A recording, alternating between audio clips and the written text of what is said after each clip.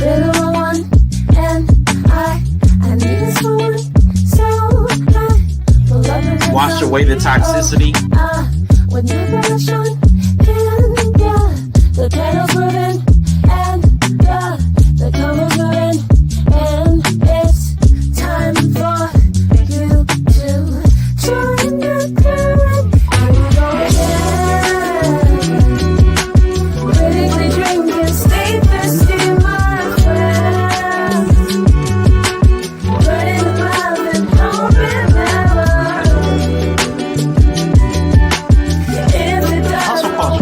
Hustle and grind culture is another version of it. I can sleep when I'm dead. You'll be dead. It's showtime. Come in and have a drink with the whole crew. Come on then, join the panel or draw from the chat. Do it how you wanna do. The misfits keep the whole chat lit. And soon you'll be a part of it too. So come back again, my friend, or we'll come find you. Here we go again. What's up? Critically drinking, stay thirsty, my friend.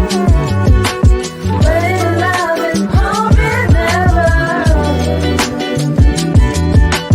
If it does, oh, we'll be back again.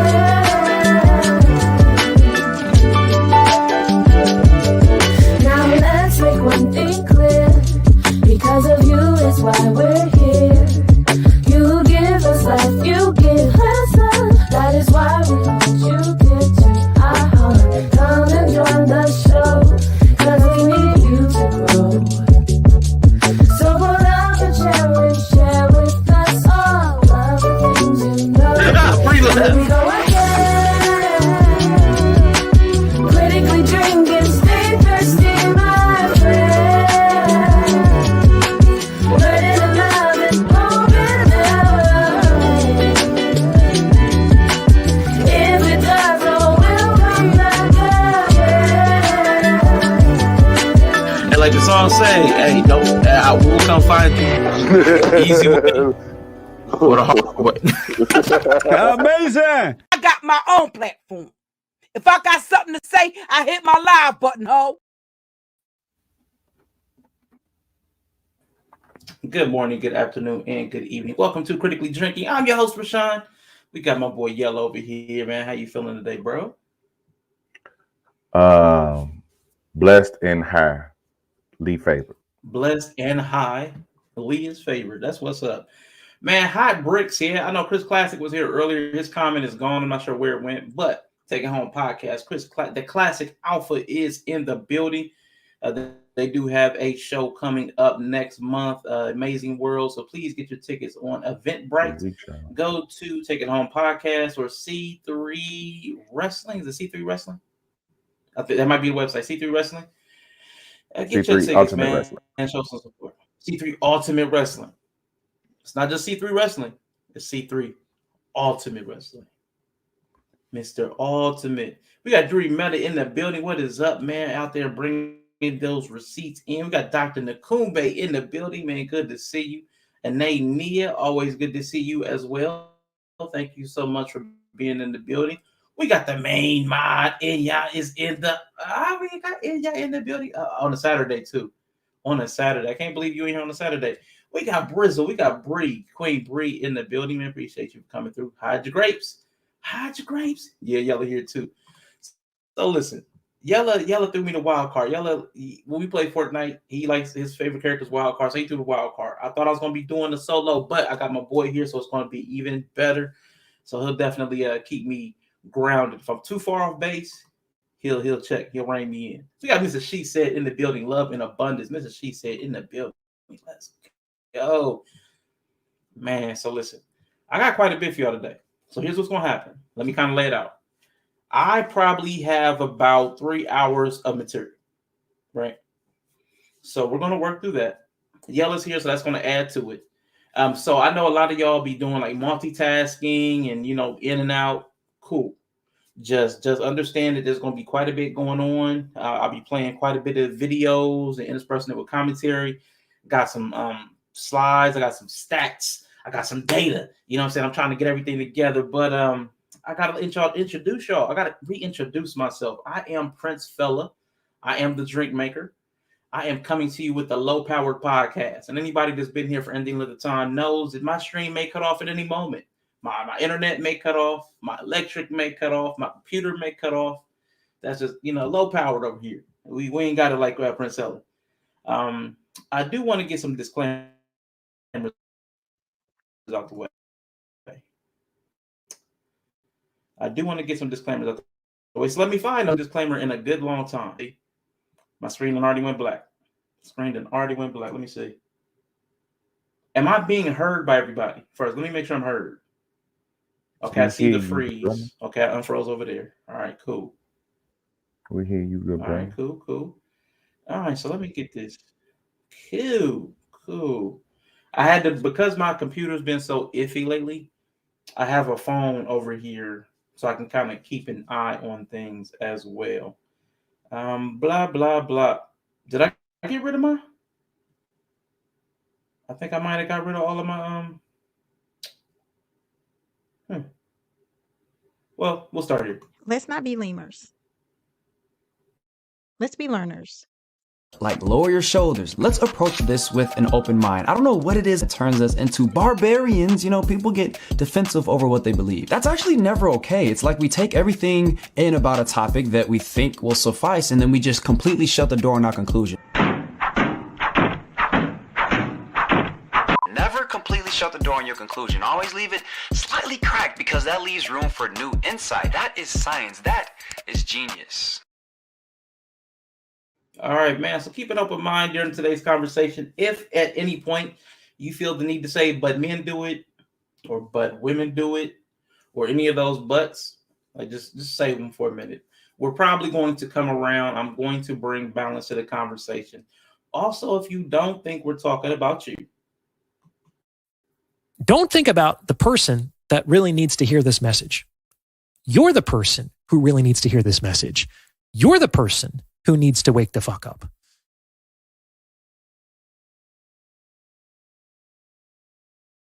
Absolutely. So just understand tech being what it is with me. I'm going to move a little slowly today. I'm going to try to, make my way through this material so I can be methodical and make sure I don't leave anything behind. Leave no man behind. Let me see if anybody popped in, man. Appreciate it. Oh, Mr. He said is in the building, man. Appreciate you, my guy. Bravo with Sheila Network. Good afternoon. Stopping by to show some love. Appreciate you on your way out and about. Get outside. I had to bring the outside inside behind me. I had to bring a little bit of outside and inside because I ain't going outside today. But anyway, I have been making clips like a madman all week. You've already seen one of them. Hopefully, you get some enjoyment from today's presentation. Let me start that disclaimer.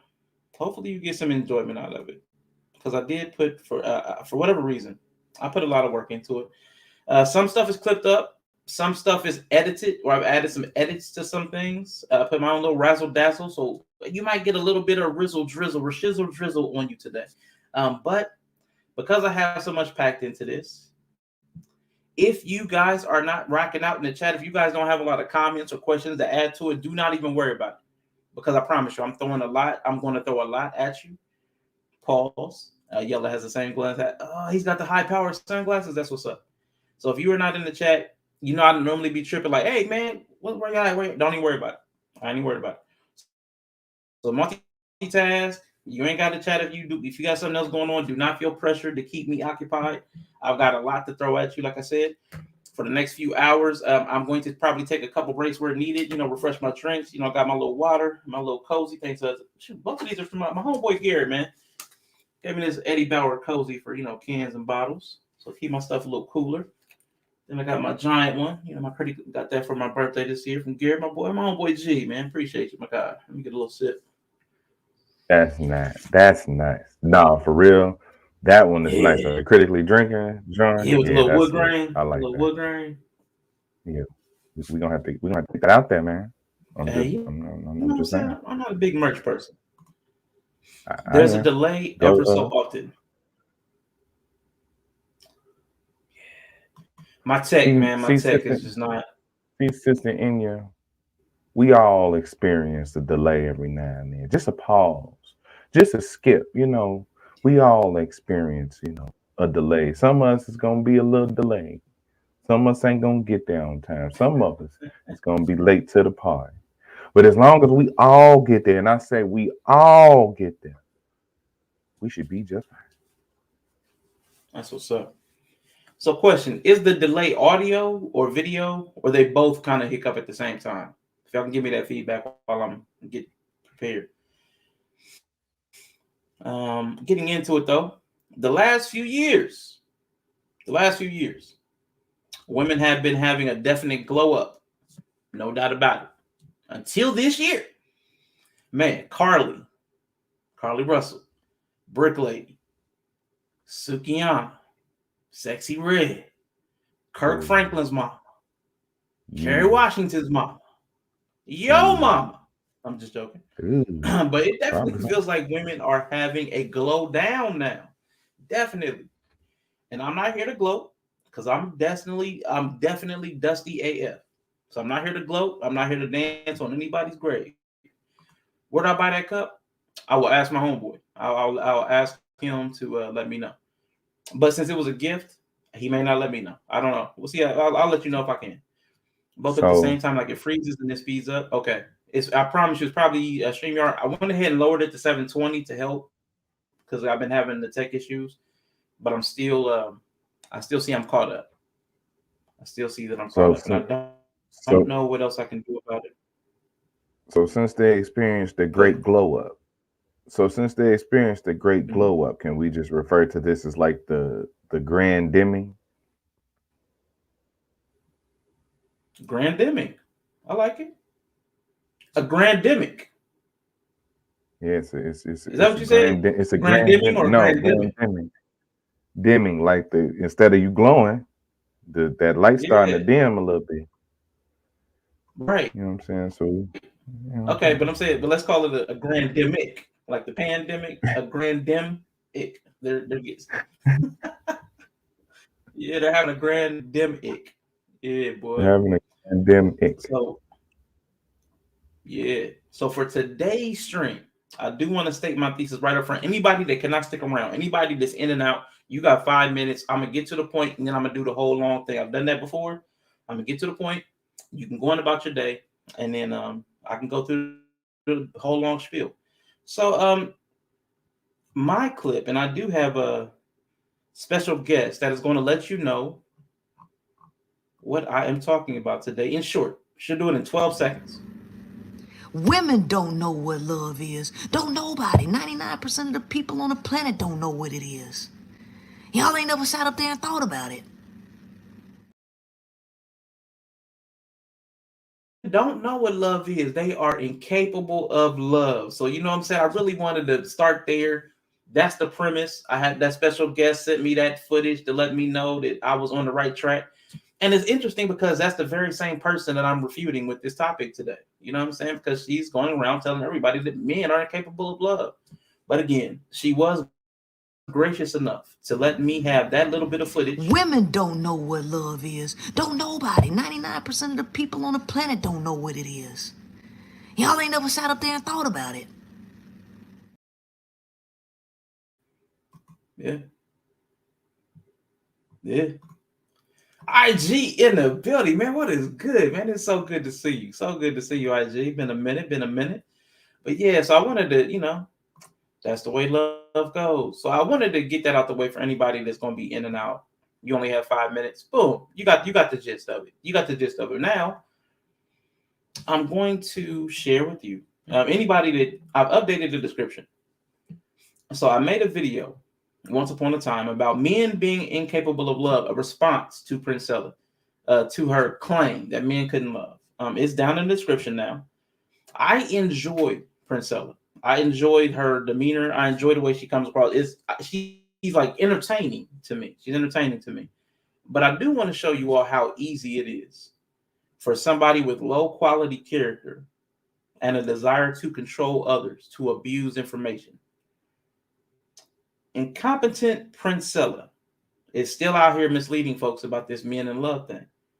And because it entertains me, for whatever reason, it got my drink bubbling today. I'm going to show you how easy it is to create a compelling narrative based on distortions of negative traits while not contextualizing them properly, giving any nuance. But first, a quick message on toxic femininity, because Princella and channels like hers are out here on full display. And while I pull that up, Yella, you got anything you want to add before we get going?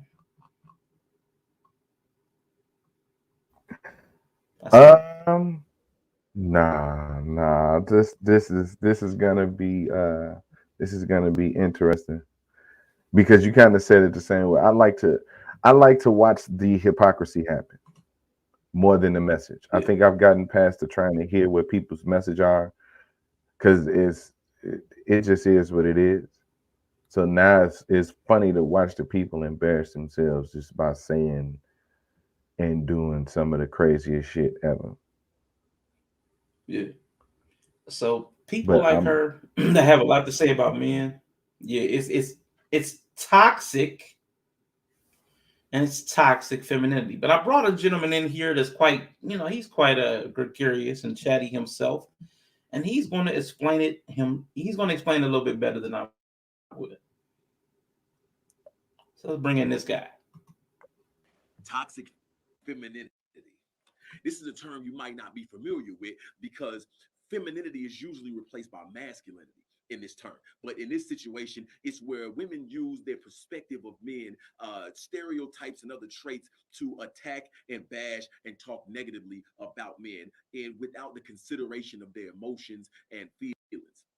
This is toxic in a way that could never be compared to anything else.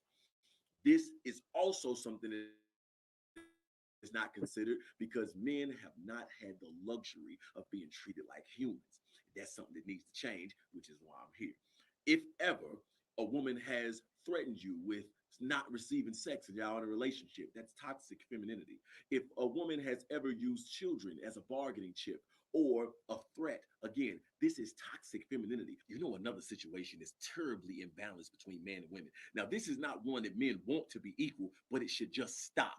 Women will stop and speak to a man's child and tell that little boy how cute he is and how she wants to be his girlfriend and other weird shit like that. Think about if a man stopped you not knowing who you was and told your daughter, your 3-year-old daughter, how much he should be her boyfriend, and says, this shit's weird. Stop it. You are being terribly toxic in your femininity. If you are in a relationship with a woman and she goes to her friends or family and tells them things that are negative about you, that is toxic femininity in its highest form. They will only ever remember and consider that man for his flaws, no matter has he corrected them or not. Niggas don't go to their friends and tell their niggas about how trash his bitch is, or how trifling she is, or how she perioded through her pants and just put her shirt around her waist. Niggas don't do that. That's not what niggas do. Niggas create a facade of angelic proportions for their woman. When the femininity is at its highest level of toxicity, will go to people that they haven't the slightest idea of, don't know who they are, and have this girl talk of man bashing, and the bitter bitch brigade comes burn through there to say terrible shit about people they don't know. Your femininity can be ridiculously toxic by simply not doing things. When's the last time you offered to take a man out shopping or take a man out to eat? Or why would you consider that it's immediately understood that a man should pay for whatever it is that y'all eat on y'all first, second, or third date? You are being terribly toxic in your femininity. You can be toxic by simply not doing things. Listen, if your woman really love you, she'll smack her mama in the mouth for saying something negative about you. This is the protection level. This is the grade of protection that should happen toward a person that you love, that is prepared to do anything for you. Blood is thicker than water, but it comes thicker than blood. So it's going to be more done here in this lovely house. Give me a second. My whole stuff is frozen. Give me a quick second. All right, cool. Hey, that need to snap. All right. That need to snap. Yeah, he's tripping. I loved it. I loved it. Miss Queen Sun Kids, good to see you. Good to see you. Appreciate you, IG. Definitely. I got a lot to say on this one. I'm actually going to I'll tell you in a second. I'm gonna go through a lot. We not slapping mamas in the mouth, but yeah, I get it. Yeah, there's a level of protection that should be afforded men as well, and people that use their platforms to solely and exclusively attack men, attack men's character. Again, not attack men that they know, just men in general. And I would say again, balance. The same thing for women. I can't stand fresh and fit. I can't stand people that go out their way to make the other gender, another race, another whatever, making somebody else look bad. And that's all. That's all that they do is attack somebody else and make like slander their name, make them look bad. I really don't like that. So, I mean, I really don't think that people understand that there's a level of protection that men should be afforded. We should be given some grace in that respect. It's not using the platform, a bully pulpit, to just bash men. That's not okay. Because in reverse, everybody knows it's wrong. If guys are set up there bashing women, automatically it's wrong. Fresh and Fit just got demonetized. Sneako's been deplatformed. The dudes keep getting knocked off, but the women don't seem to get the same level of I don't even know what to call it. But that's because that's been their brand of entertainment for years. Yeah. See, the thing is we just experiencing it on YouTube now, right?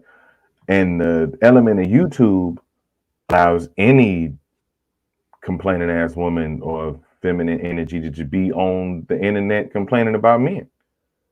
Mm-hmm. When it was really just contained to like network TV, because that's what the housewives and shit used to do, or the women that stayed at home, they would watch it. The View ain't just start 5 years ago. You know what I'm saying? All them talk shows and shit like that, that shit was female based. You know what I'm saying? So it's basically they know that generates money, because it's never wrong. You know what I'm saying? If you're looking at the female or something like that, females are the spenders. Hey, you know, shout out to the ladies. Y'all keep the economy going. They the spenders, so they the ones to appeal to. That's all. That's cool to a point. That's cool to a point. I mean, but we're still human, and at some point, it's got to be said that, hey, you know, we're people, so we ain't gonna take but so much of this mess. A shout out to the World Class man. I know I just watched a video of his as well. He brought up some points that I didn't even consider. So let's shout out to the World Class for sure. So today, what I'm going to do, I'm going to work through multiple gender-based ideas to demonstrate that it is not men who are incapable of love, as Princella states, but women.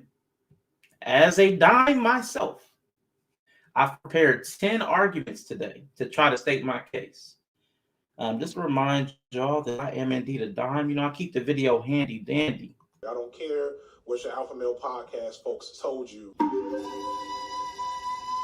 That certainly is one big self-assured ninja. Well, our show is a dime. I'm looking for a dime. That's top of the line. Anyway, let me see. To be honest about it, Tommy was on for years. About another 5 years, Cynthia G will be deplatformed as well. It's taking society a while to catch up to the women. It is. And, you know, just to entertain myself, I definitely wanted to address Princella's claims. I was like, you know what? I'm pretty sure I can come up with a compelling argument that women are incapable of love. So argument number one. Okay. Argument number one. Now, this one I don't have stats for. This one is more conceptual, but I'm going to lay it out. You guys tell me if I'm off. If you guys tell me if I'm off. This is argument number 1 of 10. Yellow, you let me know again, because you got a BS detector. You got a great BS detector. I'm going to show a pattern of societal behavior. So I was watching something the other day they talked about American slavery, and they mentioned the relationships that happened between the slave masters and the slaves, the enslaved, and between the slave masters' wives, who also, you know, would sneak off to the slave quarters.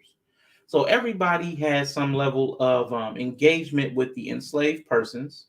Thomas Jefferson's well known, with Sally Jennings, something like that. Can't remember her name, but they called it the R word, grape. You know, I'm trying not to use the word for audience to say, but they called it grape because of the power imbalance that exists between a slave master and his slaves or the enslaved persons. I'm trying to be careful of wording, not for anybody's sake, but people get tripped up. We have all kinds of conniptions if a person of advanced age dates a person that's between 18 to 21. I just saw somebody talking about dating somebody that just turned 18-year-old and they were calling it pedophilia. I just saw that yesterday. It's problematic in the society to date a subordinate professionally in most places because of the power dynamics and control. It's an ethical issue for a teacher to cross the romantic line with a student. If age or an age gap is also a factor, it's double jeopardy. You could lose your license as a therapist for beginning a relationship with your patients. I don't know about doctors, but I bet they are similarly discouraged from relationships with patients. There are dynamics of power and control that make relationships across power domains troublesome. I think we all have an understanding of this, even if we don't actively think about it a lot. So people lower on the social ladder. I'm gonna skip the line. So here we add that idea to something Princella has said in the past about hierarchy. Men, and I just did that. She had the whole Maslow thing. Men are above women in the patriarchy. White men above white women, black men above black women. I think everybody remembers that. Everybody's seen it. Everybody kind of understands that. Patriarchy. There is an access and power disparity that most people accept as being truthful, that reality between men and women in this country. As people lower on the social ladder, subject to social control from the groups of men above them, she has stated that men extract resources from the women. Again, her terminology. How can women love an entity that is in control or power on a higher social order?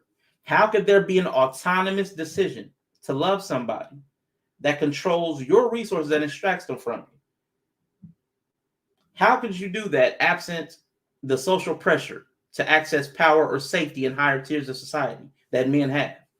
Any such relationship, we would question it or forbid it, and rightfully so, in all the rest of society, all the other ones I've named. You cannot make the claim that men are above women in power and also that women can love men, not with an alleged abusive and historically violent relationship between the sexes in which she's telling women they shouldn't even date men. So those two things can't exist in the same place for me. That's a hard sit. What do you think? So I see exactly where you're coming from, right? Because if they constantly pushing that men are so horrible, then how could you love something that's so horrible? Y'all all sitting in agreement, telling each other how bad we are. So how would I expect you to love me if you got all this built up trauma and stuff that as a man I would have to break down if I was to come into your life? No, that don't seem like that'll really happen. Not in a way where anybody would feel completely comfortable. I think there's an idea of how that will work, but nobody's ever really comfortable. It's very rare that you find them relationships where you're comfortable in. They usually work. You usually don't leave those relationships. So, but I would just say, like, again, across power dynamics, like a boss and a subordinate is frowned upon because you can never really say if that person's with you or if they felt pressured.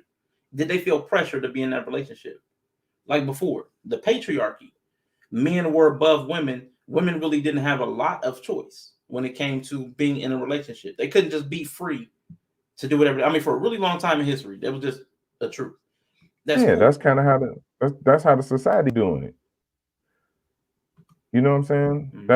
That's how society doing it.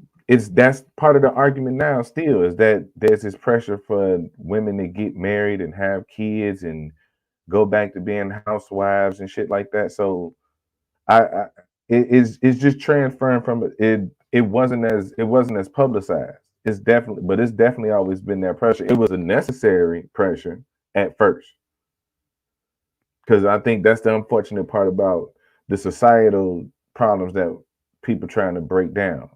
All this was necessary at first. So them kind of having to figure out that power dynamic with somebody who's, like you say, they subordinate, or somebody that they see is better than them or has more than them or has the power, has you know what I'm saying, has the upper hand, so to speak. So it's like, I don't know, man. That's a I personally couldn't rock with nobody who I felt like had a power, like had some type of level of control or power over me. It could be equal. You can have a little say so, but yeah, you know what I'm saying? I can't sit up and connect with you if I feel like you gonna bop me over the head with some type of control at the end of the day if I get out of line. Yeah, brick. Yeah. Wouldn't be a bad option. Just saying. Man, yeah. So that's my first argument. Again, I don't have any stats. I don't have anything to corroborate that one in specific. That one's purely conceptual. We know how in the rest of society we really look down upon power domains being crossed for relationships in every other area. So is this where you're going to end power imbalance? Mm-hmm. Okay, so like it evolves to me too, because that's where I thought you was gonna go. Like it's changing now to where I don't think it's the same way. It would be the same way as if you looked at it from a man's point of view. Like, okay, let's use their argument against it, right? They saying that it's because of this power dynamic that men are incapable of love. It's because of the same type of power dynamic, right? We really don't care about them. Right. You know what I'm saying? They just here for our consumption. You know what I'm saying? Predatory, like I get violent. That. Right. Predatory, violent. The thing is that while that's true on a lot of ends, I will say that that's true on a lot of ends, because they have to experience the world from how they experience it in some ways, and in some ways that's true for them. Absolutely. It's this weird dynamic where now in 2023 there's a different type of power imbalance that shifts their way. Yeah. You know, and I think once they start to use that, like this, for example, like the ability to just outright say the meanest or do the work, like I sent you the video with the chick who broke down the boy's keyboard. Yeah. Yep. While he was on the sideboard playing. Yeah.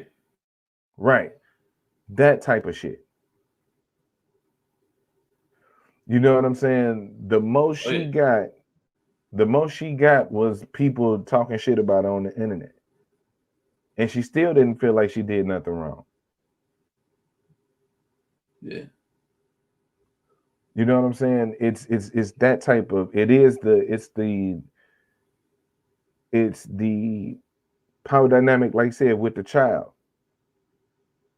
Being able to keep your child from you, using your child to manipulate the situation. It's that type of power imbalance. If you capable of that type of shit, like, and we starting to see that a lot of women are lying, making up stories, injecting their face with shit, saying they got hit with a brick. Like, let's really call it what it is, though, bro. Ain't nobody like that's a mental health issue. I'm shocked you using the mental health tag. You know, you do not like people using mental health. Bro, anytime you mutilating your body, I'm with it. And I've been with about it.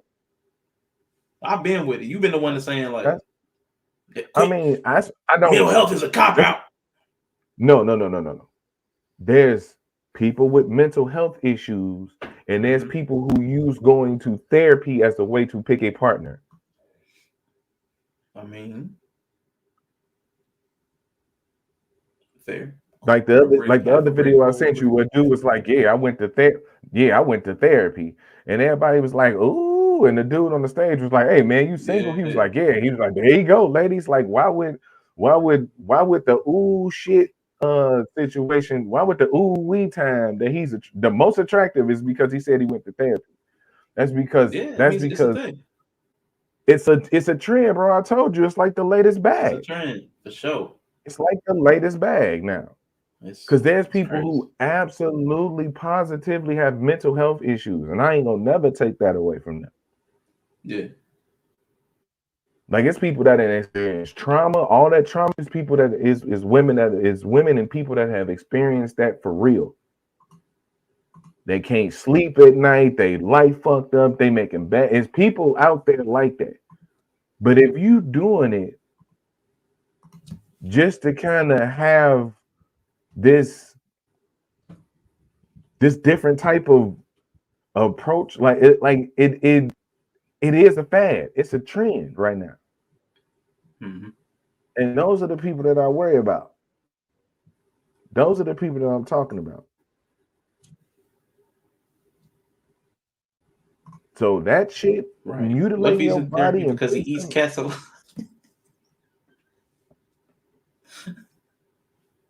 He need to be in therapy. Yeah. He need to be in therapy. Man. But it's a lot of people that kind of use it as a cop out though. Nah, it is. It's legit. I just did the tag. You saw? Yeah. I see the tag. So I mean, that's my argument number one, is the power imbalance. Because if there's a power imbalance, it's really hard to consider any relationship legitimate if somebody has the leverage and power and control over you. It's really hard to consider that genuine love if somebody has the control of the resources that you need to live. If somebody has the access and the doorway to autonomy, there's no way to know that it's love or is a necessity. So that's the issue with that one. That's my first argument. And again, I don't have any proof for that one. But I got some stats for y'all today. I got some charts. I got it. Princella be bringing out the science. I'm going deep with y'all today. Pause. That one feels good. That one feels good though. The first one feels right. You know what I'm saying? That feels right. Okay. All right. You know what I'm saying? All right. Cool. We can acknowledge that it's a feeling that you have. You know what I'm saying? That's fine for you, bro. That's solid. Okay. That's what's up. That's fine. Argument number two, because this is something I can show, at least to some direct testimony from women themselves about higher standards. So I'm going to show that in dating and mating. Let me see. Wait a second. In dating, let me make sure I got this video already keyed up. I did not. Video file. Nope. Share screen. Boom. All right. My bad, y'all. My bad. I'm gonna get this clip in. Because this lady, anyway. In dating and mating, having standards for the romantic partners when they are men that you don't expect of other sexes demonstrates to me the inability to love men. I had past tense a TikTok video ready to show you guys, right? But of course, the person deleted it.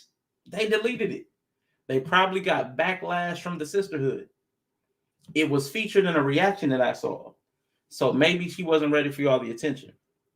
It was a woman saying that, oh wait, I forgot. I use Streamable, okay? I'm an advocate for Streamable. I don't get this, not a paid promotion. I advocate for Streamable because these people out here, they like to have hot takes. They like to also pull down their videos. Streamable's a service to download because I know some women content creators. And you know what they do? Most of them are looking for attention. They're not looking for anger. So if they're afraid of the response, they're going to get rid of the video. And as soon as negativity hits, that stuff is unlisted, delisted, all that good stuff. So because I have Streamable, I still have the video for you guys. Because she sure enough got rid of this video. And you're going to hear why. You're going to hear why, because I already know, black women ate her alive. Black women ate her alive for what she getting ready to say here.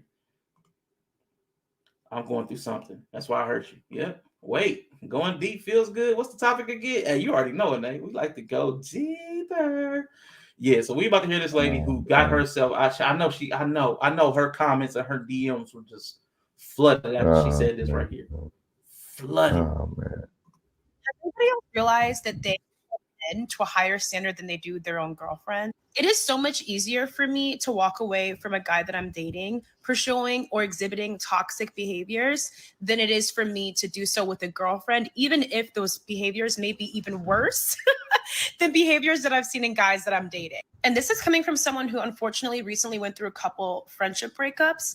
And I've been thinking about just my relationships in general and like the toxic behavior that I allowed to perpetuate over years, and why I let all of that behavior slide and made excuses for people, my girlfriends, my past girlfriends, I should say. But if a man were to have acted similarly, I literally would have cut him off within the first offense. In my opinion, going through a friendship breakup is far worse than going through a breakup with a guy, at least in my experience. But unfortunately, I've realized that in my earlier 20s and like my late teenage years, I was such a people pleaser. I completely let people treat me like garbage, basically. And now that I finally like stood up and like communicated what I want in a relationship and a friendship, and people are pushing back and saying that my expectations are too high, it's just like, wow, like if I had seen those toxic behaviors and just cut those people off earlier on in my life, I would have saved myself so much heartbreak.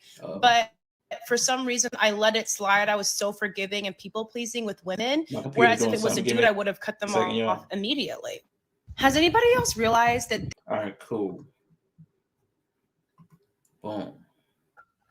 Man. Right, so go ahead, Yellow Wall. Shout out Ty Lieber in the building. Ty Lieber in the building. Oh, that's not Ty Lieber, my bad. That's Ty Lieber. What up, Ty Lieber? How you doing?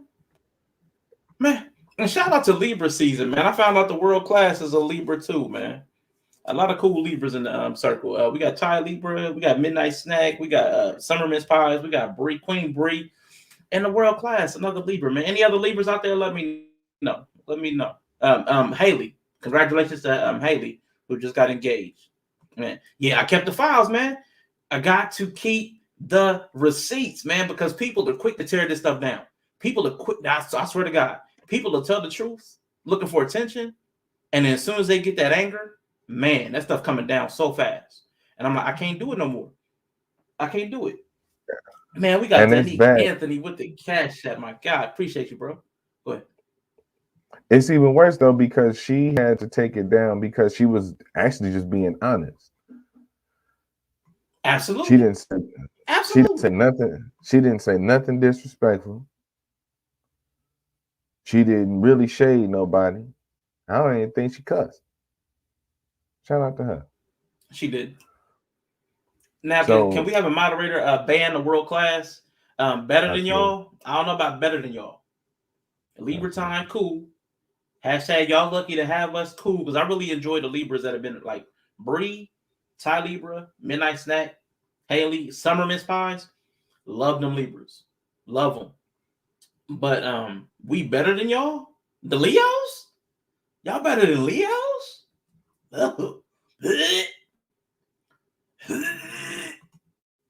Sorry about that. Sorry about that detour. My fault. What were you saying, Yellow? I'm sorry. I don't know why that I had a troll in the chat that needed to be addressed. Perfect. It's perfectly fine. Perfectly fine. You are absolutely fine. But no, it's crazy that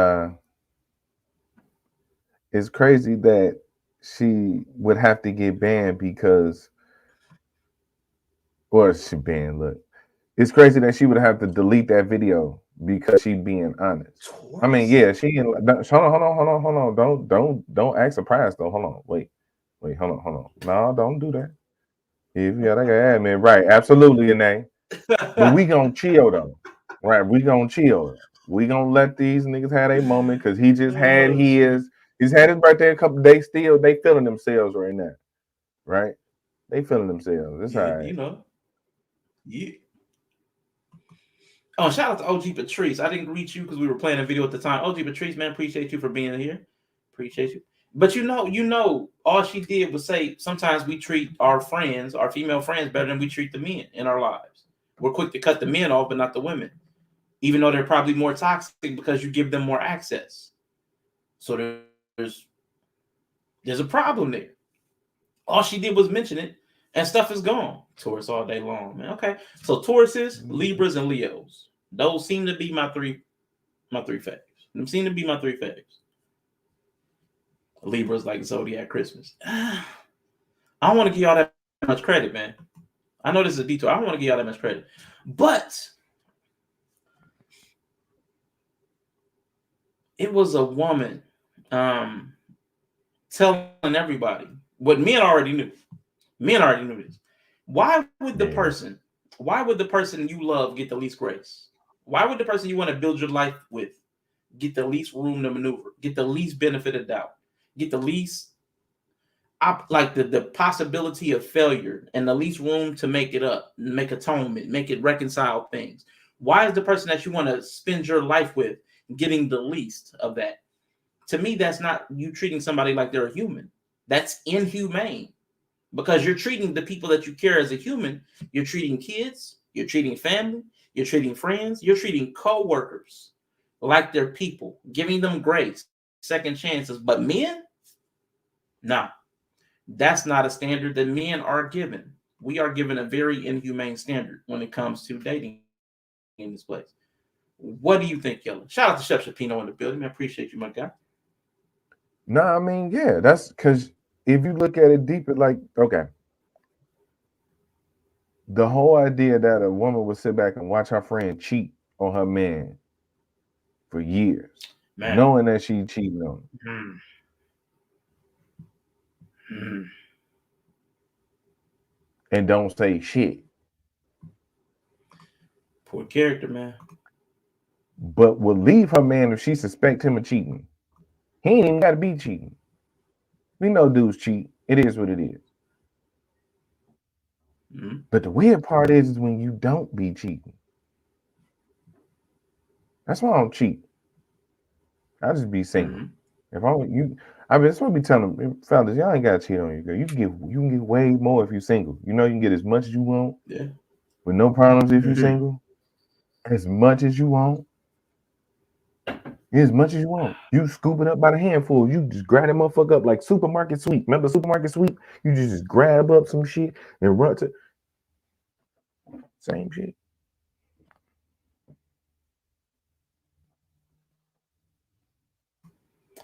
Please, guys, don't go around scooping up women. Don't do it. I mean, don't do it. I'm messing. Yeah, definitely ask first. No. Business. Scoop.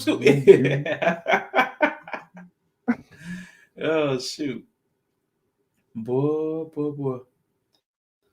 Yeah, Tauruses are stubborn. So listen, that was my second argument. Again, had a woman's testimony to corroborate that one.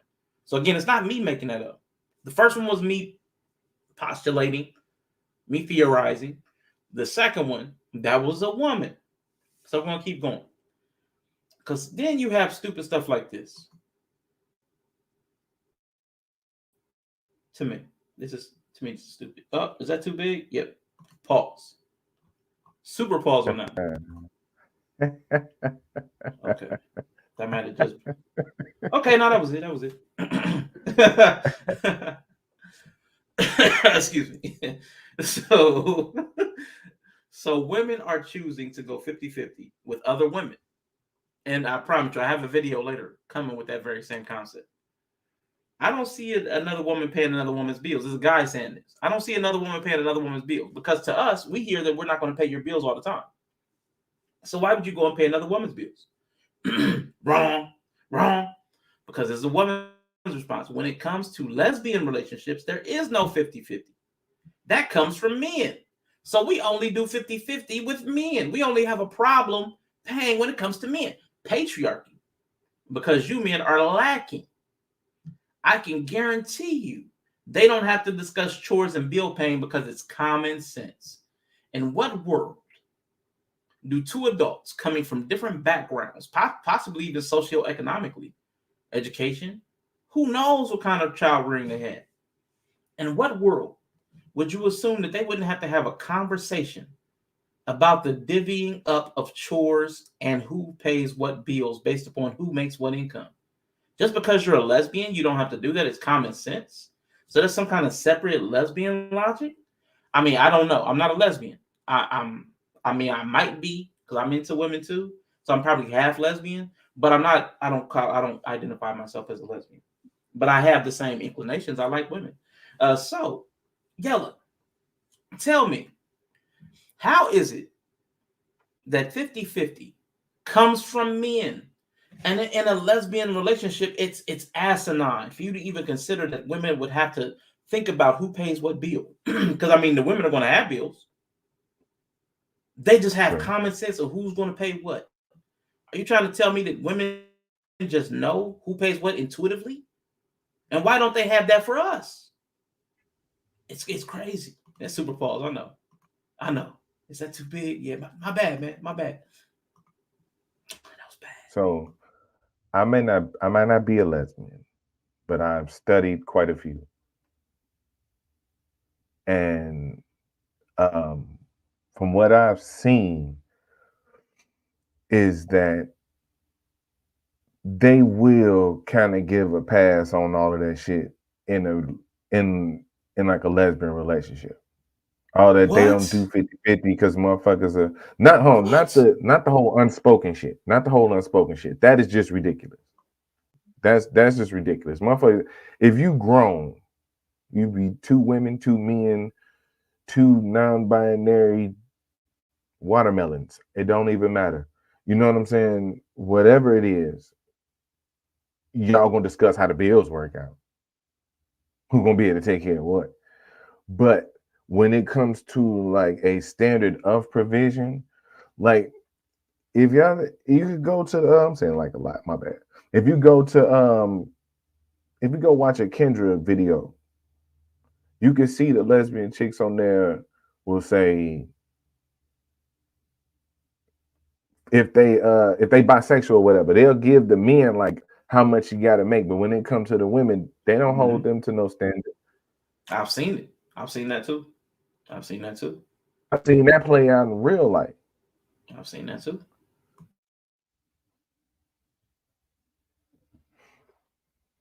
So I don't know if I'm breaking up. I see my what's the name? Nah, you cool, because I even got to put the argument up. So this one is about feminism and fairness. This one's about feminism and fairness because it's supposed to be about equality. But there is no equality when it comes to men. There is no 50-50. There is no equity.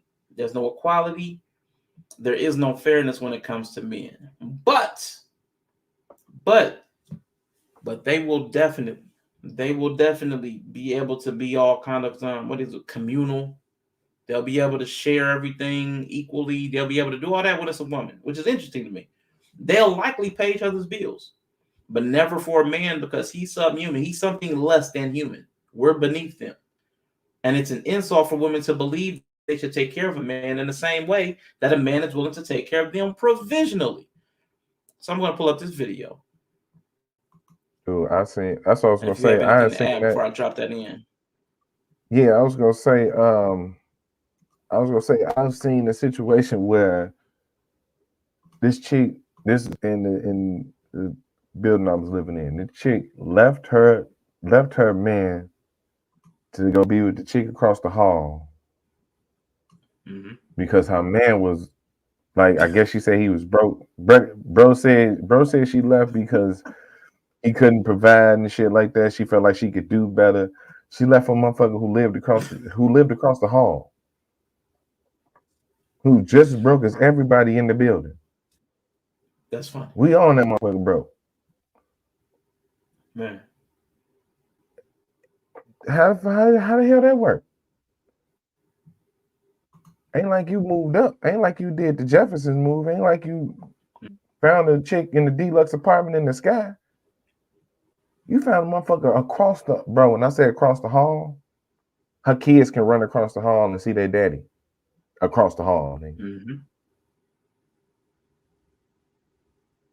I could never. I'd burn that motherfucker down. I'd take my I could never, nigga. Nah, fuck that shit. Yeah, man. Take my kids. Hey, look, y'all go to y'all granny house. Flame. I mean, that's at least 3 bricks. That's at least 3 bricks. That's a 3 brick offense. That's a 3 brick. 3 brick offense. I want to read these identities too, because I don't identify as a lesbian. Again, I might be half lesbian because I do enjoy women. I'm just not a woman myself. So I guess that's half of the qualifiers for being a lesbian. So I'm half lesbian. But Chef Shapino identifies as a Norwegian biracial transgender diabetic spider monkey, which is amazing. Only to be outdone by the world class who I identify as yesterday. Man, I love it. And Danique comes through it. I identify as a race car that runs off water. That runs off water. See? Co-parenting. It is freeing to know what you identify as. I'm glad y'all came to that realization, y'all. Yeah. That's dope. Proud of y'all. I'm sincerely proud of you. IG said, especially if you ADOS black, is it financially reasonable to have a 1-income household, given a lack of lineage of wealth most of the time? It's really a problem. Economics is really a problem out here for everybody. Like for most people, economics and finance is really a problem. We're in a not going to go off into capitalism. People know how I feel about capitalism, but I got a video talking about feminism and fairness. I want y'all to hear this.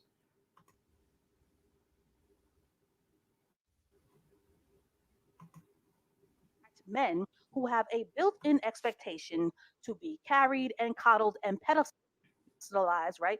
Pedestalized and provided for, because Black women are expected to be the saviors and the leaders and the breadwinners of the community. And when Black women aren't saviors, they are often shamed and guilted and ridiculed and dragged by both Black men and pick-me Black women for being disloyal.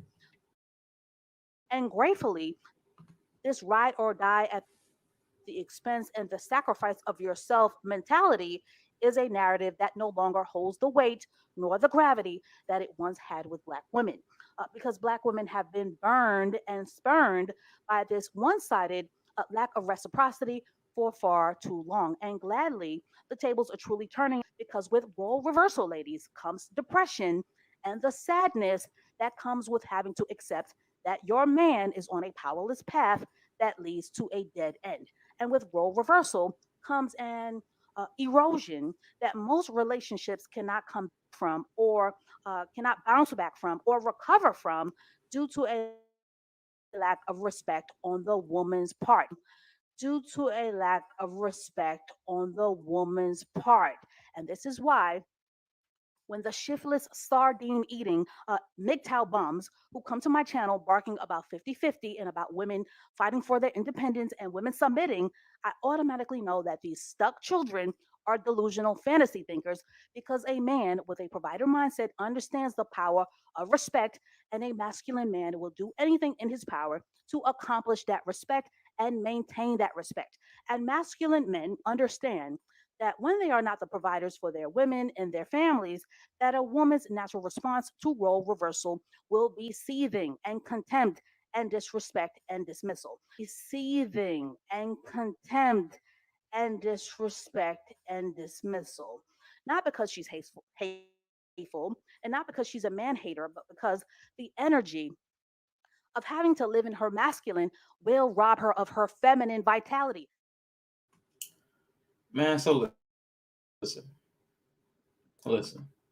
It's so problematic. It is so problematic to fight for financial and economic autonomy and agency, to be able to make your money, to be out here in the workforce. It is so crazy. To then, when the pressure of that reality hits you, to then shame men for not rescuing you from that. This is the reality that was fought for in feminism. This is fairness. And now that you have the burden, you don't want it. You don't like your shoulders weighed down by what work requires. You don't like it. That's cool. But admit that. Admit that you just don't like it. Don't blame men, because guess what? At the very same time, you'll shame us for dying early. You'll shame, we ain't worried about dying low because y'all die early anyway. Y'all dying fast. Y'all dying. Y'all committing suicide. Y'all dying of high blood pressure. Y'all dying of this. Y'all dying of that. Why? Because now that you're experiencing the exact same pressure, you're going through the depression. You're becoming resentful and bitter. All the things that you've been claiming men were this entire time. So it's not a function of being a male. It's a function of being beat down by a system that does not give you any reward for your labor. That's what that is. It's amazing. If you just thought about it for 5 seconds, it might have made sense to you.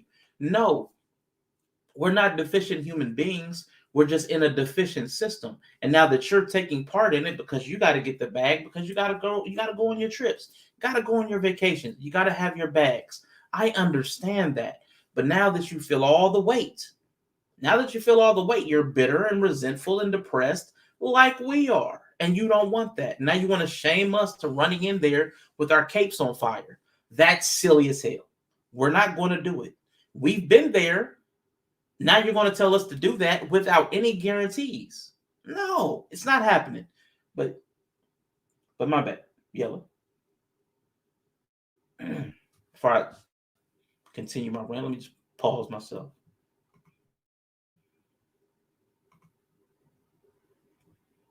My bad. I might though. Even still. There you go. Yeah, even still. You gonna even if you do run in that building,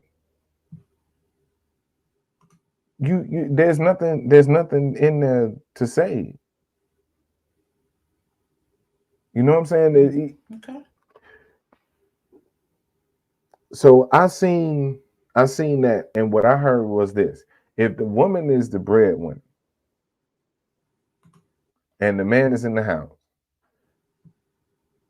she's going to have to be in her masculine, which means in her idea of being in your masculine, which always is trippy to me because this is how women internalize since masculine is a man's trait, this is how they internalize how men act. Exactly. And then they put that out.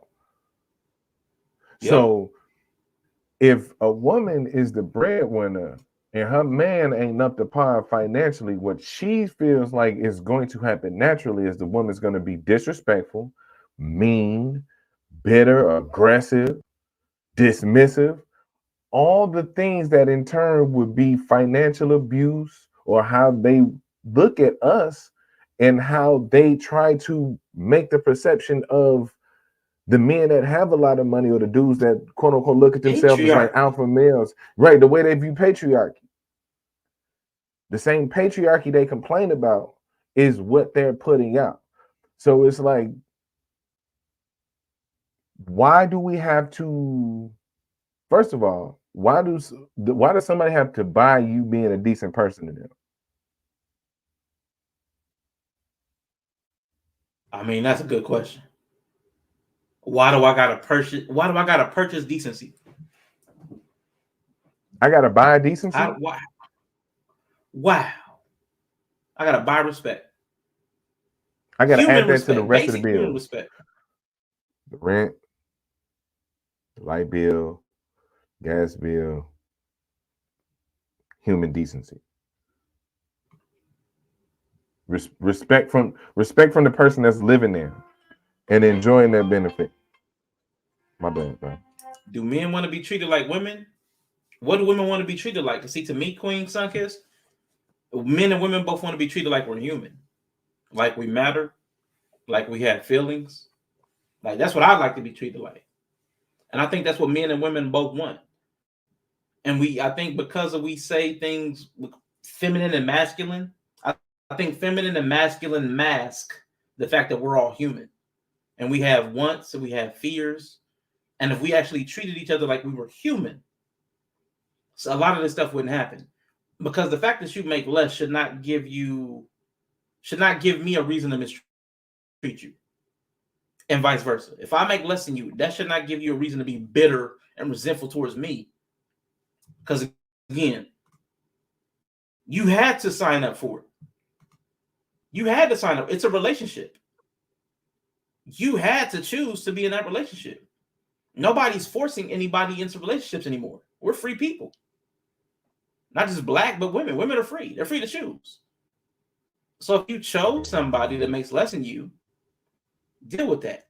Now, here's the thing about the love component. If you have somebody that you love and some circumstances happen that they started making less than you, love would require you to be understanding of a new dynamic, and your household would just move with the changes. The same way, let's say your house flooded. You would do something about the house flooding. You'd have somebody come suck out the water. You'd have somebody come check the foundation. You would do things based upon the circumstances that you found yourself in.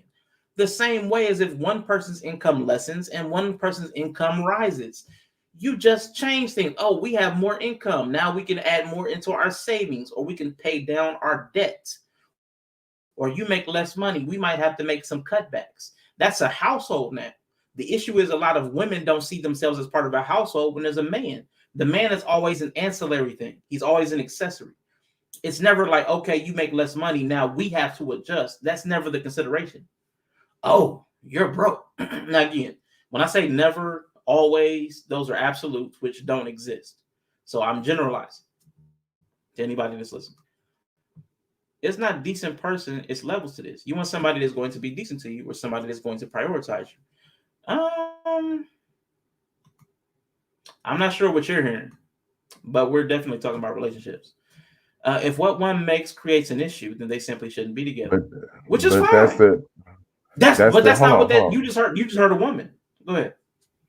No, I was gonna say, because I know it's a delay. I know it's a little bit of a delay. That last comment is exactly the weird shit motherfuckers be talking about. If somebody loves you enough and care enough to be decent to you, they probably gonna make you a priority, especially if you in their life every day. Now, if you mean provided for, or provisions, or pay, you know what I'm saying, you know what I'm saying, being able to pay for shit, that's something different. Because to go back to that last comment she was talking about, that whole you didn't choose to be there, here's the deal. The problem is you either A, chose a man that made less than you, and now you treating him like shit, or B, you had a man who was taking care of shit and shit fell off, and now you treating him like shit.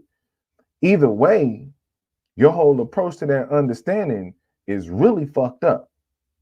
Because A, you chose to be there, and B, how the fuck is how is that love if when he fall off, you immediately ready to start stumping on? But if he start going off on you because he lost his job, if he start going the fuck off in the house, being angry, walking through the house, slamming the doors because he can't work, because he can't provide, now he pissed the fuck off, you ain't gonna like that shit. You're gonna start calling him abusive, you're gonna start calling him aggressive, you're gonna start calling him mean, you're gonna start telling he don't even tell me he love me no more, because he ain't worried about loving you, he worried about trying to provide for you. Because if he don't do that, you liable to leave because you don't feel like you prioritize. So that's the weird part about what's going on. Let's keep it into making the money. Let's keep it into making money. Because if you want somebody who's gonna make enough money to be able to pay for the type of lifestyle you want, or a lot of this shit that we look at as like being comfortable or what's able to put you in your feminine, you're not gonna be the priority. Making the money's gonna be the priority. You're just gonna benefit from it. That's the part you ain't gonna like. That's why it's crazy as hell that women will leave men who still make that amount of money because they work too much. How the hell you gonna tell me I need to work to make enough, but then tell me I work too much?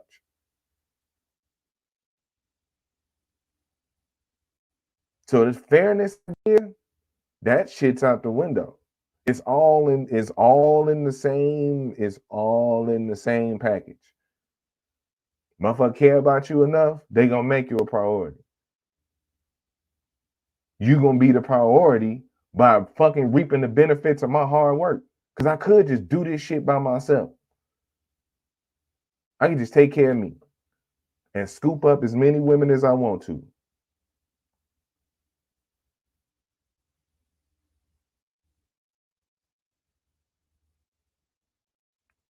So, you kind of breaking up, bro. It's a cook, yo. Listen, and that's the whole thing, Queen Sunkiss. It's we're you're going where we're going. We're talking about the points that Princella makes about men being incapable of love. So I'm flipping it. Women are incapable of love. There is more to a relationship than money. That would be my entire premise. There's more to a relationship than money. And it does sound like folk that don't respect each other outside of money. But again, the person that we played was a woman, and I can pull up 1,000 clips of different women saying a very similar thing. I promise you. So that's the point. There is more to a relationship than money.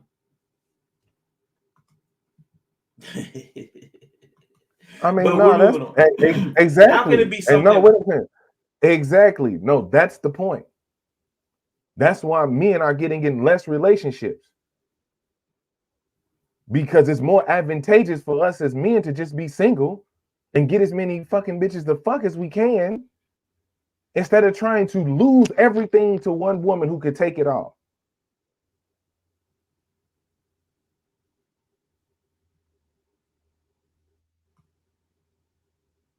I'd rather bet on me. Right now, it's a lot better for men to bet on themselves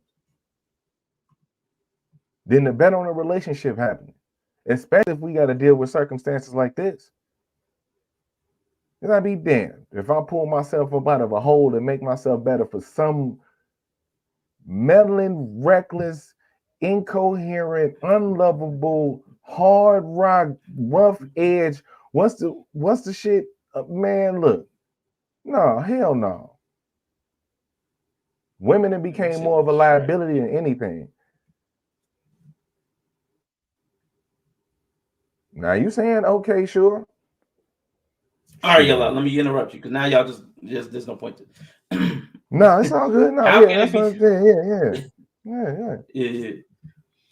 How can it be something women should refuse, especially if we're talking about women that embrace feminism, to get into the workforce, to make the money? How can it be love to reject it and simultaneously shame men for not accepting it? We've sat and watched men die early for ages, not centuries, ages, thousands of years, thousands upon thousands, from swords to assembly lines, from physical to emotional tolls. But as soon as women see the fruits of labor, they're at the manager's desk trying to make a return without the receipt. Ma'am, Queen Sunkiss, ain't no returns. You don't get to say you love us and also sacrifice us for resources. You don't get to say you love us and at the same time sacrifice our bodies for resources for you. Women are a whole Thanos out here. An entire Thanos. What's up, Black Hearted with New Growth, Old Soul?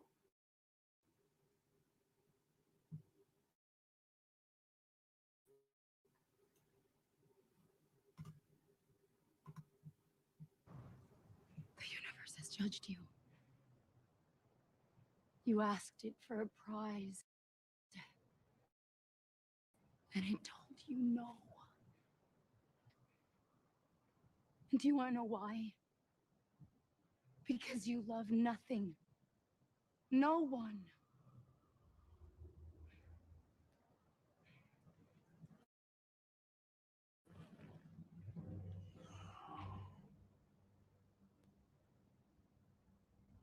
Really? Tears? This isn't love. I ignored my destiny once. I cannot do that again. even.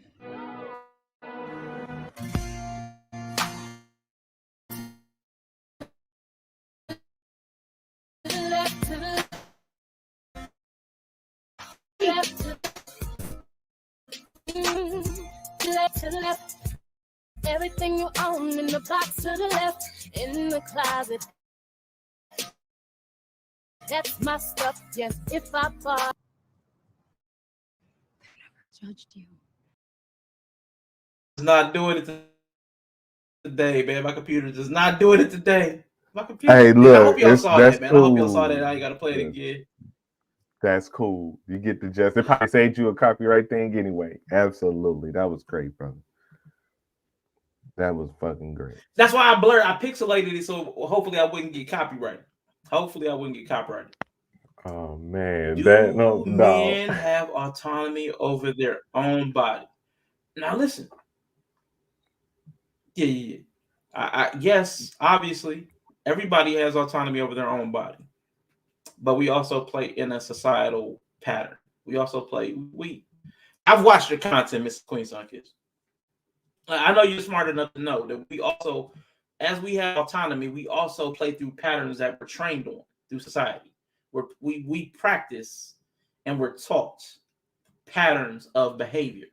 So you know what I'm saying? I don't want to be disingenuous. Yes, men and women both have autonomy, but men and women also both want to escape sometimes the responsibility of the choices that they have to make to one, perform societally, but on the opposite side, feel like a human.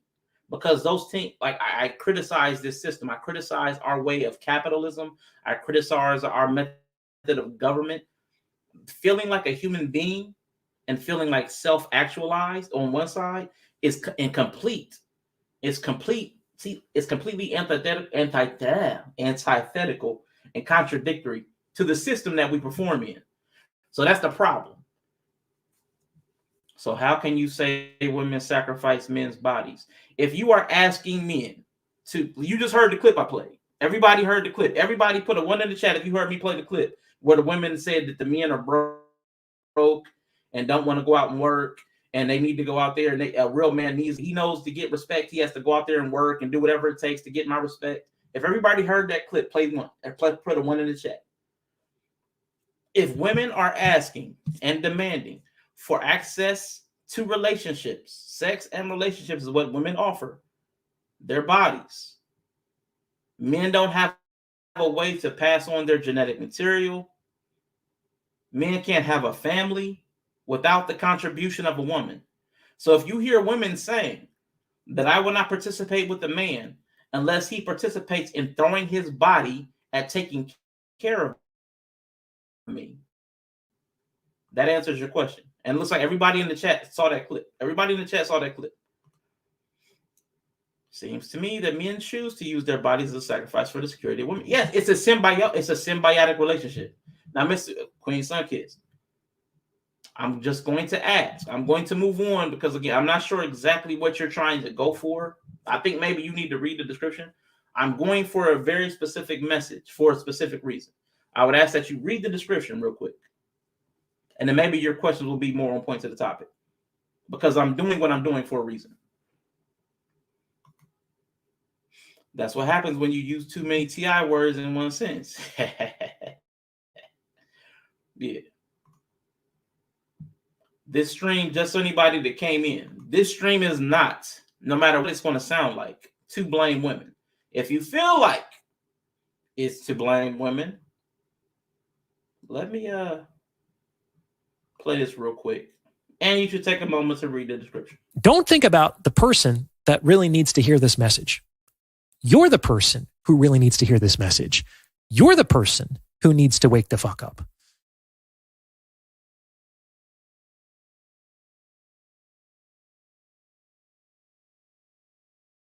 And my computer is moving on slow mode.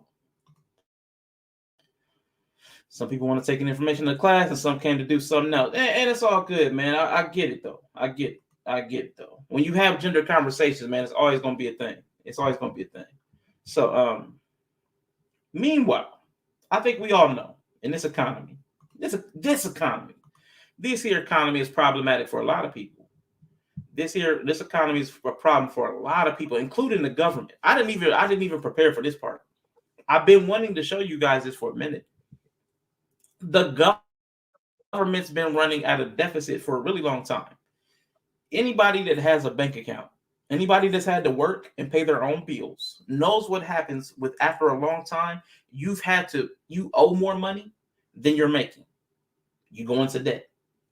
If you stay in debt for a long time and you continually owe more money than you make, it becomes a problem.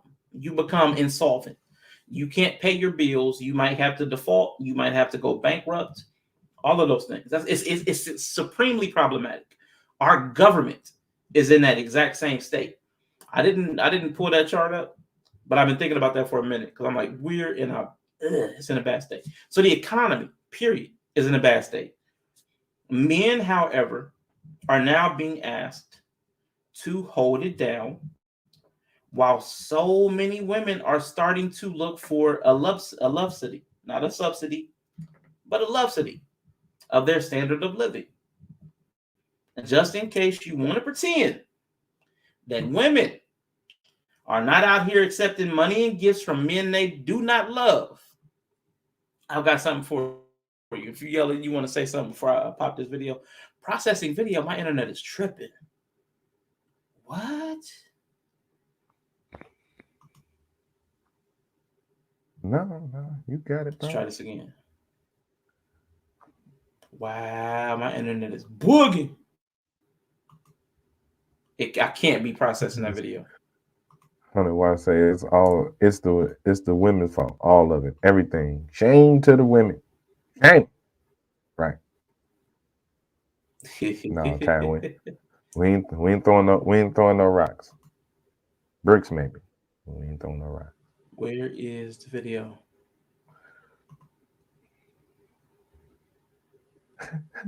Nice. Say fix it, G.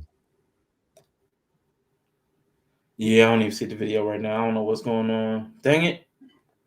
Anyway, I'll just tell you what it was. It was Yanni. Oh my God. It was Real Talk with Yanni. Real Talk when you thought, it's my internet, man. My internet is bugging. My internet is bugging today. It's cool. It's cool. You cool. Bitcoin fixes this. Half a break. Checks rocks at 100 watts. Hey. No, my internet is bad. I'm on Wi-Fi. I don't have the hard connect. My jack is messed up.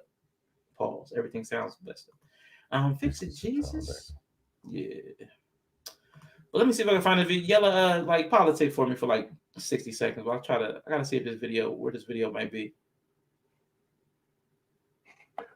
But let's see. Yeah, y'all. Saturday. Hopefully y'all enjoying the content, man. Like you said, we ain't here to ruffle no feathers. Just being honest hurt. I wish I didn't have to feel this way. And it's me being honest, y'all. This gonna be me being straight up with y'all.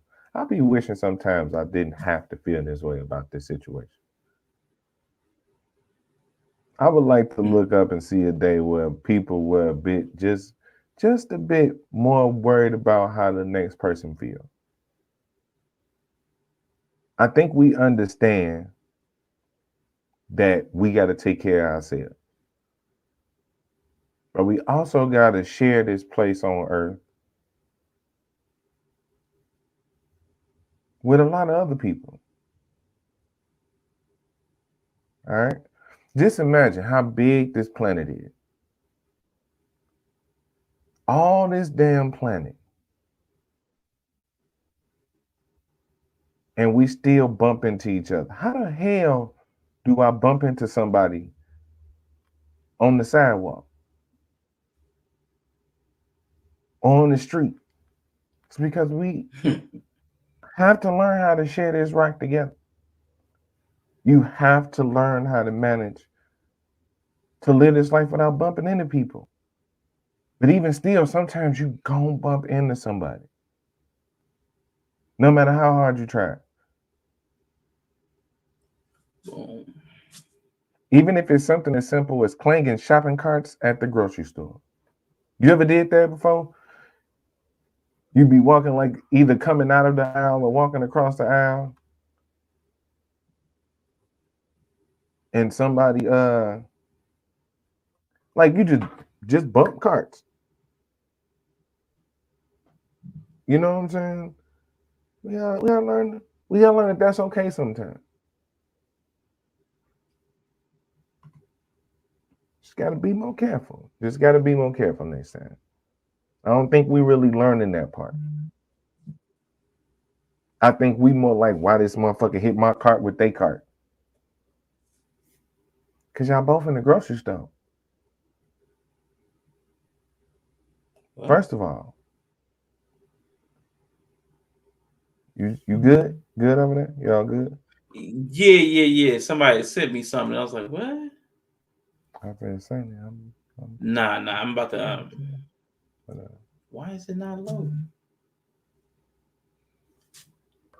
All right, it's processed. Now I gotta be. Dang, I'm mad at this, man. Okay, it's gonna take about another minute to process. I had to re-upload it again. Hey, Greg, that's definitely a look. Greg, that's definitely a look. Hey, girl, want to bump cards? Don't roast me. As long as you put a wanna, can we, look, shoot your shot, man. That's what I'm saying. Say anything. Anything. So Greg Brian in the Say building. anything. Because anything could work.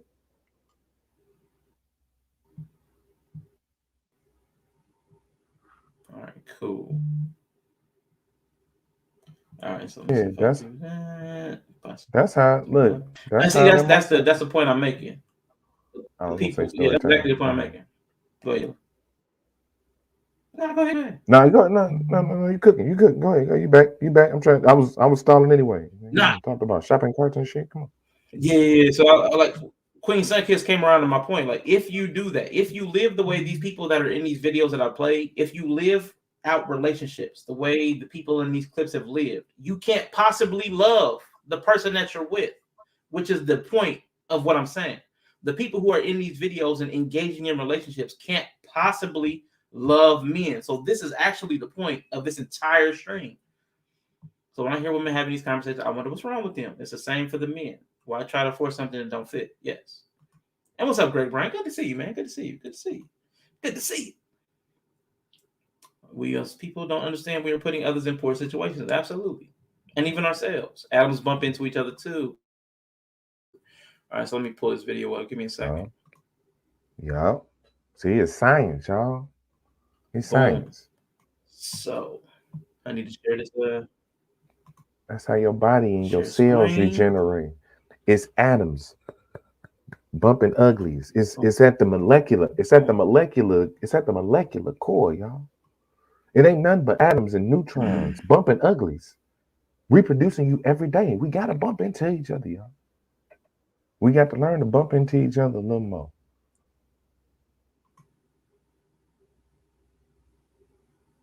Actually, anyway, I'm gonna let that go. I got the point. So what I was trying to say, because I know some people would have an issue saying that women are not out here trying to accept money and gifts from men that they don't love. I just want y'all to hear this again. Women's own admission from another woman. Because I'm going to use women against women quite a bit today. I'm going to get to the stats, but again, that's a later argument. Like, get them bills paid. But I don't even like it when some of these men, when they pay your bills, they be doing too much. They be acting like your man. And I'm like, last I checked, I'm single. I don't have no ring on my finger. This is crazy. So I don't know. They be trying to act like your man when they be paying your bills sometimes. They be trying to come in and control and dictate and all this extra stuff. I just said I needed my rent paid. I didn't know you was gonna walk in the place like you own it now or something. You gotta be careful when you for you sometimes. It just depends on the man though. Some men, they're just generous, but some men, they do it for control. And I'm like, I didn't sign up for that. So that's too much. Yeah, just pay the bill and go. Better yet, let me get your credit card. I'll just put your credit card on file, then they can just bill you automatically. See, I'm horrible. horrible. I know. I know. But yeah, just put your card on auto pay and then yeah. Because we try to act like the way sisters treat us doesn't have a history that we are not at least partly responsible for. Let's be honest. The Black woman has had to hold down the Black house by herself, although imperfectly. She's had to do it by herself since the mass incarceration of Black males began in the 1970s. You understand me? I just said I needed my rent paid. I didn't know you was gonna walk in the place. She's a fighter and she's trying to get in our way. I don't care if she's a girl or a baby or somebody's grandmother.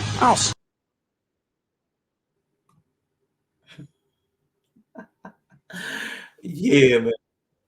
Yeah, man. Go ahead, y'all. I saw you reacting over there. She cannot be said. No, Tylee, man, stop it. I know you know people, Ty. I know you know people to be getting their bills paid. I know you know people.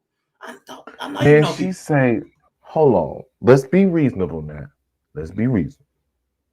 Because I understand how fellas get down.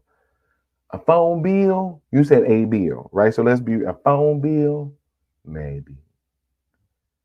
You know what I'm saying? Okay.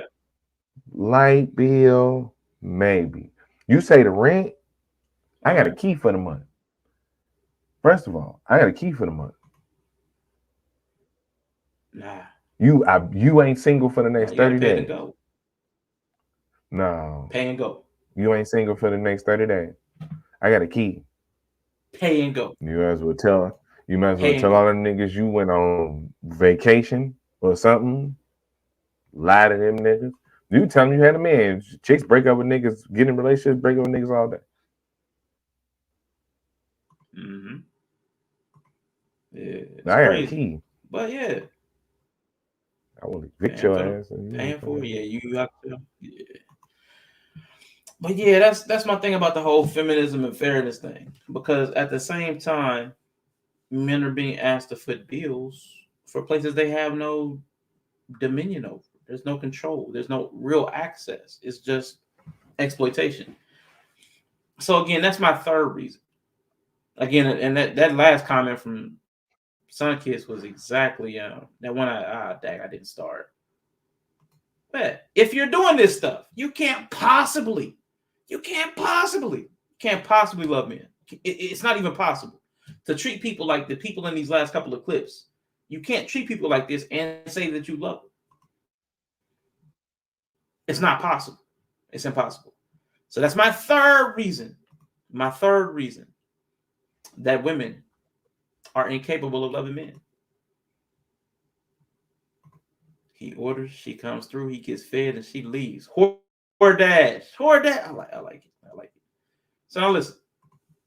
Ty Libra, thank you for this clip. Thank you for this clip. So I did add this. Buy a dog. Women wouldn't treat their dogs. Women wouldn't treat their dogs the way they out here treat men. They wouldn't. They would not. Let me pull up this clip.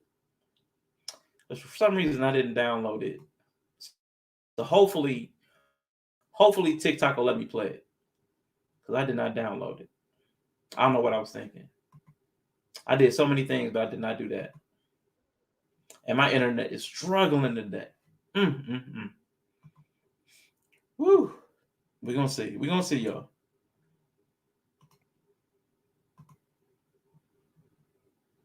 All right, here we go.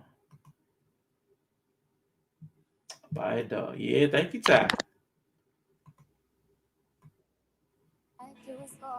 And I really did all you. You're getting so big now. You're making me so proud. Cause you were such a star. And you know that you are. So every single little moment, can't be there to hold your hand. Need for you to know that. Need for you to know that. Anything should happen. Anything should happen. Cause anything could. If anything should happen, know that you'll be alright. Know that you'll be alright. Just promise you'll be alright. Promise you'll be alright. Oh, yes, thanks, Stream Yellow. I can respect it. Promise I'll be alright. Promise I'll be alright. Promise Hey, I'll be alright. she cooked that. She hooked that motherfucker up though. Man, imagine. Can y'all imagine a woman saying she would treat her unemployed man this way, brag on it, and post it on social media?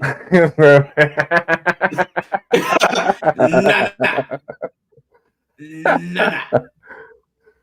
Hell no. That is hilarious, man. That puppy ain't never going to run away. No, that puppy spoiled. Hey.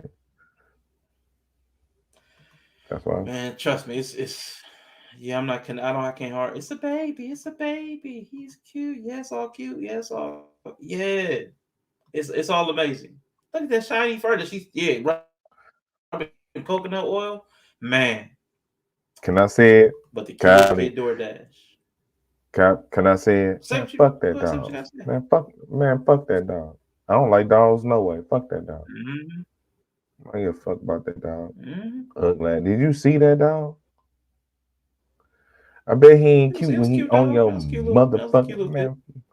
Man, fuck that dog. It's some good brother. It's some good brother out here could have been eating that steak. It's some good brother out here could have been eating that steak. I'm gonna do it.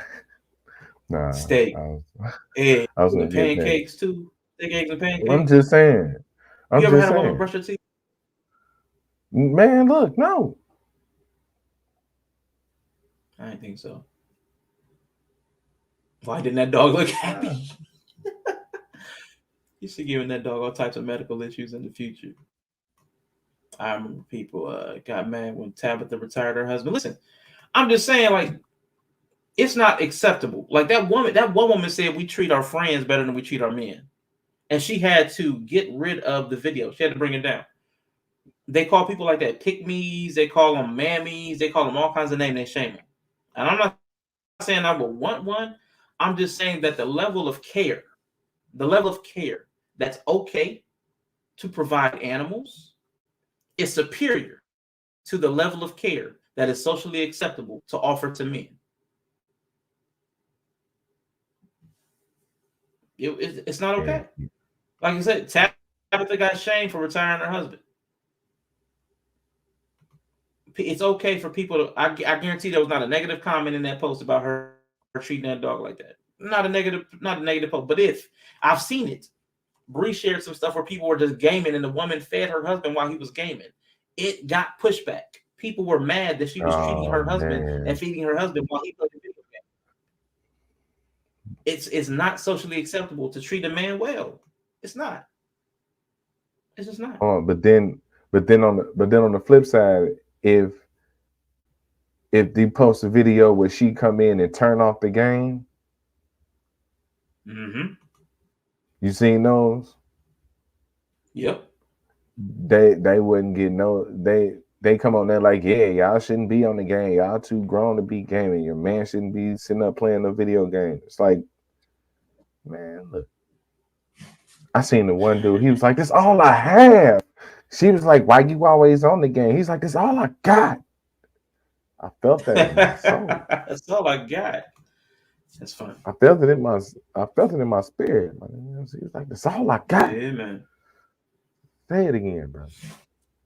But for real though, it's not. Real children are not even getting treated like that dog getting treated. Yeah, the better women rally around and high five each other for that. Yeah, I'm with you on that. So I'm going to argue some simple math. Men only want one thing. Women have the one thing they want. Being a dude means you are the one doing the brushing. All right. So moving on to argument number 5. That was a short one, but it was something that stuck out to me. That one never left my head once I saw it. I was like, I've never seen women brag about treating their dudes like that. I've seen a dude brag about his woman treating him like that, but I've never seen a woman openly brag about the way they treat them. Anyway. The concept of hypergamy is another example. He has to make what I do or better. Now, there are now thousands of examples of this from just Kendra G's platform alone. The sample size is no longer small. And someone would argue that women still go out and date down, but how do you suppose these women treat the men that earn less? I think we saw that in the feminism and fairness portion. Bitterness, resentful, disrespectful.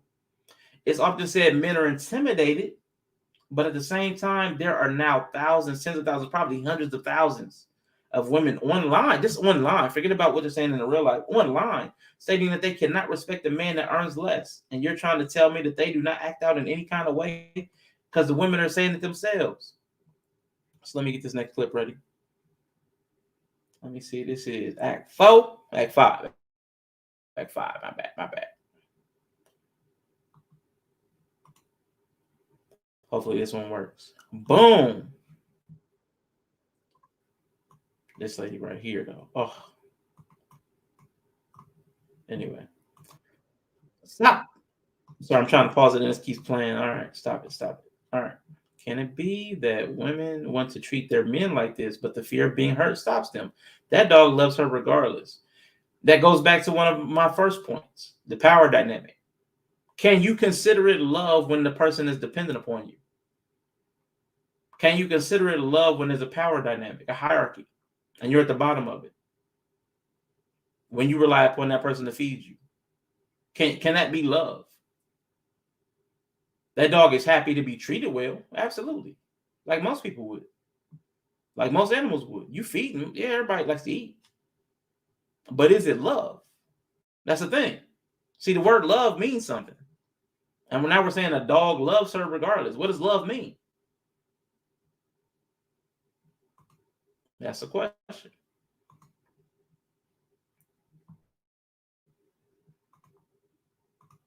So I gotta share the screen. I'm moving slow. Man. My internet today, boy. Bam. All right, brother. Take your time. Take your time, brother. Take your time. So Hypergamy. He's perfect. He's perfect, but he's broke. He's perfect. He's perfect. Yeah, like we perfect, but we broke. He doesn't care about money, and that's fine. But he needs a woman who also doesn't care about money, with his mom and his autistic brother, who's okay with not really having much money.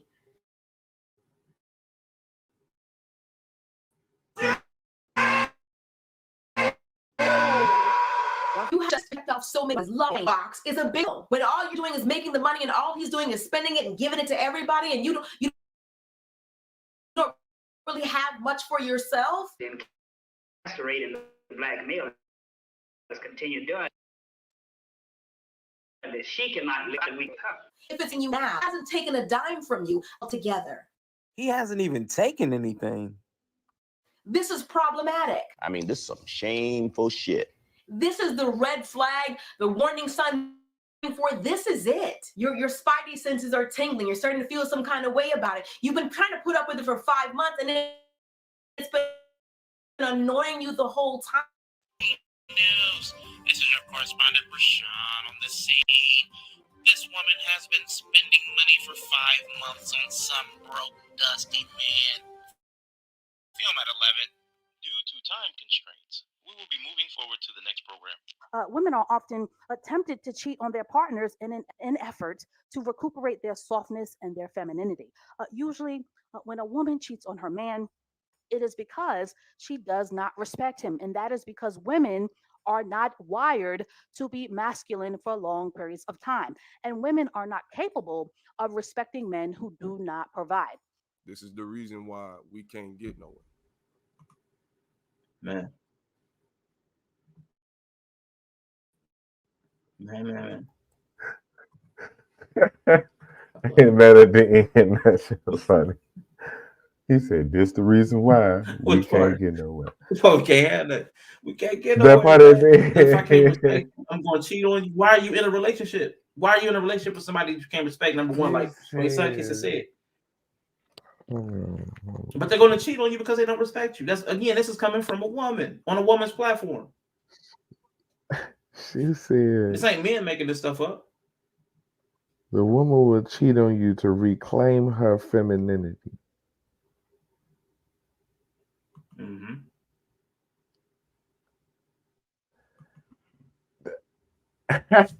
We've reached a level of internet where anything could be said. Okay, that's cool. Yeah, all right. We've reached the level. This is the level of we can say anything now. Now, the gloves is off, I guess, because that's got to be the most ridiculous train of thought. You gonna cheat on your man to reclaim your femininity? Yeah, that doesn't I make guess sense. a nice thing. I mean, no, but that's also lady brain. I ain't want to just write it off. I had to take a second to think about it. No, it really don't. And to be Bolo fair, TV in the building, man. It's gonna be as fair as possible. Like 69.4% of shit women say I really don't understand. So it's just I'm getting better, but it's still on the better side of me not knowing what the fuck they talking. So I'm with you. Yeah. Maybe like that. There were some comments. There were some comments on one of these same type of videos.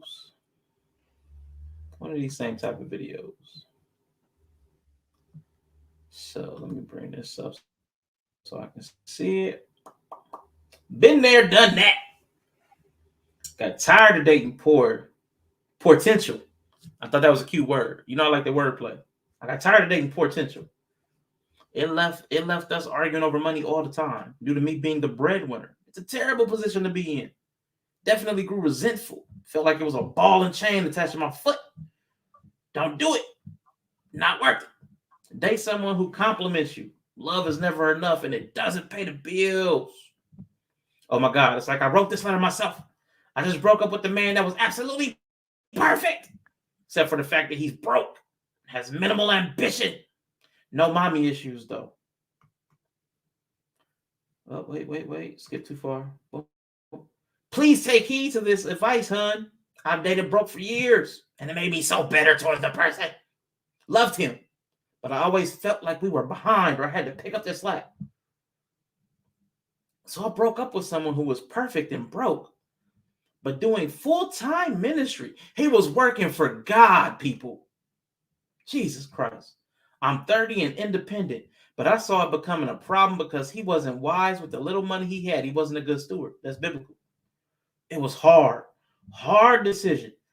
And I was second guessing my decision for a long time. I bet you were. You went against God. Broken, lazy guys are the sweetest guys you will ever come across, especially when they see you have a good future. Run, sis. He's an opportunist. This is literally me, minus the intense mommy issues, but 27 and no concrete goals, but literally so attentive. Great conversationalist, like a best friend. Just broke. SMH. I'm glad I clicked on this and I haven't even made it past 3 minutes. Man. Let me make sure. Pictures, let me see. Where we on slide? Oh, we got 2 more. Okay, cool. Love doesn't pay the bills, honey. She needs to really consider everything the BG is saying. Because again, this was from another video altogether. I didn't even play that video. If she's unhappy now, it's only going to get worse. Because she was unhappy after 5 months of making more than this guy. 5 months. And she hadn't even, that's the part where it said they hadn't even taken any money, hadn't even given any money up. But just the thought of him possibly spending money was a problem. She hadn't even paid any extra expense on this guy. But anyway, I haven't even watched the video. Yet and got the strong urge to comment. I just saw the title about a man that was broke and I couldn't even watch the video. I just had to comment first because I just got so pissed off. I was so bitter and resentful. That's not the words. That's not the words that a man was broke. And they typically are perfect when they are broke. It's when they get back on their feet after you've been there for them. It's when they start feeling themselves and they reveal their true selves. Now that they are stable, this is when they start acting out. And I can tell you why. Because there's a power dynamic to making the most money. We addressed that in the first argument. There's a power dynamic. How can you know that somebody loves you if they are dependent upon you. Gotta start thinking. Take it from someone who's experienced this for almost 3 years. My advice, now again, they stayed in this dynamic for 3 years. My advice is to walk away while it's early on and you're not too attached. Is what I'm sure she was trying to say.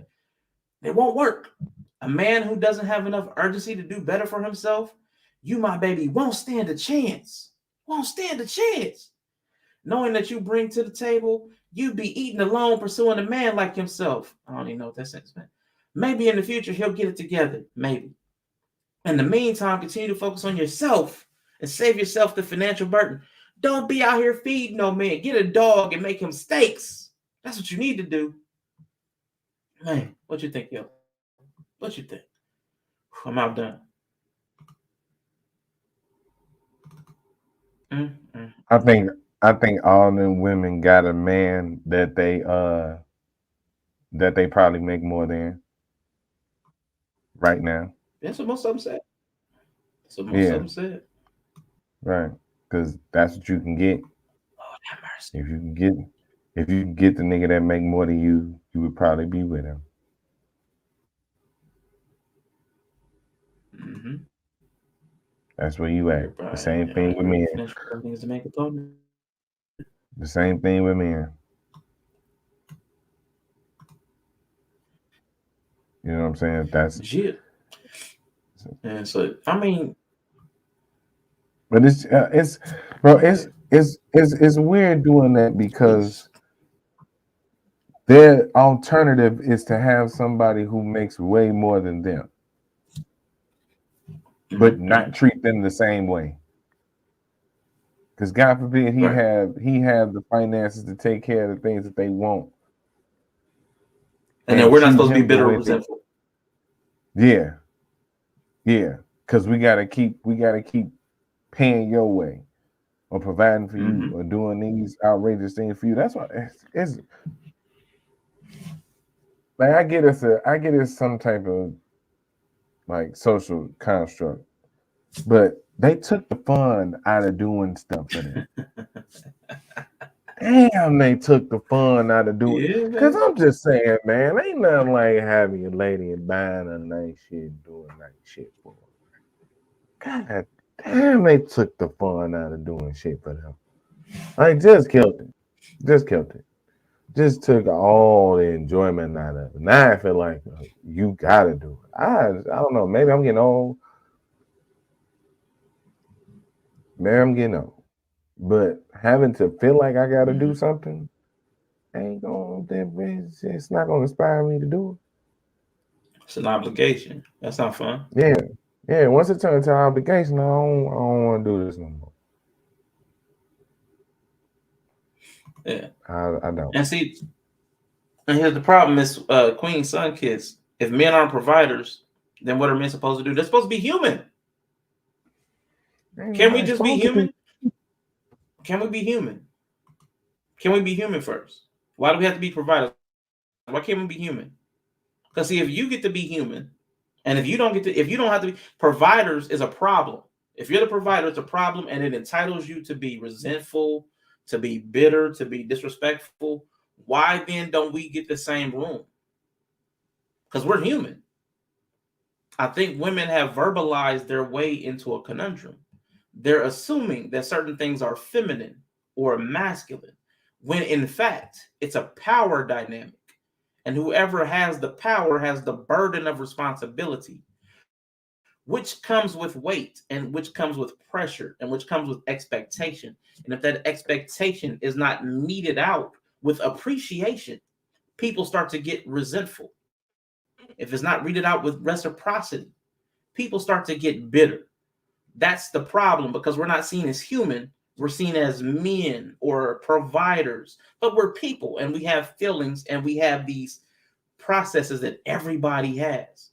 But because it's masculine, we're supposed to suck it up if we do it. But you heard the women. That wasn't me making it up. That was the women saying we become bitter and disrespectful and resentful.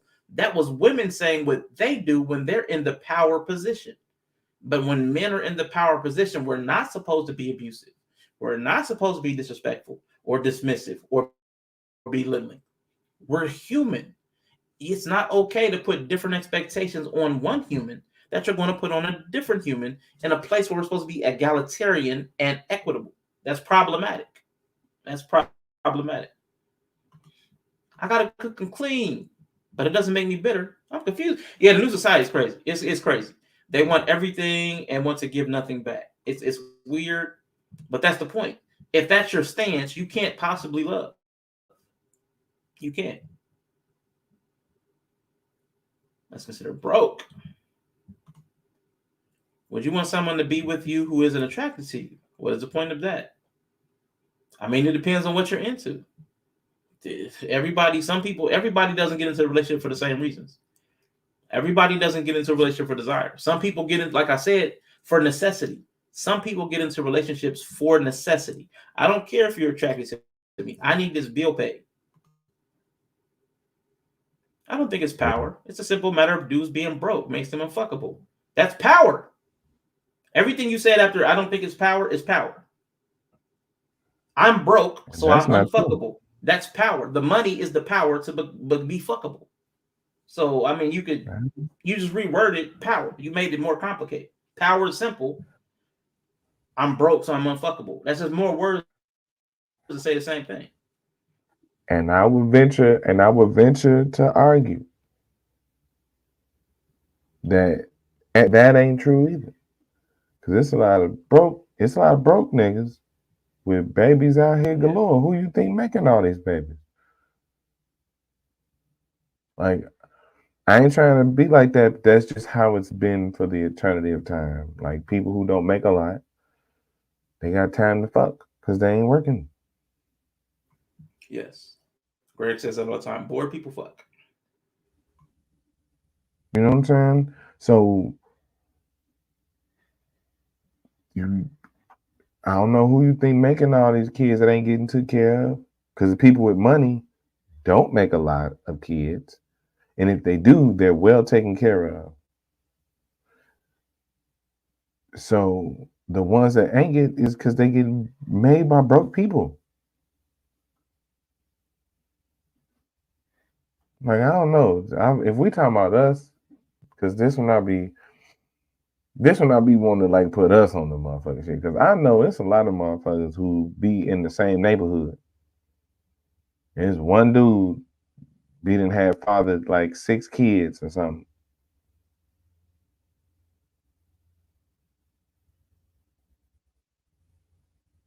That was crazy. I've seen that dynamic before. 2 chicks and 1 baby daddy. They both living around in the same place. Now, I ain't saying that's everybody's situation, but this situation I done seen. I get you.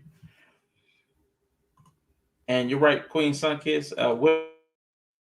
Women being in that position is new. Like, new money, new power. People have to learn to work with it. So again, I understand that. And Greg, I see power and money as different things. But are you saying a woman being hot is power? So let's go to the definition. Power is a noun. Power is the ability to do something or act in a particular way, especially as a faculty or quality, like the ability, capacity, potential. Second definition of the noun, the capacity or ability to direct or influence the behavior of others or the course of events. That's especially pertinent to what you just said. Are you saying a woman being hot is power? Yes, because of your previous comment. That's not that one. You said something about dudes want to deal with hot women. They want to be with attractive women. That's an influence. If guys want attractive women and you're hot, that gives you power in a place where people want hot women. So yes, by definition, that is power. Yeah, but they ain't fucking rich girls. I don't know. Man, look. Men been dating down for centuries. Hey, it ain't about them being rich. It ain't about them being rich. You say ain't fucking. Rich trust me, ain't no difference between rich coochie and broke coochie. That's why broke chicks get rich dudes. Ain't no difference between broke coochie and rich coochie. That's all. Look, man, it's pretty much all in the same brand, same flavor. Okay. So. Yeah. And yes, Greg, that's how definitions work. They pretty much are broad definitions so that most people can use them. We can't go with the Rashawn definition of power, and then the Greg definition of power, and then the Yella definition of power, and then the Miss Queen Sunkiss definition of power, and then the Miss he says that's problematic. That's not useful. We have to have something that's applicable to a broad swath of people. So I'm going to ask anybody that's watching. I appreciate you guys. I appreciate you, but let's not get too granular. We have to have a general conversation on general principles. I'm gonna say that's why we here now, because everybody got a broad definition of shit. We're just throwing spaghetti at the wall. You know how you cook spaghetti by throwing it at the wall? That's how they do ideas now. You throw it at the wall. If it's thick, you assume it's done. Mm-hmm. A broke man is easy to control. It's not something you want to be with long term. And that's, again, because that's the power. Because he's broke. He has a need. He has a necessity. It's easier to operate. Power is important to understand. Power is why most of us do the things we do. Like, I really wish we would. Like, I know there's a lot of we call that. What was it? So you said, what was that word you said? You said social construct.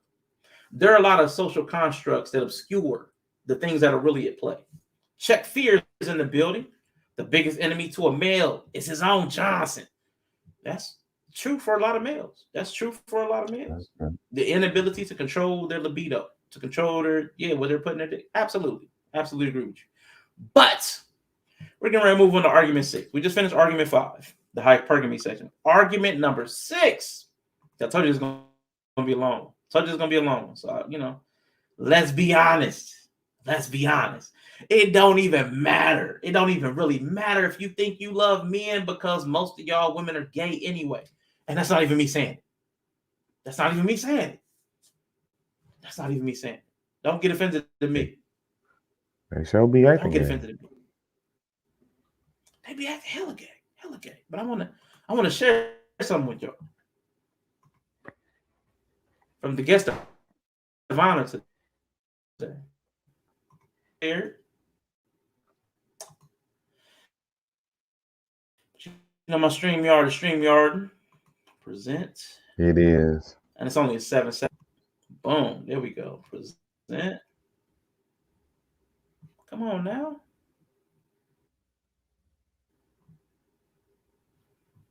Share screen. This thing is active. Remedial.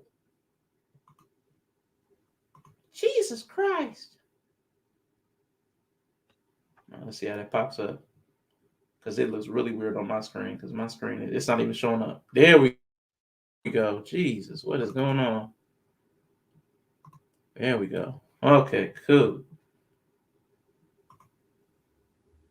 All right. So we got the lady. Wow. Okay. You're going to do whatever you want. StreamYard is acting a fool today for me, y'all. Wait, the majority of women are not straight. Scientific studies prove that. Okay. Oh, and by the way, the majority of women are not straight. Scientific studies prove that. Princella said this. Most of y'all ain't even straight. Scientific studies prove it. So again, that's not me saying it. Let's be honest. Cash App. Mine is $ critically drinking. Let me put that in the chat. Yellow's is on the screen. Yes, yellow pill coffee. It's not. Let me see. Boom. Now you can see it. Let me see. Let me get rid of that. Your name ain't there? I gotta get rid of the banner too. Yep, there it is. Yellow pill coffee. That's the Cash App for you. Yellow pill coffee. Yeah. So you heard what the Queen said.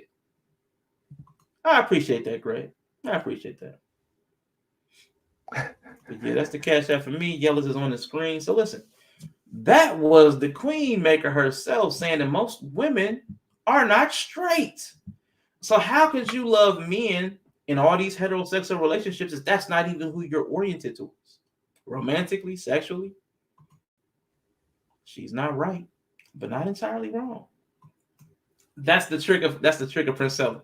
Everything she says is not right, but not entirely wrong. That's her bag. I love it. I love it so much. It's so enjoyable for me. I don't even know why, but I get a kick out of her. Now, if you're in the less than 50% of women who aren't lesbian or bisexual, you probably don't even know how to love a man. Never seen, never been taught, never been willing to learn or practice how, because again, you're a lesbian or bisexual, but it's not even a priority to you. All women are lesbians from the waist up. I'm going to pull up the broader clip. Let me see, starting at 46:30.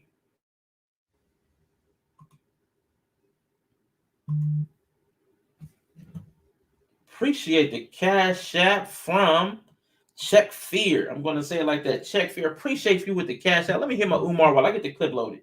Let me let Umar talk to y'all for a quick second, man. You know, he got to clear his nasal passages. The Prince of Pan-Africanism is back, showing love to all my donors and supporters. We've been at it for 2 hours and we still got donations to go through. I'll take that. See, I get love. Y'all focus on the hate, I focus on the love. Is that a lot? That's a lot. I got another donation. Donations. Donations. Donations. Donations. Donations. Donations. Wow, that's a lot. Gifts. Gifts. Gifts. More gifts. More gifts. More gifts. Wow, thanks. We appreciate you, Check Fear, for the cash app, man. Big love, and I definitely appreciate you. And also shout out to Danny Anthony, who sent the earlier cash app. Big appreciation to all of you that contribute and support the channel. It does mean everything, believe it or not. It does mean a lot. But I want to play the Queen Maker just a little bit more. I want to let her talk just a little bit more from her own mouth. Again, I don't like to do a whole lot of I have my own ideas, but I like, if I'm going to present something against somebody, I want them to be their best witness against them. So I'm going to let her talk. Because again, she said most of y'all lesbians, well, not straight. That was her language. Let me be clear. She said most of y'all are not straight. Most. All right, here we go. Bisexual women with straight male partners least likely to be out, study finds. So when men are in the way, women have to reduce themselves. They have to hide aspects of themselves. They end up cutting themselves down. Men make women live lies. So men make women live lies. So now we're back to the power and control and patriarchy. Because of male power, women have not been free to be themselves, which I actually agree with. I don't know about it in terms of how big the percentage is in sexuality. She said most, which means greater than 50%. Most would have to exceed 50%. So for most women to not be straight, that's crazy for you, Greg. That one's crazy. Let me read this comment from Check Fear. I don't think most women are lesbian. I just think they don't know how to connect with anyone unless sex is involved. We're going to get to that too, which is why most women don't get along, because they can't use their cash as leverage. There's a lot of truth to that. And I believe all of this stuff. When I get to the balance section where I'm being like trying to even stuff out, I believe all of this stuff is societal. Women have not been taught how to love. Shout out to somebody who shared Titus, the book of Titus from the Bible. Women have not been taught how to love. How could you be capable of love if nobody taught you how? And if you've never seen an example of it? Our society doesn't teach people how to love. So men or women alike. Again, when I'm being balanced, I know that it's a human thing. It's not a gender thing. But I'm going to let her go just a little bit more. My show is about the truth. And I am not placating to any one person to make everybody else live a lie. I'm sorry, as a heterosexual woman, you coming to realize that your sexuality ain't no goddamn flex. I'm sorry, but it just is what it is. Bisexual women's health and well-being may be affected by the gender and sexual orientation my whole stuff froze up. of their partner.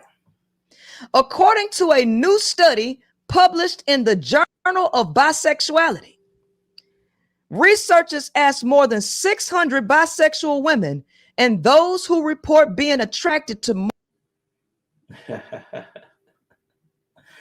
Oh, shoot, it would be pausing. more than one gender The about their Journal of mental health, how Bisexuality. open they are about their experience. Yeah, the Journal of Bisexuality. That's a very credible publication. You haven't heard of the Journal of Bisexuality? It's right up there with the Journal of Men That Wear Red Hats. The Journal of Men That Wear Red Hats and the publication of Men That Wear Green Beanies. Like all of them are like very essential. Okay. See, now I In the need world to of broaden journal. my search. I had to broaden my Google search. That's what it is. Well, let me- Her truth. Yeah, that is her truth. But she's got backing. She has backing for it. The Journal of Bisexuality. And they had a great sample size. 600 people. 600 proclaimed bisexuals. Women in 600 relationships people. aren't fucking anyone else regardless of who they're attracted to. That's the entire point of a relationship. The Journal of Men That Wear Red Hats took a turn in 2016. I mean, I believe it. I believe it. Yeah, that's true. That is true. That is true. Bad. We got bad press right now. Yeah, we got bad press right now. Yeah, we got bad Make press. America great again. But it was funny. Make America It's gay funny. again. Make America gay again. It's funny that how she and they put this in this article though, that it's that is dangerous. She said something like it's dangerous for them, for their partner or something like that. She had just said it. I would have you run it back a few seconds. Yeah. She basically said, I mean, because of men. They can't be open and honest because of men. It's not safe for them. No, it's in the hold on. Let me see, because I gotta actually see this now, y'all. Nigga old.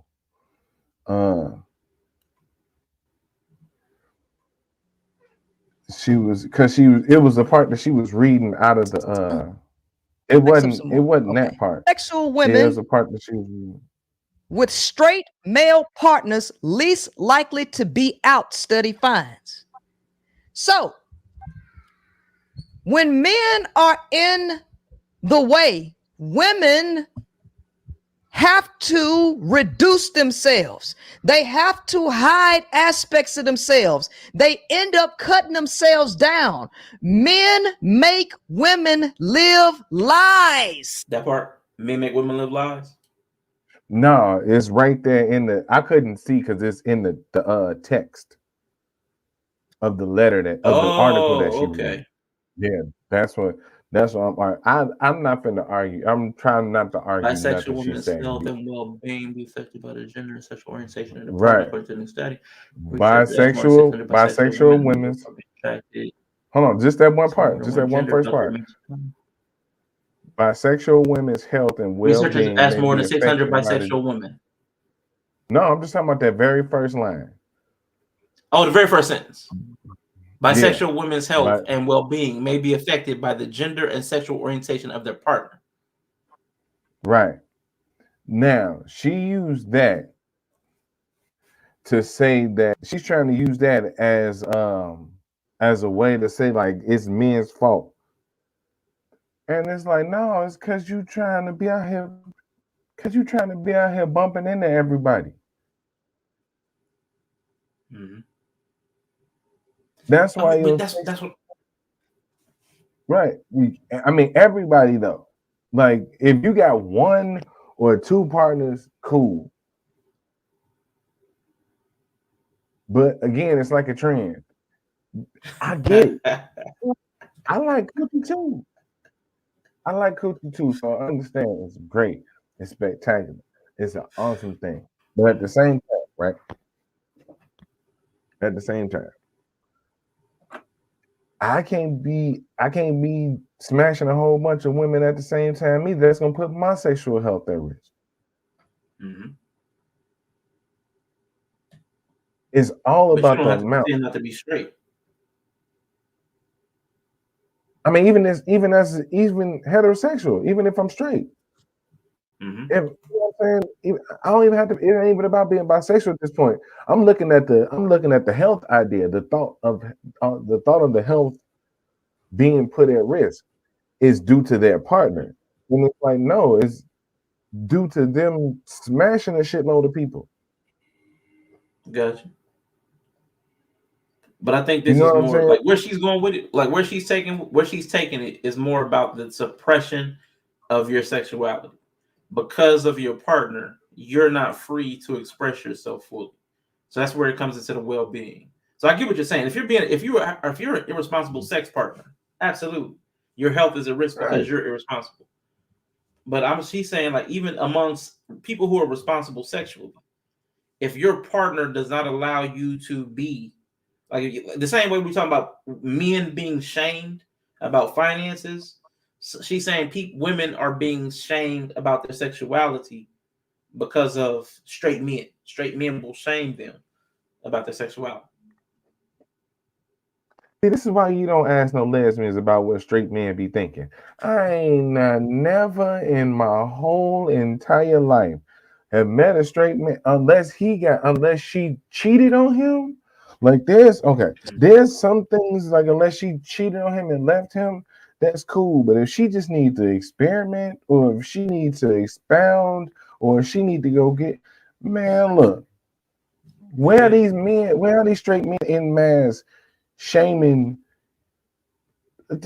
We like lesbians. How do you think we get threesomes to work if y'all don't like coochie too? We can't do this without y'all. Why would we shame y'all for it? That's just like the whole sex on the first date thing. We don't shame y'all for doing the thing we like y'all doing for us. Mm-hmm. We don't. Please don't. That's what I'll be worried about. Don't let them tell you why you shouldn't give us no coochie. Don't let it happen. More is better. It's all better. It's all better. What? What? No, fuck that. We just focus, people. I'm starting to get you. We can make this work. Shit. Yeah, I was like, no, we can solve this one. This one we can solve. Right. This one we can fix. We all agree on this. This one we can fix. We might not figure out who can pay the bills, but we can definitely figure out who come up with the thrills. Goddamn it! Come on now, come on, people, come on. Yeah. You know what? Any criticism from anyone at any time for any reason, absolutely, it's problematic. Now again, I'm with the whole power dynamic thing. I get people having to suppress their nature, what they think, what they feel, because of social pressure. Like Yella said, though, as far as people who are bisexual that are women, that pressure has really not been there from men. That has not been there from men. So it's something we've had a conversation with Bree about. There's a lot of social pressure among women to women. There's a lot of social beauty pressure that comes from other women to other women. A lot of the things that women are conforming to are thoughts that other women are enforcing. The beauty standards, this has nothing to do with men, but it gets attributed to men because men are seen as the patriarchy, the dominant, the power, the controller. So because of that perspective, it shapes the way we behave, which is important. That's important to understand. But the person that you assume is in control of things is going to take all the blame and the criticism. But that's a problem if you're feminist leaning, because you're supposed to have autonomy and agency. where do you take accountability? When do you say that I just didn't feel comfortable? I felt pressured by the women in my life, because you can't tell me. I've never heard a man down talk a lesbian. I've never and I will be honest about that. I'm honest about a lot of mess. I've never heard a man down talk a lesbian ever, never in my entire life. Never. That's all actually idealized. It's what's that? Fetishized. Men do not clown lesbians. Exactly. I don't know any men who find these new eyelashes sexy. But it's the other women. They're performing for other women. Now, I do know that men respond to him, because Yella himself, we was looking at something one time. There was the eyelash, and he was like, I can't do it. But Yella was into it. So I know some guys are into it. I ain't even tripping. But I do know the BBLs and all the stuff, men respond to it. Men respond to it. Look okay. Let's not, I don't want to ever pretend. Right. Some of them respond to the big puffy ones. I don't mind the lashes. They just got to be reasonable length. It's like the nails. The nails got to be reasonable length. You know what I'm saying? No, it's all in moderation. Yeah. It's all in moderation. Well, okay. Good point. Forgive me. You're right. New Growth, you're right. You're absolutely right. The lesbians, the feminine lesbians, they do not catch flack. But the studs, yeah, I've heard a lot of guys come. Forgive me. Yeah, you're right. You're absolutely sorry. Just flashbacks. Flashbacks immediately came to my mind. Absolutely. And Greg, I'm having a flashback to the time I said there is nothing sillier than aggressive licking. Heavy petting and aggressive licking. Listen. I'm gonna play a little bit of this more. Princella talking about most women are lesbians. I'm gonna play like 2-3 more minutes of that. We're gonna take a quick break, and then I'm gonna get to the last 3 arguments.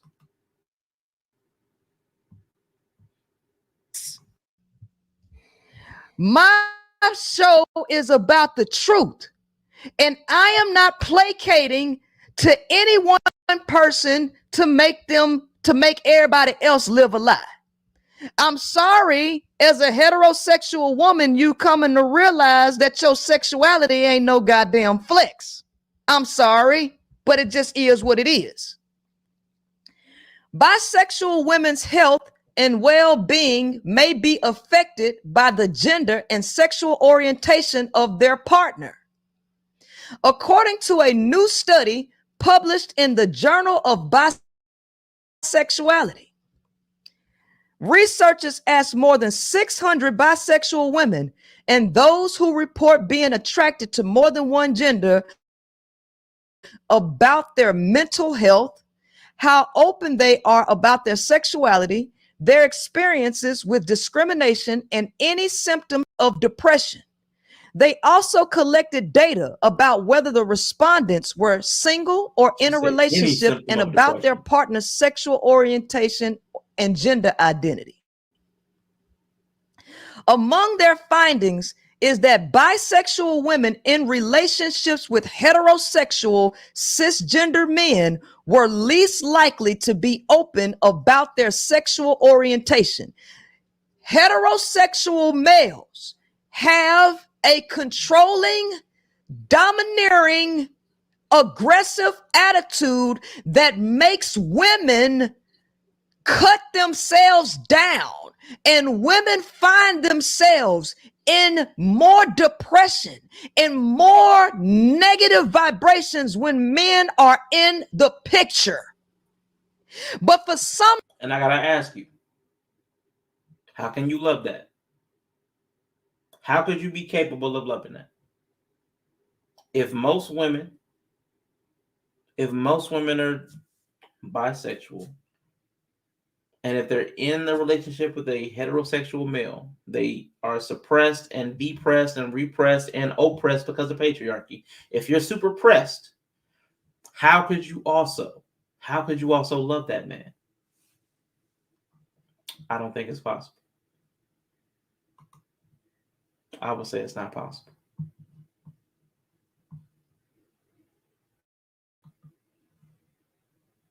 Man, so listen. Yo, you got anything you want to add in real quick? I'm going to take a water break. You mute. I'm saying that's you know what, that's a good metaphor. They say that the bisexual women feel muted in their relationship with that was petty. with heterosexual men, right? Don't feel that way, bisexual women. Let be free. Because bisexual men, you can like everybody. So that means you like women. I like women's too. We can like women's together. We got something in common. Let's like women together. Let's go get some coochie. Yeah. Let's like women together. Well, see, Greg is going to cop to being a patriarch. If a woman's in a relationship with him, she's not allowed to have sex with anyone else, regardless of gender. Nah, she definitely has issues, and that's kind of what I'm pointing out. Like, well, I'll sum it up when I get to the end of my 10 points. But I want to take a quick water break, everybody. Go get your, refill your cup. Step up to the bathroom. We'll be back in roughly 3 minutes, guys. Take a break. We'll be right back. We appreciate your patience and want to thank you for waiting. We should be returning any moment now. In the meantime, like the video and make sure notifications are on, because Rashawn is impatient and does not like to keep people waiting. So see you soon.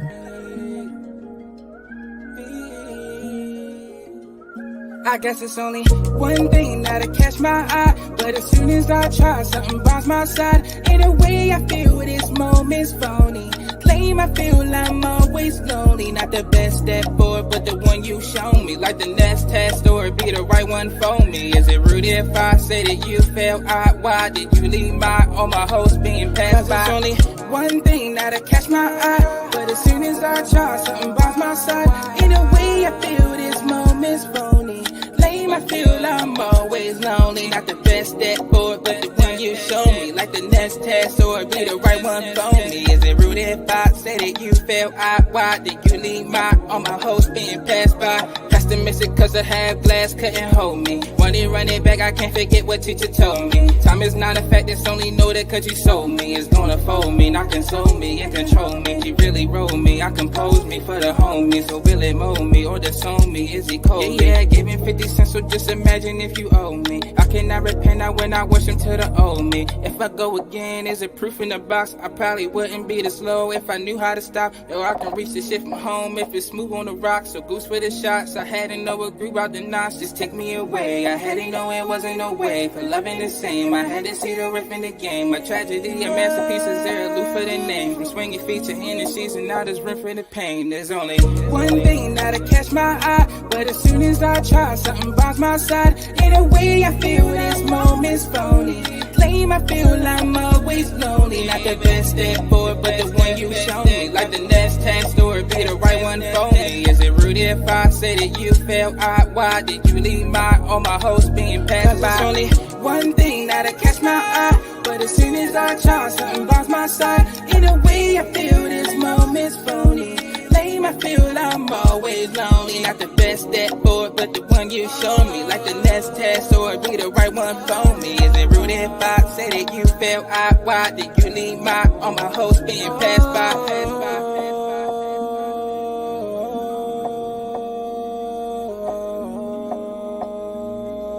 Man, shout out to Von Eric for that track. Man, I like that. It's a good water break track. It's his nephew Drake. I appreciate that, Check Fair. I like the energy over here. This chat is legit. Good job. I appreciate that. I appreciate the love. I appreciate the cash app. I appreciate the fact that you're in the chat interacting. We do a few different things over here, but we try to have open-minded conversations. I do not mind opposing opinions. I'm not one of those people that want to shut out other opinions. Today, I was just doing something very specific and on a theme. Like what I'm saying, I actually don't believe. I like just breaking the fourth wall. I do not believe that women are incapable of love, but I'm making the case to show how easy it is to make a case for something based on miscontextualization. So, I mean, that's the intent today. That was the intent today.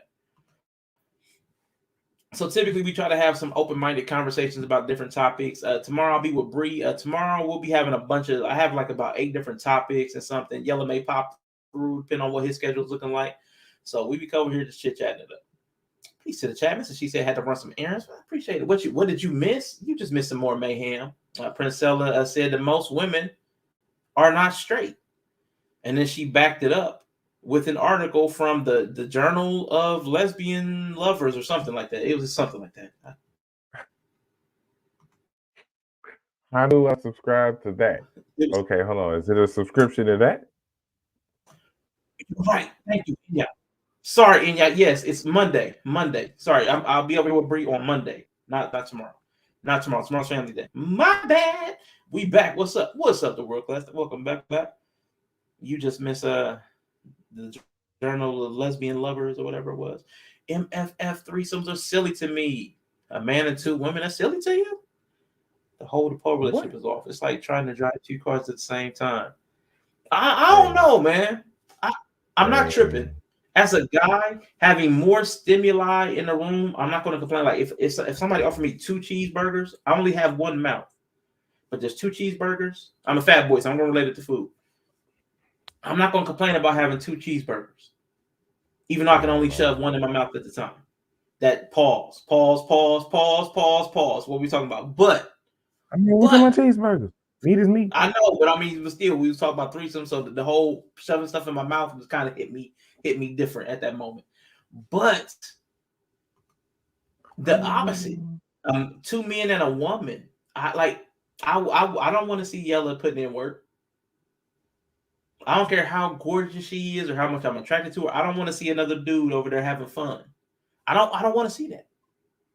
I don't want to accidentally bump elbows or anything. I don't want none of that. None. No. If you have a nice car, it would make more sense to have the boy over and let them drive. Nope. I don't want to see no fingerprints on my steering wheel. I don't want no dude's fingerprints on my steering wheel. None of that. That's all right. I felt like Greg Greg definitely trying to tell us something, and it's okay. It's all right. Well, that's what I'm saying. We ain't trying to. Greg is wild though. Greg is also the one that's talking about cousins ain't off limits. And that's what I'm saying. Like maybe that's and I'm gonna give some grace right now, because as a man to say that, I'm just thinking like ain't nothing better than some coochie than some more coochie. You know what I'm saying? So, like, you know, hey, whatever. It's only good. I mean, see, but again, if that's man, if that's what floats your boat. Yeah. And see, I thought about that too. Because I listened to the conversation. Like intellectually, I thought about the conversation. Because somebody was saying that it was a thing. It was a thing about men and saying pause, no homo. I was listening to Mr. He Said, who's in the chat. Mr. He Said was talking about how in New York they be like, they'll say pause. I was like, you know what? It's okay to have like a cultural, like an affect, a cultural, like a callback to let you like. I know I'm saying something that might sound like it sounds like an innuendo or it sounds like a double entendre, and you're just calling it out. Like I don't want anybody else to have that, to be able to call it out and like that. That's what she said. Because see, that's what she said, which is actually not from Black people. That's actually from The Office. That's what she said is like the same type of thing as saying no homo pause. So it's not that only Black people do this. A lot of people call out their quirks. They just don't do it the same way we do it. The same way men and women don't do the things, but everybody calls out their silliness and quirks and idiosyncrasies. So I had to get over that, and I was like, I'll just embrace it. I mean, now we have like women. Oh, see, there you go. Greg says, I'm a white dude who says pause. Am I appropriating? Nah, because Inya said pause the other day, and I was so proud of her. I can't remember what she said. No, she offered Brie a hand. She's like, I give you a hand, pause, or something. I was like, yes. There's some kind of hand. I'll offer you a hand or a steady hand or consistent. It was something about offering her some kind of hand. I was like, she said pause. I was like, yes. I get it. I get it though. I get it. Because I heard there is a little bit of what do you call that? Homophobia. There's a little bit of that, like that latent. Because if I was a gay person and everybody said pause or no homo after every time they said something, it would land away. You know what I'm saying? It would land away if every time somebody that was not black said something about, as soon as they said something that sounded black, like, hey, yo, no black. Like, I'd be like, for real? I'd feel away. So I get it if somebody from like the LGBT could hand job as an editor. I get it if the LGBT community feel away about the no homo pause. But I also think there should be some kind of way for us, and maybe pause is not the right way, maybe no homo is not the right way. I don't know. I'm just saying that there should be some kind of way where we can admit that we're saying something that could sound like a faux pas. It could sound like a social, gaffe. You know what I'm saying? So I mean, it's better than child sniffing. You know what I'm saying? I'd rather say pause and oh, good old President Joe. Someone said no black. I would probably laugh my ass off. I don't know. I just made something up off the fly. I don't know what would be the equitable, the synonymous thing. But I get it though. It is a weird thing that we do, but there's a lot of weird things that a lot of people do, including this whole stream is about a weird thing that people do. But I do want to get to argument number 7. Argument number 7. And Yellow's gonna love this one. Emotional Mentelligence. Emotional Intelligence. This is Yellow's favorite. No blackity black.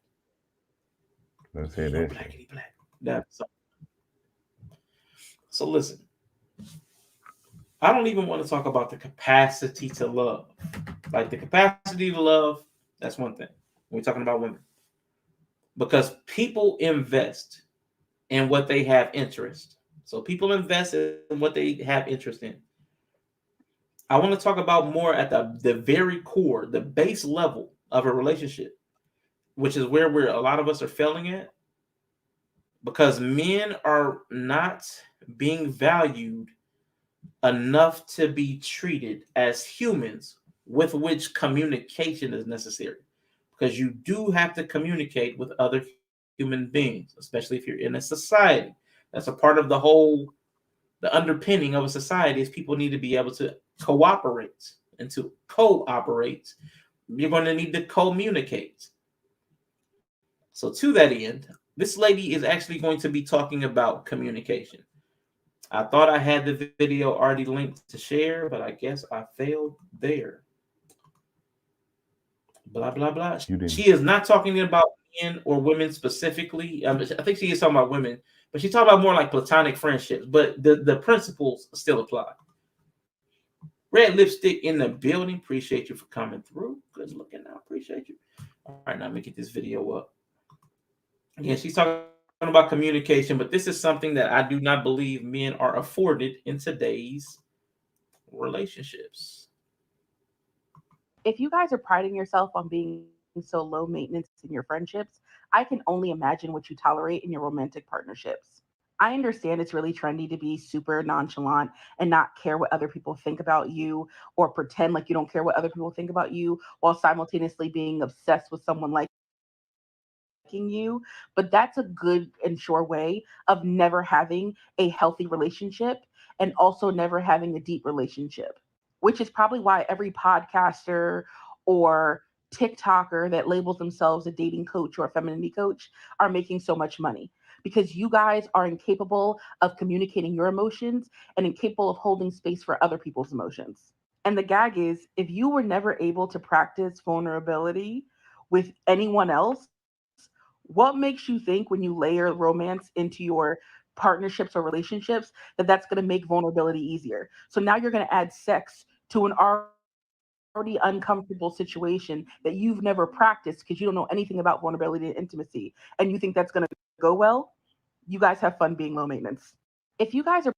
And I like what she was saying because it applies to the conversation in this way. Right now, our culture has taught women that they should not communicate their emotions to men. We've actually had these arguments where women were saying, it's a deficit in the man if he can't kind of figure out what I want. I'm dropping hints all the time. He should be able to figure it out.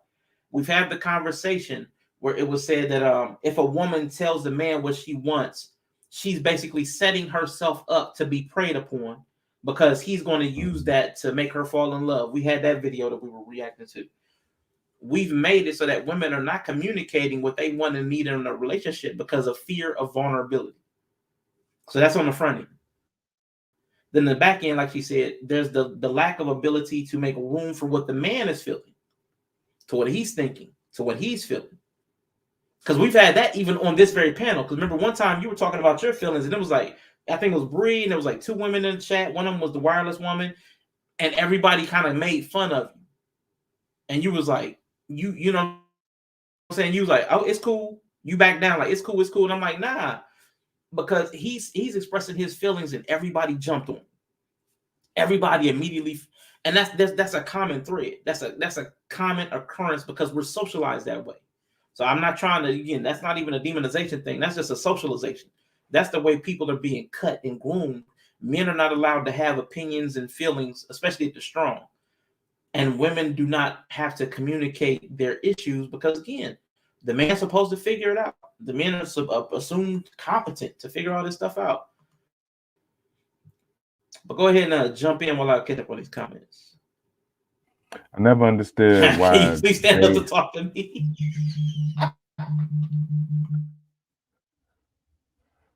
So how is it that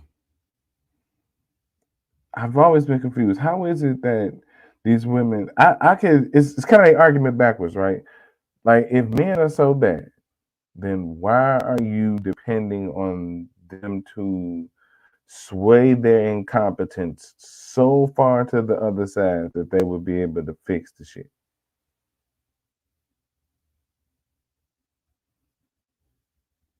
Like if men are so dumb, they can't handle nothing. So why do you expect men to be the sole responsible ones who have to swing the pendulum so far the other way? And now you don't really. That's why when I was talking about love the other day, I mean it was not the other day, but I was saying something, and it was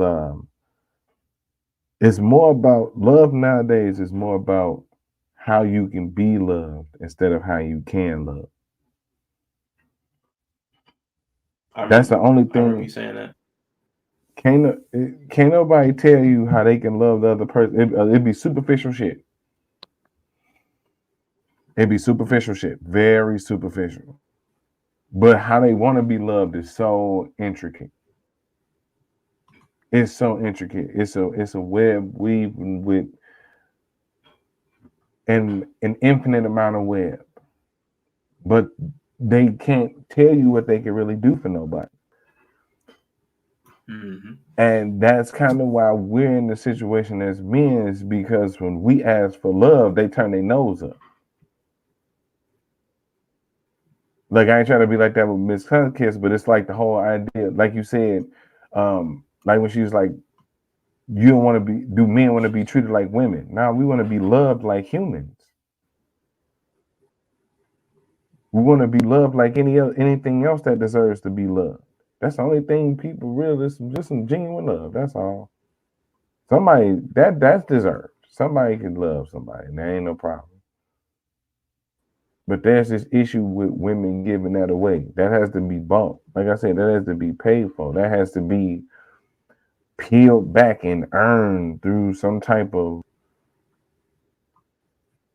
Mortal Kombat or some shit like that. Like, I gotta become the champion of the, you know what I'm saying, the champion of the outer realm to earn your love, to earn your trust. And it's like, that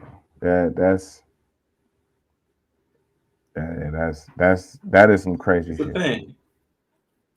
Yeah, I guess the important takeaway, men feel that energy. Even though it's unspoken a lot of times, it may not be directly spoken, but men, we're not completely stupid. Like, we feel the energy of what's not being said. So, and I think that's something that goes lost in this society. Why are my notifications not working?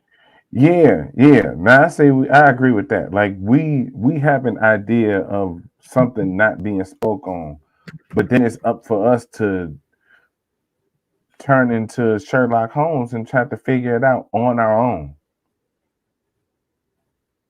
We don't get no clues. We just get attitude. We just get a frown or like a shitty disposition or some distance. But we don't get no clues, because if you tell him what's wrong, he just gonna fix it. Well, motherfucker, ain't that's what I'm supposed to do? Not all the You time. want me I to fix found it. out. You want me to fix it, but you ain't gonna tell me what's wrong. That's how a lot of people go to the doctor. No, that's the truth. Don't start pulling my card, man. Don't start pulling my card. Keep it on the women. Keep it on the women. I'm just saying. Oh shoot. They the main, look. I mean, if you want to be like that, they the main ones who talking about they the main ones at the doctor. They at the doctor all the time. That's lying like a motherfucker. Man, I try not to lie, but man, I don't know why I be freezing up at the doctor. But I do want to bring up these slides real quick, because Professor Odie, I like this guy. Man, yes, red lipstick, got that Louisiana. She got that sweet, sassy Louisiana type. I love it. Yellow shooting from 3, you know it. My sole piece of relationship advice: if a woman gives you attitude, just be unbothered. She will either get over it or tell you about it. I mean, that's a way. Or all hell will break loose. That's a way. That's a way. Odie had this to say on his own. There it is. Like who doesn't? A number of women are intimidated by. Go ahead. My bad. No, I was like, who doesn't fix a crack? Who doesn't fix a crack? If you see a crack just show up, you gonna not fix it and expect it to fix itself? Well, yeah, if I don't attend to it, then you know what I'm saying. You don't expect it to fix itself, but sometimes you just want to sit there and just think about the crack. Like, oh my God, that crack! Somebody could have stepped on that and broke their back. So sometimes you need to spend some time just in thought and feeling. Which again, I'm not even mad at. No, I'm talking about Greg Brand. Some other, if a woman got attitude, just be unbothered.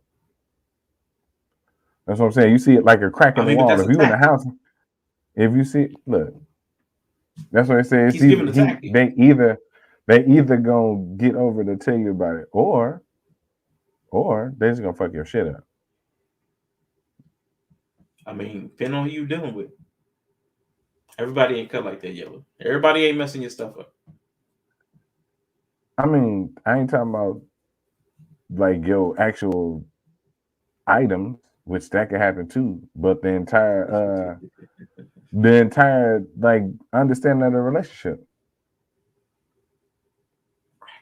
That's why I said cracking your wall. You gonna let the crack in your wall just sit there and be and you know what I'm saying? Think it ain't it's just supposed to fix itself because you be unbothered by the crack in the wall. I mean, I get what Greg is saying. There are some emotional cracks, which aren't really cracks. There aren't real cracks there. Sometimes there's an emotional crack with the person you're dealing with, and ignoring it makes the crack go away. Like, that's actually a real thing. Sometimes it's not responding to the need for drama. People will get over themselves. Like, so I get what he's saying, but I also get what you're saying. if you have a real legitimate relationship issue, it's not going to fix itself without being addressed. So I mean, for me, my perspective, you're both right. You're just talking about two different things. Yeah, How we get it's. the crack? I guess it's. I guess y'all tripping. Y'all worried about crack. I said a crack. See, words matter. Words matter. The crack and a crack. Y'all talking about the crack. Yeah. No, yeah, it's not. I agree. It's a situation where it's variable. You do have to attend to it, but I don't know. I've seen them situations. Those be microaggressions mount up to major aggressions after a while. Ooh. My husband does not tolerate any attitude unless I want my tomato. That is a new saying. I've never heard that before. Inya, I know you're gonna love that one. I'm on my tomato. I love it. Tomato. I love it. That's a new one. That's a new one. I like it. Stream almost started at the crack of dawn. Okay, men have such an impulse to fix every problem. Yeah, we do. Women have an impulse to make problems where they don't exist. I think I've got some more negativity coming women's way. It's what I have left is a lot more inflammatory. So I'm really trying to be chill. So let me read through this. A number of women are intimidated by or avoid emotionally intelligent men because that emotionally intelligent man is able to take up space in a relationship in ways that women overwhelmingly believe should be reserved for women. Because if you hear a man be having an emotion, oh, he's zesty. He's that. We've heard that in the online spaces. It makes her question the social narrative that men are not as emotional as women, and how she has used this narrative in the past to her advantage to get her needs met in a relationship without having to do much. There are a number of women who settle for or chase this type of man because it is easier than making the adjustments necessary to tolerate a man who can look her clearly in the face and explain how at times her emotional responses are indeed an overreaction and that they have harmed him or dysregulated him, because those are her lines and it's his job to fix it in her mind. A lot of women believe that men have less emotional needs than women. Problematic. A lot of the same women also had fathers who repressed their emotional needs and did not make them clear to his wife. If the father was present, if he was not, a significant number of women create their concept of men through the idealized version of the men that were around them. So I like that whole conversation that he was having because there's a lot of truth in it. That's what I was saying. That's why I'm saying I turned my nose up to the idea of what emotional intelligence should look like in a man. Emotional intelligence in a man to women looks like having no emotions. Always suppressing your emotions. Oh yeah, man. Just mine is a bigger. It's about that, you know. I'm mostly bashing and shaming all the time, but I still love it, y'all. But yeah, absolutely. You're amazing. Women are amazing. But I catch a little heat today. It's a little heat today. I'm gonna balance it out. I promise. I'm gonna balance it out. Just a little heat. Just a little. You were saying something. But yeah. My bad. But no, what was the he had said something. Hold on. Let me see that. A lot of women believe that men have less emotional needs than women. And that's why I was like, the idea of what emotional intelligence is having less emotional need than they do. Or not having any emotions. It's like they expect to be them and it not affect you. You're supposed to not let it affect you. While everything you do affects them, apparently. Everything about me affects you. If I don't like everything about you, it affects your morale. It affects your personality. It's Yeah, that's why. That's why. As soon as I hear that shit, I just click out. I give up on trying to consume the conversation. As soon as I hear her be like, "Cause he gotta have emotional intelligence." Yep, all right. I'll catch y'all later. I'm out. Yeah. And here's the thing, though. That's why when I was talking earlier, we got to come out of that masculine, feminine framework, because there are assumptions baked in to the word masculine. There are assumptions baked into the word feminine that are not true to a male and female nature. They're true to male and female conceptualization, male and female socialization. They're not true to our natures because we see the real nature being played out when people have choice. And they're not what we thought they were. They are who we thought they were. And we let them off the hook. No, let me quit. That's football. I know the women got lost on that one. But for some reason, some pair masculinity with lack of emotional intelligence. And that's what that guy said. He said, because the men used to suppress their emotions. So it is thought that a man has no emotions because a man used to suppress it. But now men are starting to have no place to put their emotions. There's no steam valve. So there's a lot of problems that are building up. There's no modern term that I hate more than emotional intelligence. It's a psyop and industrial industry playing a literal oxymoron. Bro. Like they're smarter. Like they are smarter with their intelligence. I mean, with their emotions. Like they are more intelligent with their emotions, but they can't even control their emotions, and they'll tell you that. They'll give you every reason why they shouldn't have total control over their emotions to where these situations don't happen. Because if you can understand that a man can be able to do that, but yet you know that you're able to tap into your masculine and your feminine because you possess both flames and you this, that, and the other, and you got both sides in you because the spirit tell you that you all that goofy shit. Then why you can't be more in control of that then? If you know that's how it works, then maybe it'd be a lot less pressure on men. Because I get what y'all saying. That's why I say to a point. I get what Greg was saying. That's basically what you're saying right now. The instability of the emotions on a constant basis. That put pressure on any type of situation. But a man just will have to just suck it up and take it. We just have to suck it up and take it. Because the burden is on us to provide that, I guess. For them. And it's weird. I understand it to a certain degree. Because I get it is what it is, but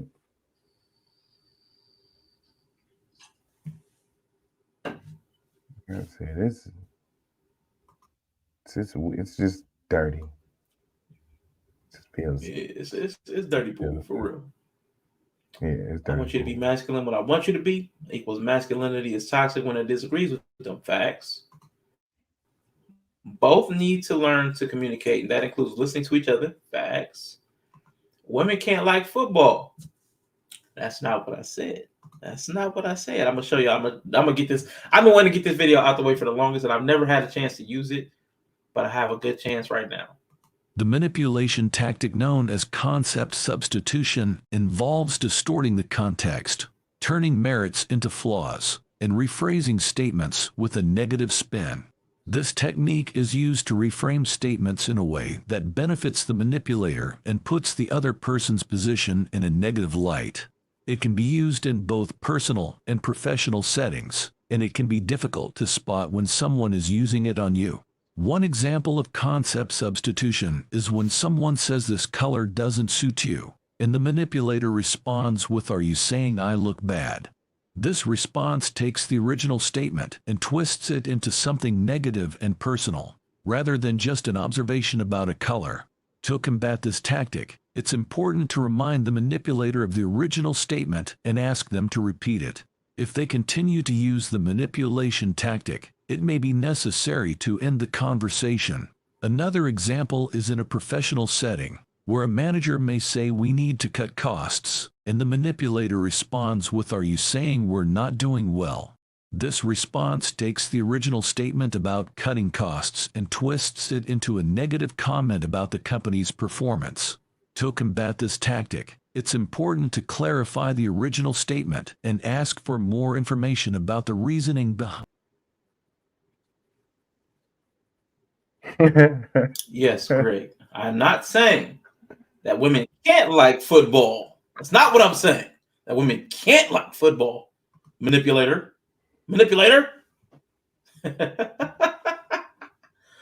Right. It's a football reference. Most women would not get it because most women are not into sports.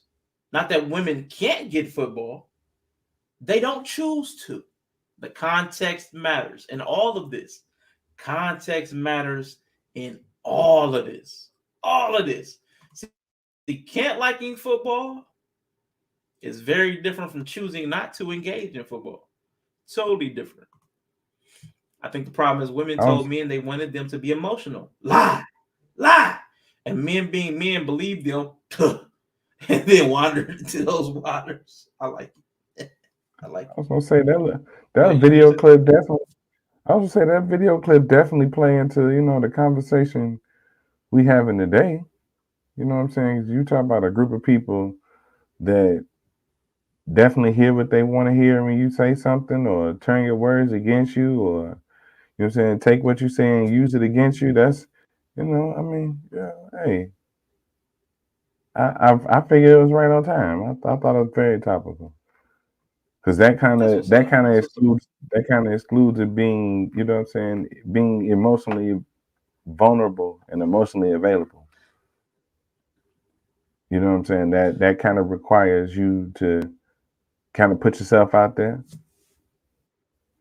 That don't, man. Unless you got a lady that really love you, you'll never hear about it. Facts. You'll never hear about it. It don't matter what y'all fight about. Because arguments, disagreements, that shit can happen. But people spar all the time. You know what I'm saying? People have sparring partners that they done punched, knocked out, all types of shit. But they ain't hitting each other below the belt. Like say if we sparring, bro, and you be like, man, my rib is a little tender. I need to get these, you know what I'm saying, get these reps in. But my rib a little tender. Mm-hmm. I done told you where my weakness is. I done told you my rib tender. But now we sparring and you punch me in my rib. And the first thing you do, dig in that rib. Yeah.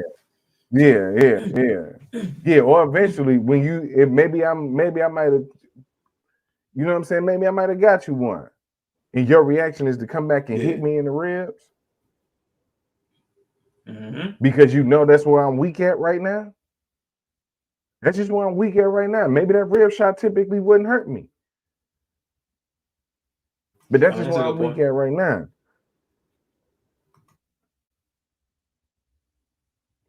So that's kind of that there. That's folks gonna argue it. Damn. Like I know it be sounding cliche, man, but that shit be real as fuck. And it be kind of hard. Motherfuckers be like, well, you gotta vet your woman and pick your woman to right. Yeah, I hear all of that. Sound good until it happens. Cause who I'm picking today ain't who I'm gonna be with in a couple of years. Especially women. They go into their cocoon and be somebody different every 5 years. I ain't want to call them snakes and shed their skin, but some of them snakes. Some of them turn into butterflies, other turn into slithering snakes. And they shed their skin and they become more venomous. Ooh, how slithering. The older they get, they become more venomous. And their fangs get bigger.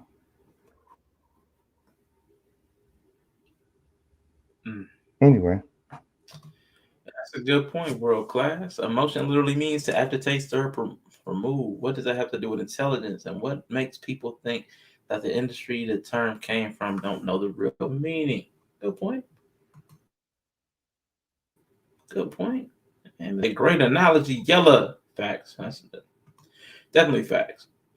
But to the point of men and emotional intelligence and being able to be given room to express themselves, I brought a real life example of a husband and wife that have a podcast together.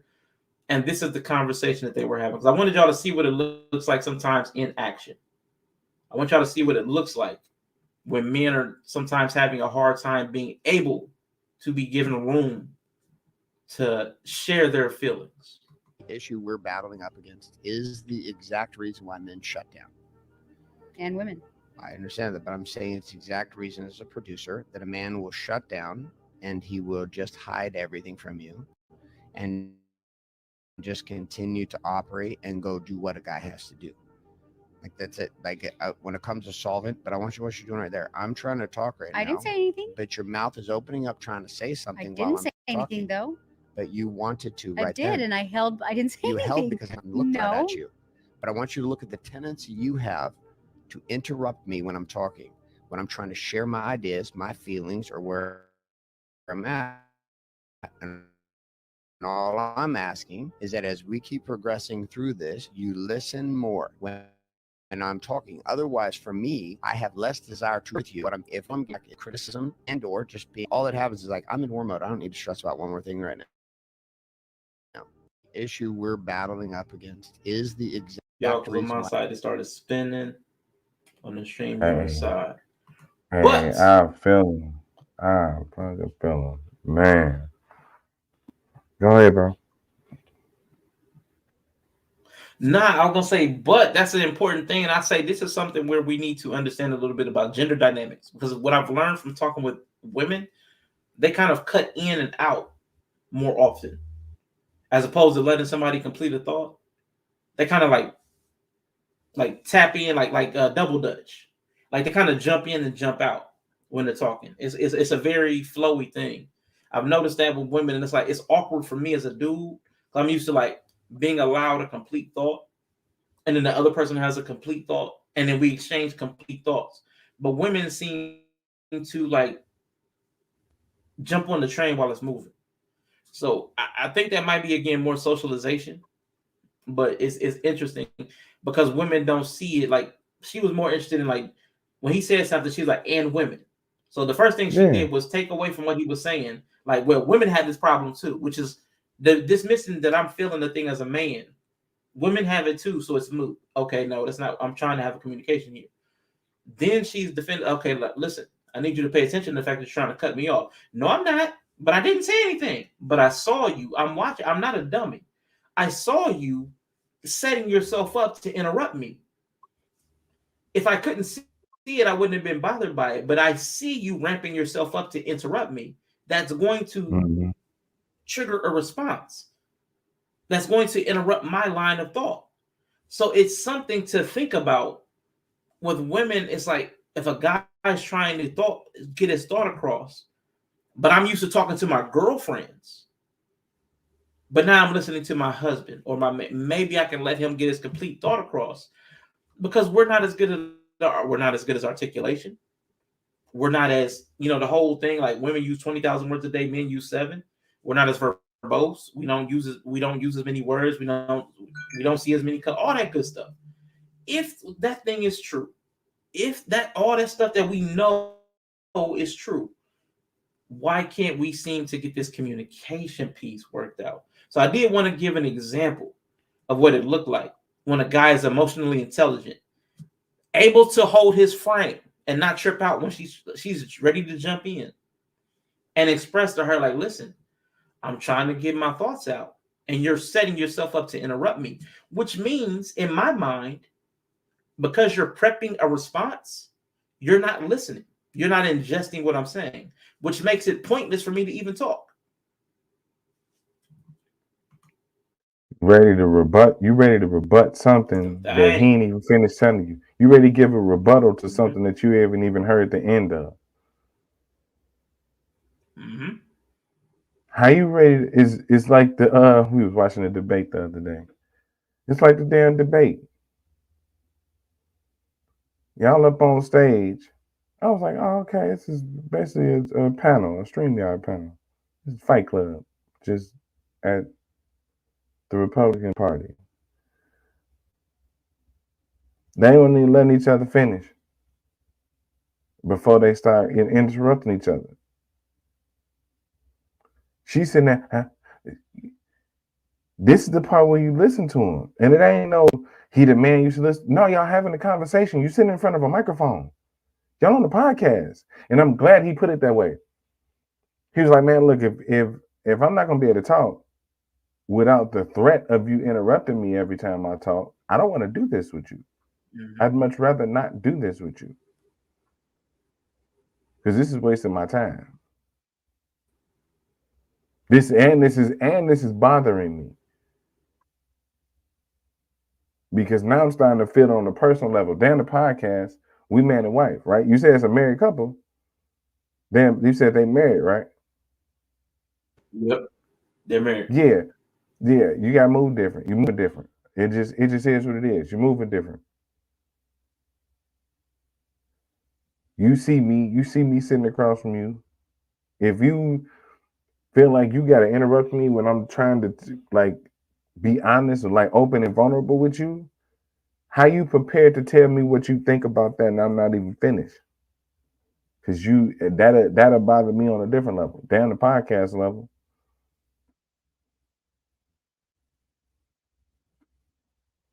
See, I'm gonna say it like this, and this is probably a huge assumption, but this thought just hit me, right? They more than likely started that podcast because that's their normal dynamic. Is that they kind of debate and bicker all the time. So they figure they can kind of monetize off of it. And listen. I listened to a couple of episodes and I'm like, who? How they married? How are they married? Dude, I've seen 2 or 3 of them shows like that. Like I seen this other one couple, she crying on the couch because she felt like, I'm like, man, what the fuck, bro? She tripping. But it shows like that's how you looking at for real like that. But you talking about they don't let you finish a sentence. They don't think in complete sentence. We think in periods. They think in commas.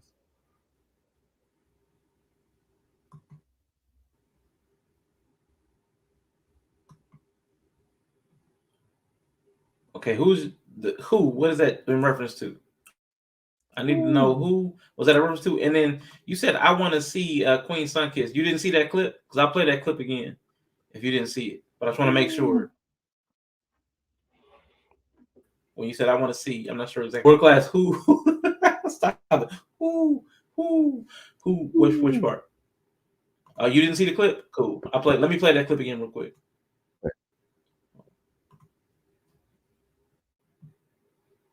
Issue we're battling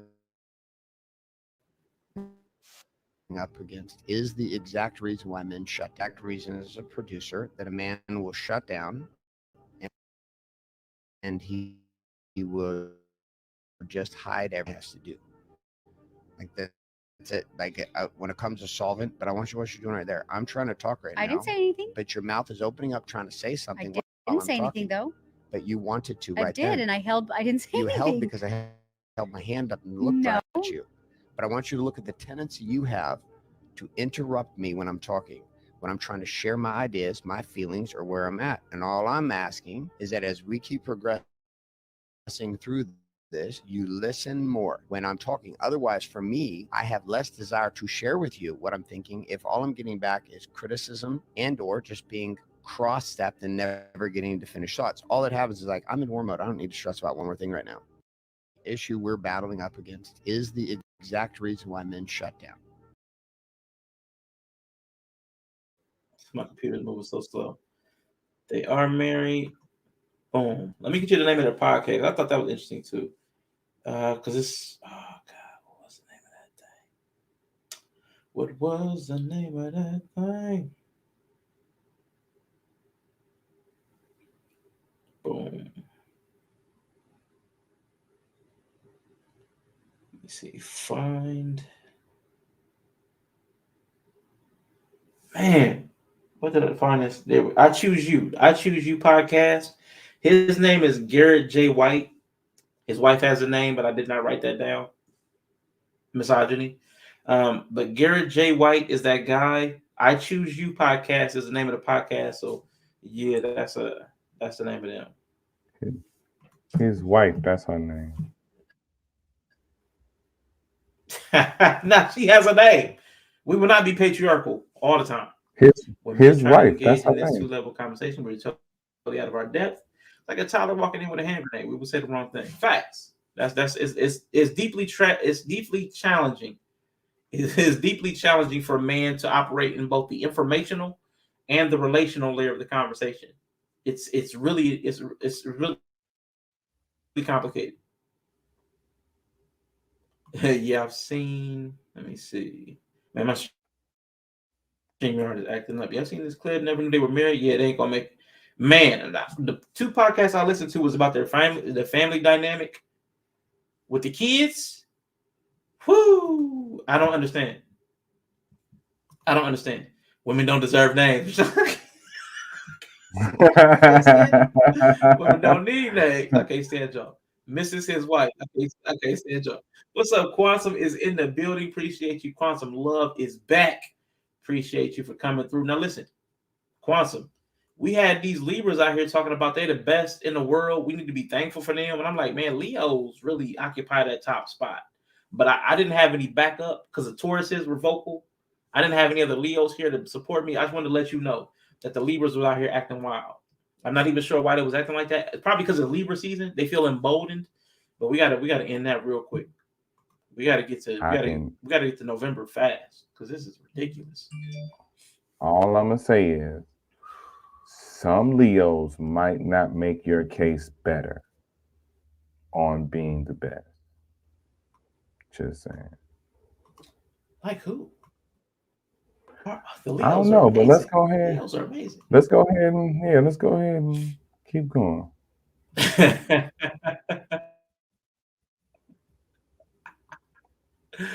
Oh shoot! Right, everybody else. That's right. Leos are the top of that pyramid. I'm sorry, man. Forget. And the Tauruses were very vocal. We had Yella and they out here piping up. Yeah, it was ridiculous. There's a reason the strong silent type is a cliche. Women will never say out loud that what they actually want. They might sound like a bad person. That's the thing. That social stigma, that social pressure, it's a really big thing. And all of this. I'm trying to get, man, my notes are just, everything's seizing up. Man, my whole computer is acting a fool right now. All right. Boom, boom, boom. All right, let me just make sure that's the video I just played. Communication of men. Yep, cool. All right, so I am on path. So, okay, so to wrap up, argument number 7 out of 10. We still going, y'all. Women often mistake, in my opinion, familiarity, desire, attachment, or affection for love. I know. Thank you. Shout out to the world class for pointing out the care. Because I had care in that list. I was, let me get rid of that. While all those may be components, it would be like having eggs, flour, baking powder, and oil and saying you have a cake. If the ingredients aren't in the right proportion, blended at the right times, put through heat, love can't be created. But I do, while I pull up argument 8. Libra gang. Y'all exist by our grace. Here's what I'm talking about. My son's mother thing is a Leo, so that's infinite hell. Taurus world. You know what I'm saying? Tauruses, Libras, and Libra. Those might be my 3 favorite. They might be my 3 favorite because all the Libras I found. I enjoy a lot of Libras, and I enjoy a lot of Tauruses. Come to find out, I never took a lot of stock in what is it? Astrology. If you were a Taurus, your internet will be working better. Block right now. Block. Somebody block him. If there's a mod. Oh my God. Don't get lost. Don't get yourself on my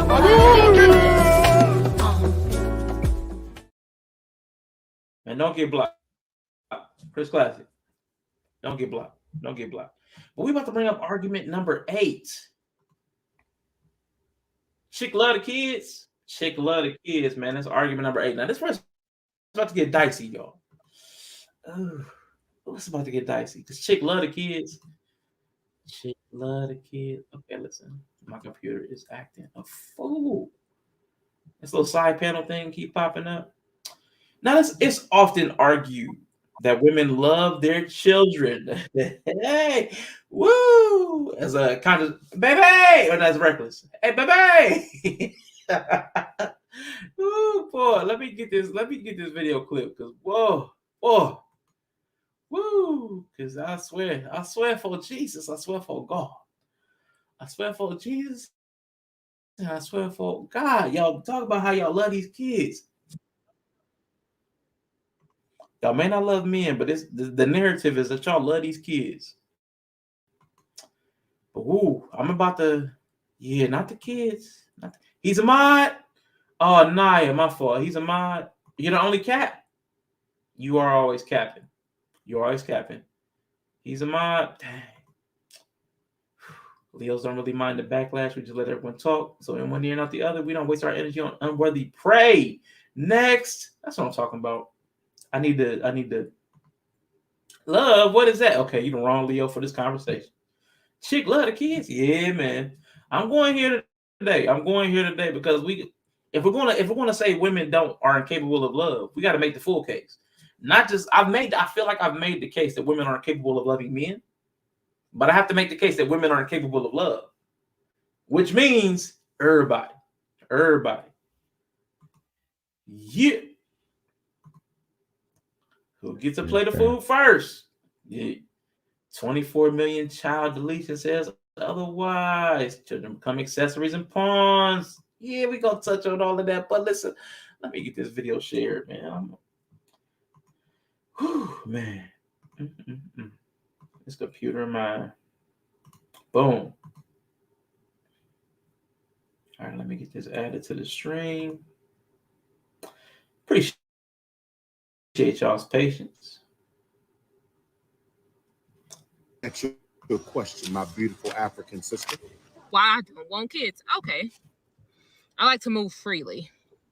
I want to be responsible for my life and my life only. I can't have somebody counting on me in that way. And then there was a chance that I failed them. I don't want to have kids. And so to have the trials and tribulations as an auntie is one thing, but that means that's the typical trials and tribulations of a parent, day in, day out, 24 hours a day. Honey, I don't want that. Memes. Fails. Kittens. Give them time. I'm sure they'll discover all the good things IRL. You know, all the hashtag good things that aren't on the internet. If you feel me, smash the like button below. I like being an auntie. I like quietness. I like my, alone time. And the thing is like, I don't think there's nothing wrong with a person saying that they don't want kids, because there's a lot of parents out here who have kids and then realize that they really didn't want to be a parent. And then it reflects in their parenting. Noah! Larry, what the hell are you doing? Larry, you can't just... Oh. Larry,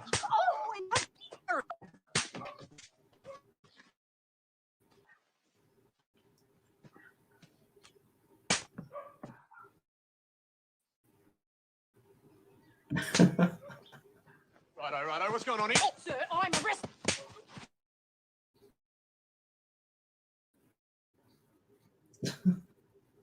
Or that's safe to be honest with you. You don't have to worry about hurting a cat. All you need to know is to squish that cat. What? Bro, what are you talking about? Shoot, let me see. Give me a second. Stop sharing. Pause. Oh, stop it. All right, cool. Yeah, had a little gumball in there. Yeah, the slap too. Man, the slap too. Oh my God. Sometimes you got, you know what I'm saying? Sometimes you got them little kids. What they do? They mouthy. Anyway, but chick love the kids. Whew, boy. Princella Princella, the molecular biologist and astrophysicist, often likes to talk about science. Let me pull up this slide real quick.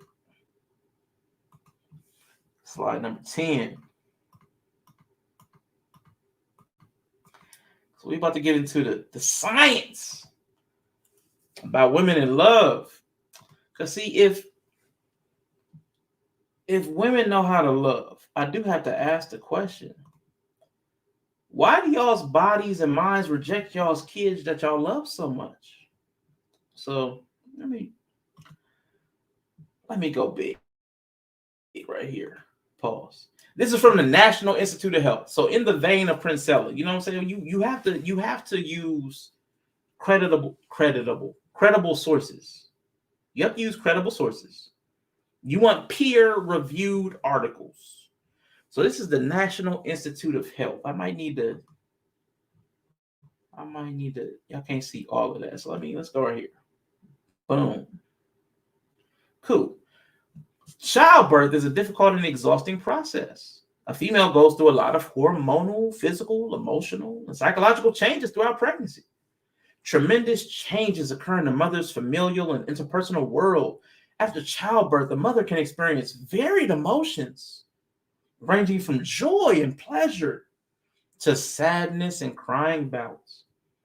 These feelings of sadness and tearfulness are called baby blues, and they tend to decrease over the first 2 weeks after delivery. Around 1 in 7 women can develop postpartum depression, PPD. While women experience baby blues tend to recover quickly, PPD tends to be longer and severely affects women's ability to return to normal function. PPD affects the mother and her relationship, affects her relationship with the infant. Maternal brain response, and behavior are compromised in PPD. According to Beck, in 2006, as many as half of PPD in new mothers go undiagnosed. Y'all don't even know, because of conflict in privacy and not wanting to disclose to close family members. Still hiding y'all true selves. That's interesting. There's also a stigma around new mothers in that disclosure that may lead to abandonment, fear, and lack of support. The pathogenesis of postpartum depression is currently unknown. They don't even know where it comes from. It has been suggested that genetics, maybe, hormones, maybe, or psychology, maybe, and social life, possibly, stressors play a role in the development of PPD. Postpartum depression most commonly occurs within 6 weeks after childbirth. PPD occurs somewhere in between 6% and 20%. 20% of women. That's crazy. That is crazy. So again, give me a second.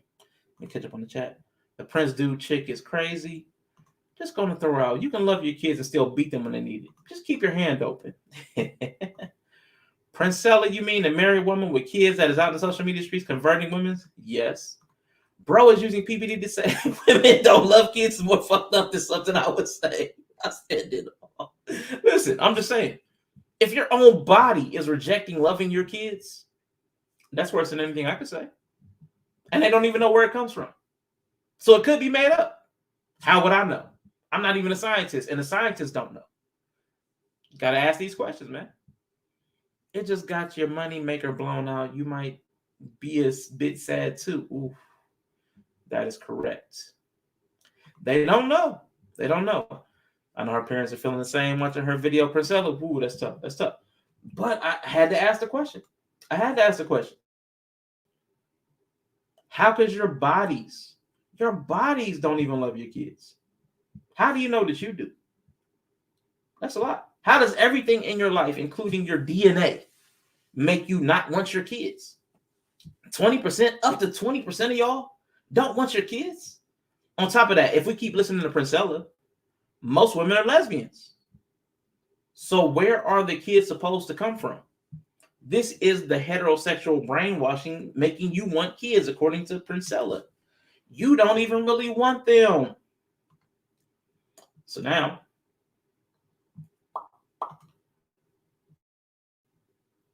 according to the last year, because you don't really want these kids. Let me read these comments real quick.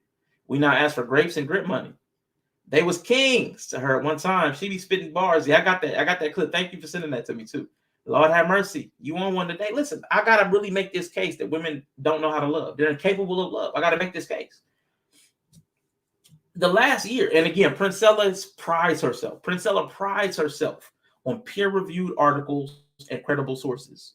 So I'm trying to do my due diligence. I've gone through conceptual stuff. So according to this logic, women have to be taught how to love. They have to be capable to be able to be taught. The last year for which the CDC, the Center for Disease, was it? Oh man, why is that all of a sudden out of my head?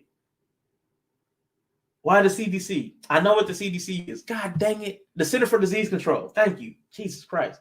The Center for Disease Control and Guttmacher reported a yearly national total for abortions in 2020. And neither organization reported a large change from the previous year. The CDC says there were 620,000 abortions, 620,000 nationally in 2020 in the District of Columbia and 48 states. So that's like not counting Alaska, not counting Hawaii.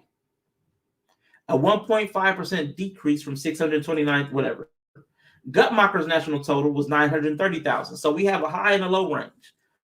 CDC has a very conservative estimate, and then we have a very liberal estimate from Guttmacher, around 900,000, depending on reporting. The figures reported by both organizations include only legal induced abortions conducted by clinics, hospitals, or physicians' offices, or those who that make use of abortion pills dispensed from certified facilities such as clinics or physicians' offices. They do not account for the use of abortion pills that were obtained outside of clinical settings. So again, this is only the legit count is somewhere between 620,000 or 900,000 in 1 year in this one country.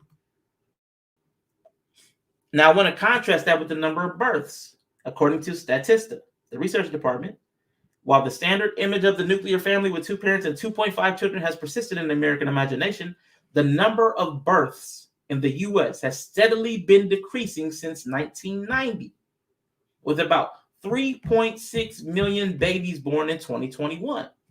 Now, again, 2020, there were somewhere between 600,000 and 900,000 abortions. In 2021, there was about 3.6 million babies birthed.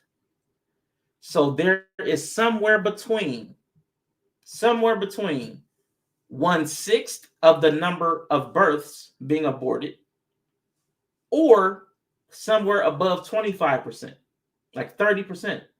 That's a high number. And then we got the chart. Now look at 1990. This is where it gets crazy. 1990, we were off the charts. We're nowhere near as high of numbers as abortions as we were in 1990. Greg Bryan talks about people are having sex when they're bored. We were having a lot of sex in 1990. We had higher numbers of abortions and higher numbers of births in 1990. We're falling off, and we're still almost either at 1 million a year or 500,000 a year. That's crazy. That's crazy. Those are crazy astronomical numbers. There's no way. There's no way in Hades. There's no way in heaven. There's no way anywhere on this world that you can tell me that you love these kids. You can't. And we ain't even done. That's just the first article. That's just the first one with the numbers. This 24 million does not include Plan B. Yeah, it does not even include a lot of the stuff that's off the books. That's just what's on the books. That's just what's on the books. So again, there's no way you're going to tell me. According to statistics, as recent as 2020, women are unaliving, as they like to say on the internet, more than 25% of the people they birth and love. They abort close to 1 million, according to that one. But we can go, it might be 600,000. They have 3.6 million. And 20% of them, 20% of a 3.6 number, unwanted, because you're, well, I forget, there's 3.6. There are about 600,000 deleted.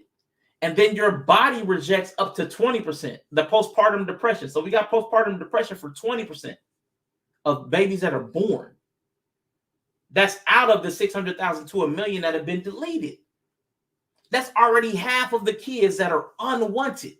Half of kids are unwanted before birth, before they can even be given up for adoption. They're unwanted because your body rejects them or you've rejected them outright. That's a big number. Half of children aborted or postpartum off top. So are you going to tell me you're capable of love? Only half of y'all possible. Half possible. That's not a good space hand. That's not a good space hand at all. But again, that's my 8th argument. Chick love the kids. What do you think about that, Yellow? Am I off my rocker with that one? Am I crazy? No, you definitely not, because it's this weird thing about it too. It's like they love their kids up to a point. Like I think I sent you the video where the lady was on the panel. She was holding the dog and she was talking about her dumbass daughter who don't want to listen to her. All my other kids are fine. But my dumbass daughter, this dumbass daughter that I got, and that's just like, is she still not your child? Or is she just dumb because she don't want to listen to you?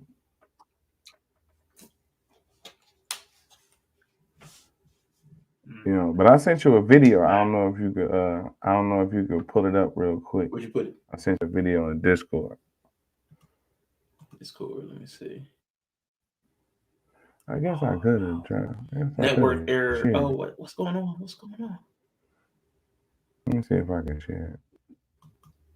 I'm still here, I think. I think the real number are a lot higher in places where it's illegal. Abortions enforcement care. Yeah, listen. That's just what's on the books. That's what's on the books. And why can't I pull up Discord? Let me see. I'm gonna share it.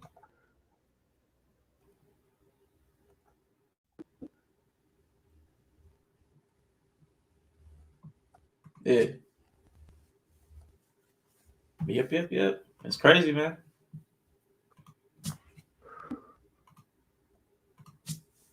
See, you got situations like this. So I know this is part 3, but the caption say she don't want to be a mother anymore because her new boyfriend don't want kids.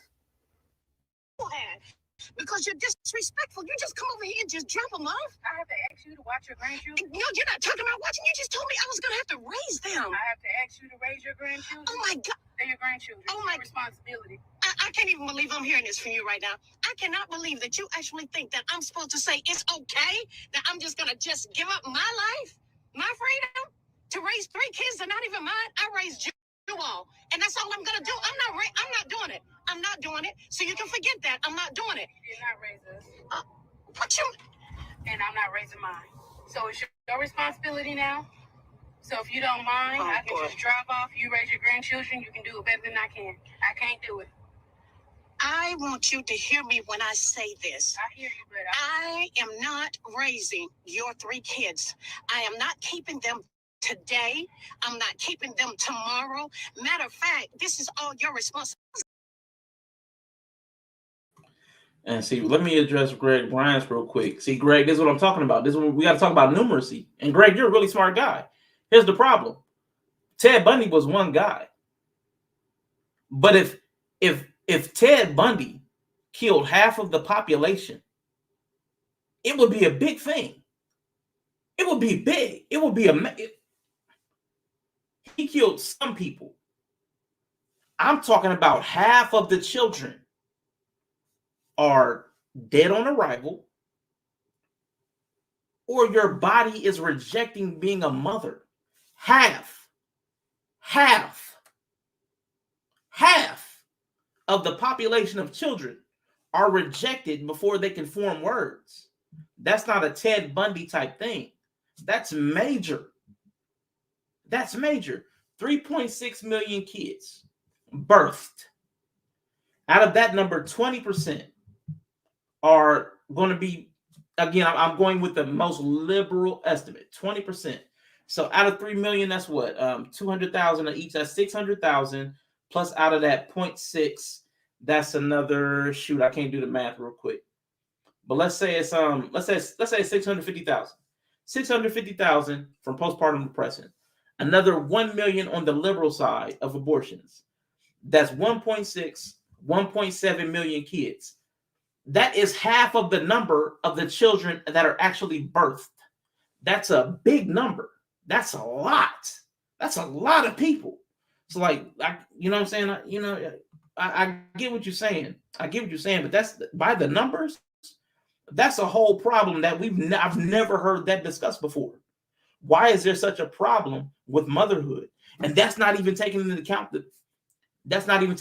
like the mortality rate, the infant mortality rate that has nothing to do with the mother herself, but maybe some of the care she receives, some of maybe the diet she has, her health conditions going into pregnancy. That's not even considering that stuff. The medical care that she receives. How many more children does that affect then?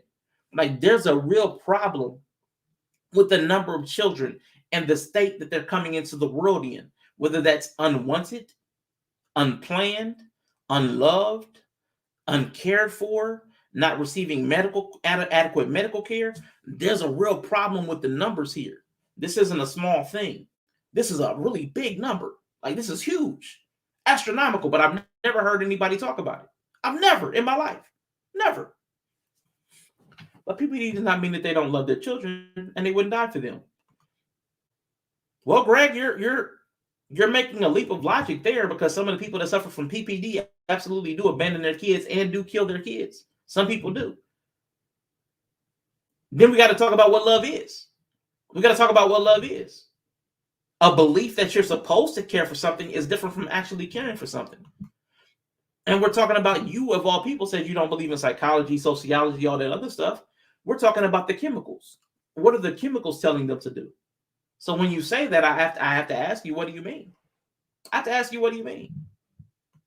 And what does that mean for the child that has a mother that's suffering from PPD? What does that do for their care?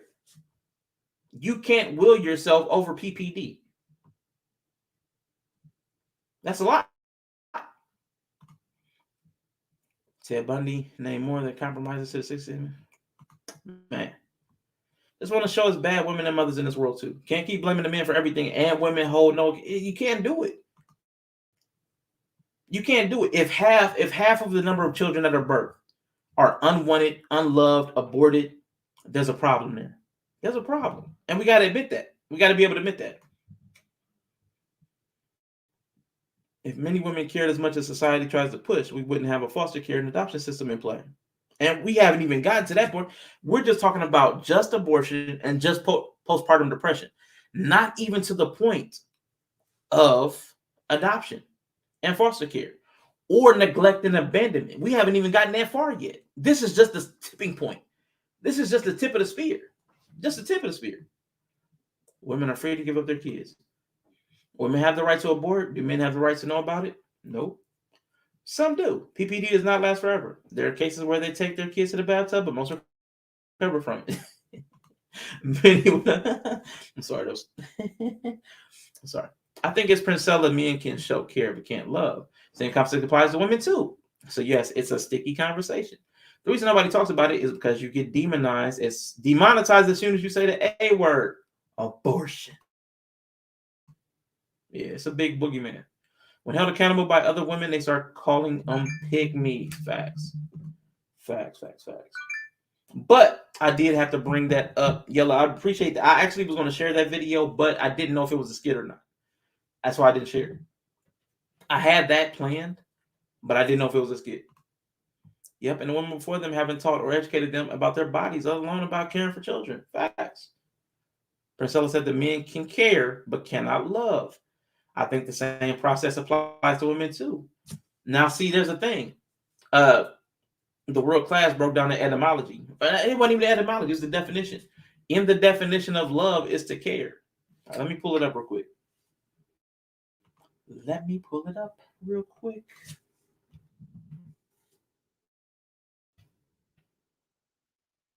I think he was that the Merriam-Webster? God dang it. This internet is killing me today. I knew I had a long stream planned, and that's the day that my internet will be acting up.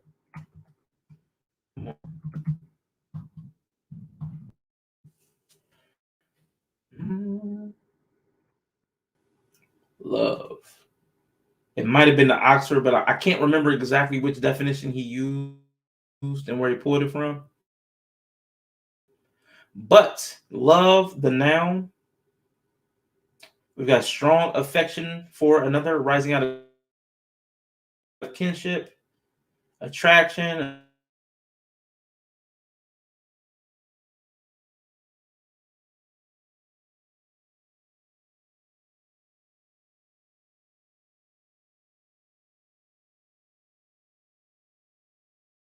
affection. He pulled up definitely had, and that's another thing. The definitions come from a lot of different sources. To care is to love.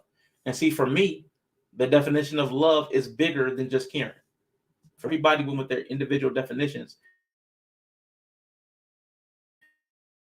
we'd never be able to have a common understanding of anything. Wouldn't be able to do it. I really need you to get a super chat button. You said abortion with flinching. That is context for paying for. I appreciate it, man. Appreciate it, man. But it's going to be a long time before I get a super chat button, if ever. If ever. I probably won't. Care, serious attention, or consideration applied to doing something correctly or to avoid damage or risk. Let me see. That's an unquoted statement, but it's on the same line. Love only exists with showing love. You can't just say it. That shit means nothing. Yeah, so real quick, Yellow, while I'm pulling up the next thing, man, what you oops, what I'm trying to do. Go ahead and jump in real quick. No, I was definitely gonna go with no, yeah, I got you.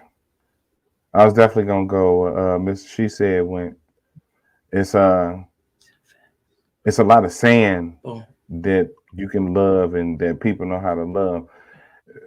Man, when the rubber meet the road, but folks out here dropping is failing.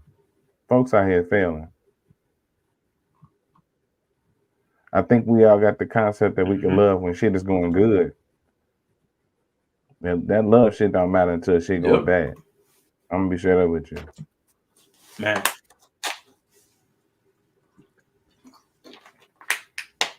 That's when it's tested. That's when you know it's real. That's when you're supposed to do it. I don't think it's a matter. No, that's what I'm saying. Like that's when you're supposed you're supposed to do it whether it's good or bad.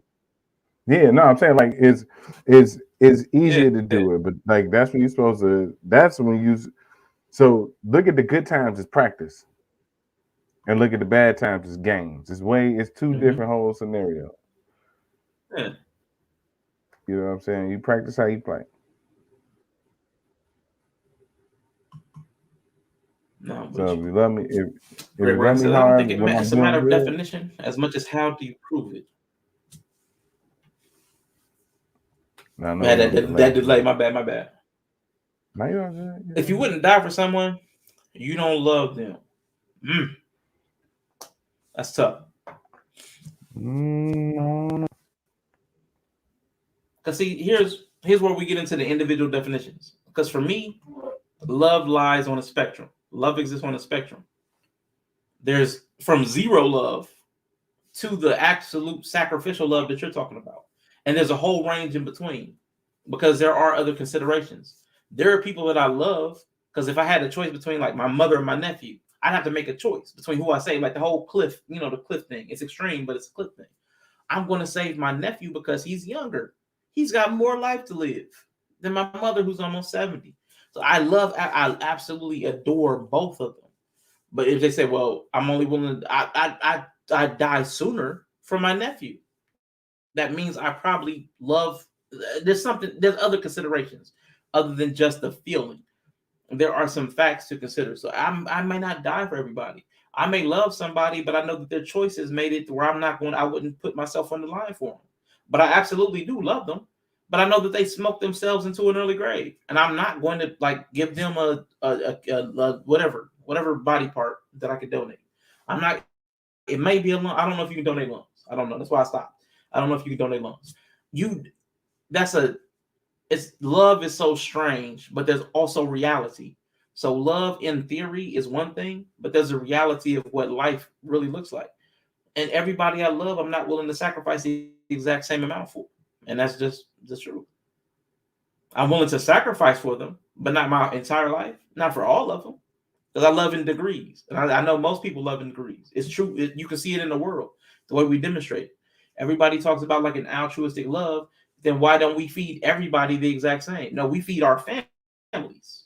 And then sometimes we'll feed neighbors or other family members. But we don't extend to just random people we don't know. We don't give them full meals. No, we treat our kids way better than we treat other people's kids. Obviously. You don't go around clothing every child. No. So like there's degrees to it. The closeness and proximity matters. So there's a lot of facts that have to be considered when we're talking about love is not just in a bucket by itself. All days won't be good or great. How does one handle those days? If you don't live for someone, it's not intentional. I want to live for you so I can show you the love that you need, want, and desire, knowing it may change over time. I'm willing to consider for love acts. Your example of choosing doesn't involve your sacrifice. Love is not based on reason. You make irrational choices like saving the smoker because you love them. I don't know, man. I don't know. That's why I said that's why individual definitions are useless in conversations like this. Because if I can't reason, how can I love you if I have no reason? If I don't know that I'm doing it, how is it love? Then we're talking about a base impulse. Then we're talking about an instinct or an impulse. Then how could there be love without any thoughts, without any reason? You see what I'm saying? That's impractical. Like, so that's what I'm saying. We have to have the base level definitions because, man, without that, we end up getting lost in the weeds. I'm not sure if that's true, though. To show love, you have to die for them. This goes with the conversation about sacrifice, the Judge Joe Brown conversation. Yeah. So what level of love? Because there's again, we studied the Greek. There's 8 different types of love in the Greek. Which love are we talking about? The agape love. Love means to care. So for 1,000 years old, we don't have a right to choose what it means when we didn't exist when it came into the world. Okay, for a different example, do you stand between them and a gun? If so, you love them. If not, you love yourself. And see, I think you can love them and choose not to. For example, I've got a couple of sisters. We'll get into a lot of trouble. One time I was willing to stand between them and a gun. But again, enough situations with them putting themselves in bad positions, I'm no longer willing to. Does that mean I don't love them? That's up to you. I mean, you get to say that, but I wouldn't say I love them any less. I was doing it because I thought I had to. I realized I didn't have to. I didn't have to put my life on the line for every single person, regardless of what decisions they made in their life. That's impractical. To me, that's not love. If throwing your life away for any reason is love, then I don't want love. I don't want that love for anybody. I don't want mindlessly throwing my life away. To me, that could never be love for me. That could not be a valuable asset. That could never be something I aspire to. Throwing my life away for anybody because I love them, I couldn't accept that. No matter what position you put yourself in. You shot 3 people, now they're trying to shoot you, and I've got to jump in front of your bullet. Nah, I'm good.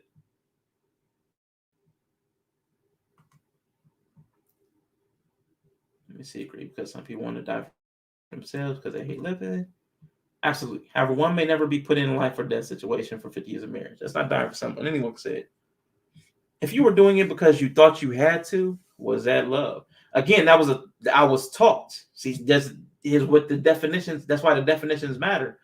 I was taught that love required you to sacrifice your life for anybody that you said you loved, regardless of situation. That's problematic thinking. There's no thinking to that at all. I had accepted that. But then what would that do? Like, let's play out love. Let's play out love. So one person is set to die because this is where my utilitarianism comes in. One person is going to die and I can jump in front of the bullet for them. Then I'm removed from the board of loving anybody else. I can never save anybody else. So then you have to make a cost. What am I dying for? Who am I dying for? Is it somebody who was getting ready to die the next day? Somebody that stage 4 cancer that had like a 6-day prognosis? Or is it somebody that's a young person that has their entire life ahead of them? I promise you, for me, if you don't think this stuff out, if people's lives aren't worth considering and thinking about, it's hard for me to say that you love them, man. Appreciate the cash app. Got the cash app from Harris Tribe Media Group, man. Appreciate you. Let me hit that little, hit a little quick one. Hit the little quick one. Let me see. Where's that? She said the nigga so got cash app. Cash app, cash app. She don't make a move without cash app. Cash app, cash app. Send that money over to her ass app.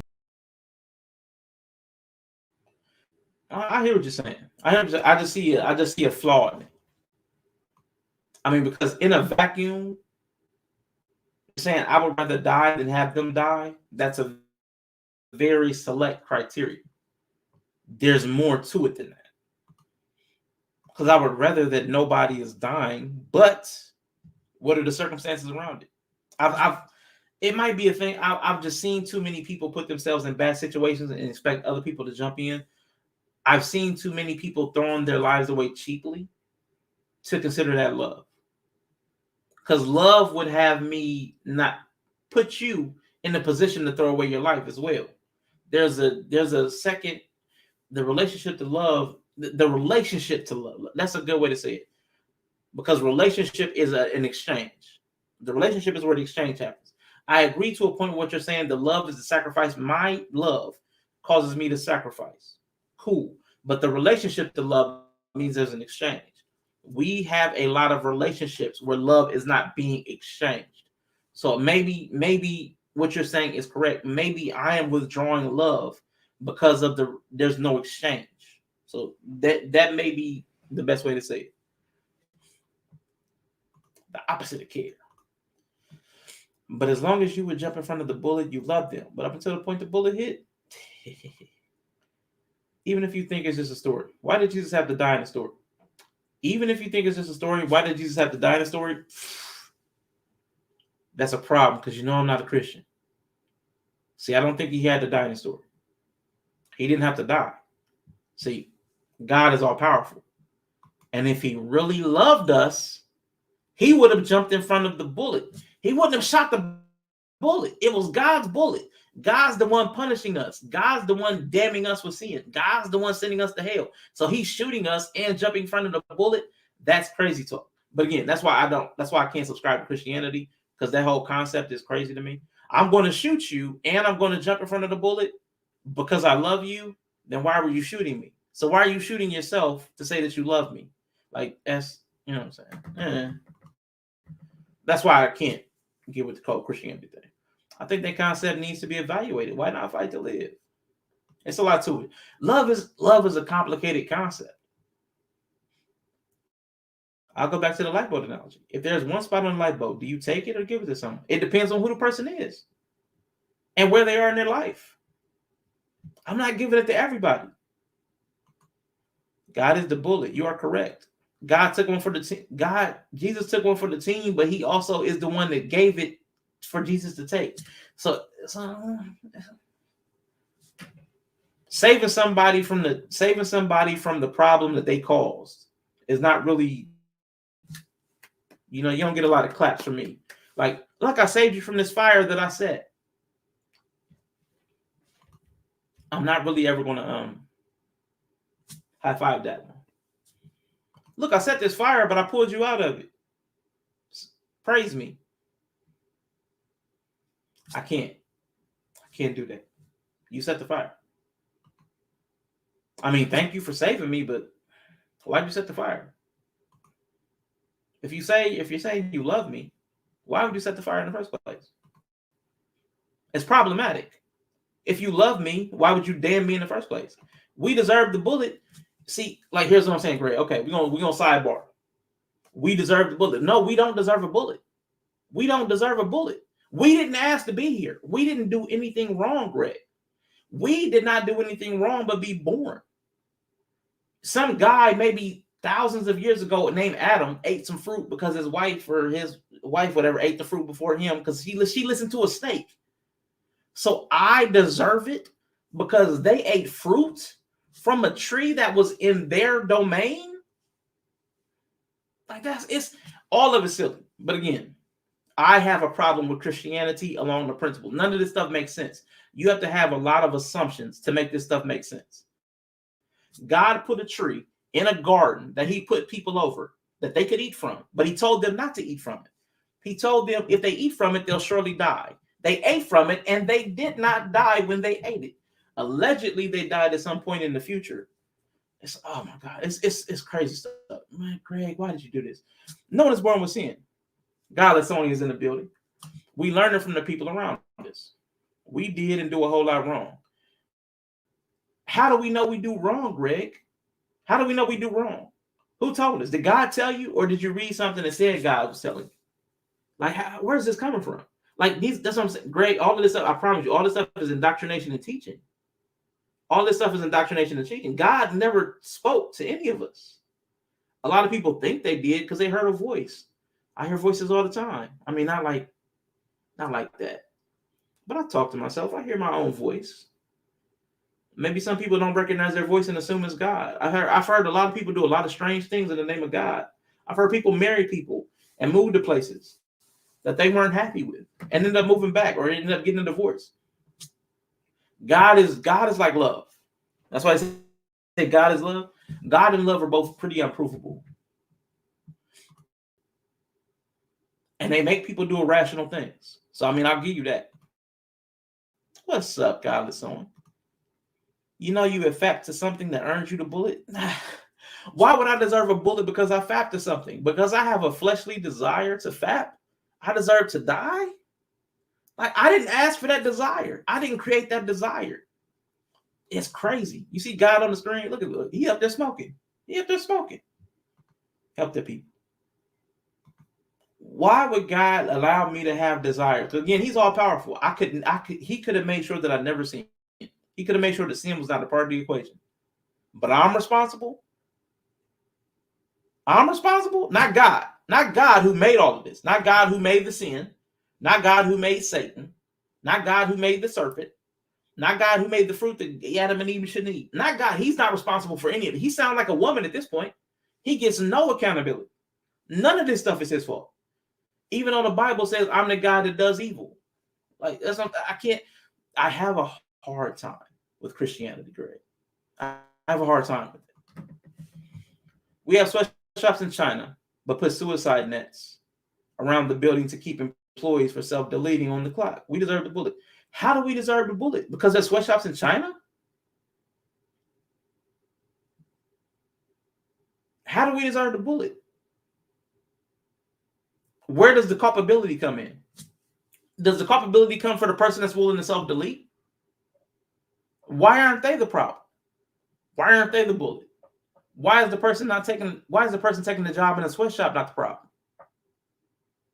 Like what I'm trying to say is, Greg, we are making a conscious decision where we're ascribing the blame to, which has a lot of assumptions in it.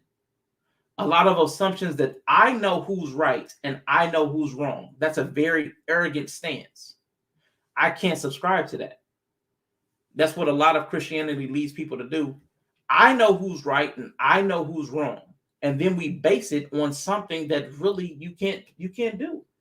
Who's right and who's wrong is based on some book, based on some book that who wrote, based on some book that who wrote from hearing what, from seeing what, from doing what. It's all a lot of assumptions, and I can't rock with that. I can't do it. I didn't deserve a bullet. Oh, you just like get me riled up. I can't stand you. I can't. That's why God's on the screen. Yeah, I'm done with you, Greg. I can't.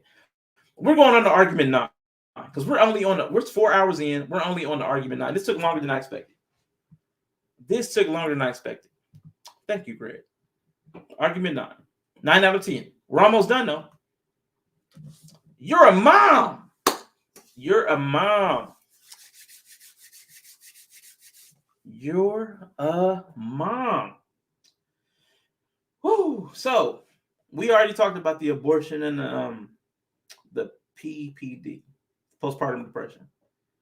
Then you have abandoned kids, abused kids, neglected kids. Where is the love at, mom? Where's the love? You having a mom? Yes, you having a mom. They don't really love their kids because they happily and celebrate online, sending their kids to strangers. I can't wait for the kids to go back. I can't wait for the kids to go back to school. Happily sending their kids to strangers as defenseless children to be turned into what we know. We know what school turns kids into. It's either minorities, school to prison pipeline, or even majorities. You're turning into workers, to bots. You're turning children into bots to be bullied by classmates, to possibly be abused by classmates or teachers, or let me see, youth pastors. You know, I hate a youth pastor. So people are desperate to turn their kids over to this. Shout out to the world class who reminded me of the violence enacted by women against their own children. Corporal punishment is often the first resort, not the last, the first resort for women who are woefully unprepared to parent. They do not protect their kids from sexual assaults, often compete with these children, don't believe them when they say they've been assaulted, and subject their kids to a life living among the abusers. This has been a good time before I head out. Great topic on my little Libra's birthday. Okay, happy birthday, little Libra. But listen, I want to read these facts to you. These facts about sexual assault. Because again, we subject our kids to a lot. In surveys of adults, 1 in 4 women and 1 in 6 men report that they were sexually abused as a child. That's a lot. 20% to about, what is that, 16%? 16% for men?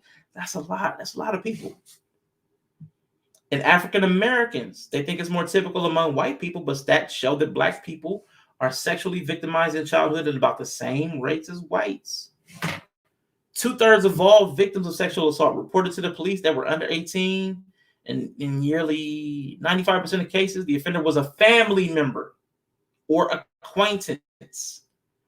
Poverty, which contributes to violence in many communities, is not seen as a risk factor for child sexual abuse. Abuse is more likely to be reported among low-income families, but is virtually undetected in families whose money or status shield them from authorities. African-American women are less likely than white women to involve police in cases of child sexual abuse, letting your kids suffer. Fears about betraying the family by turning abusers into the system and distrust of institutions and authorities often lead Blacks to remain silent about family business. About 14% of all young victims of sexual assault are male. 20% of sexual abuse of boys is committed by women. Among African Americans, homophobia perpetuates the denial of sexual abuse of boys. Black women report being more severely abused with greater force. They also report more upset, greater long-term effects, and more negative life experiences from sexual abuse than white women.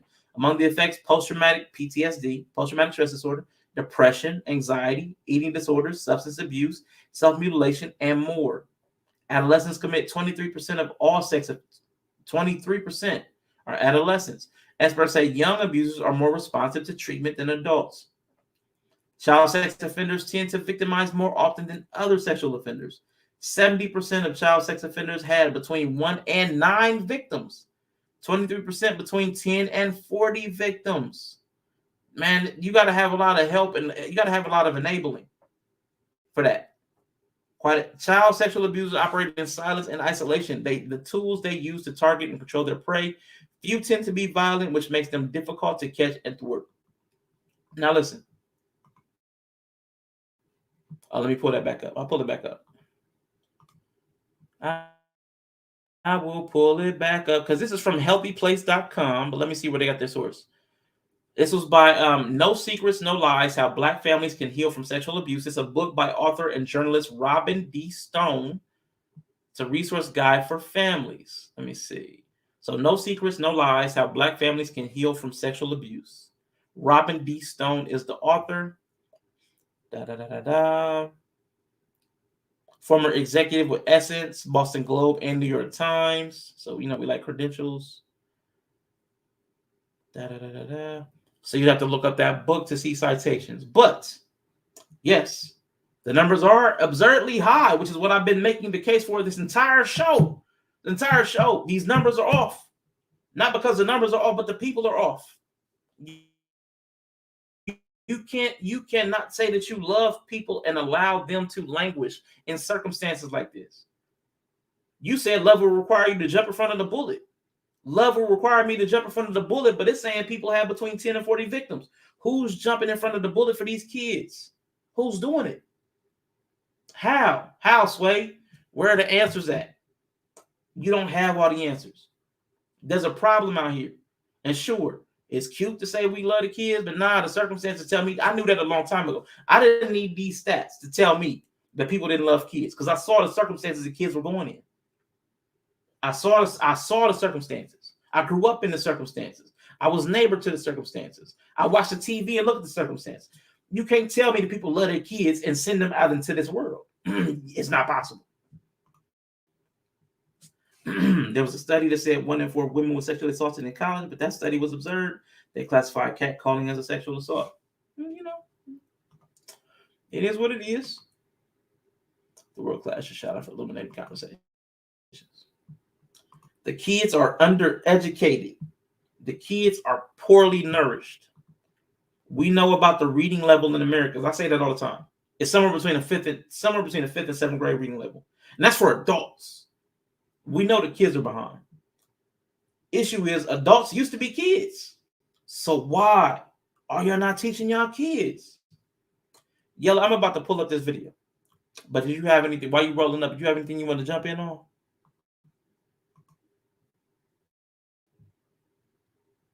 No, go ahead, bro. Do your thing.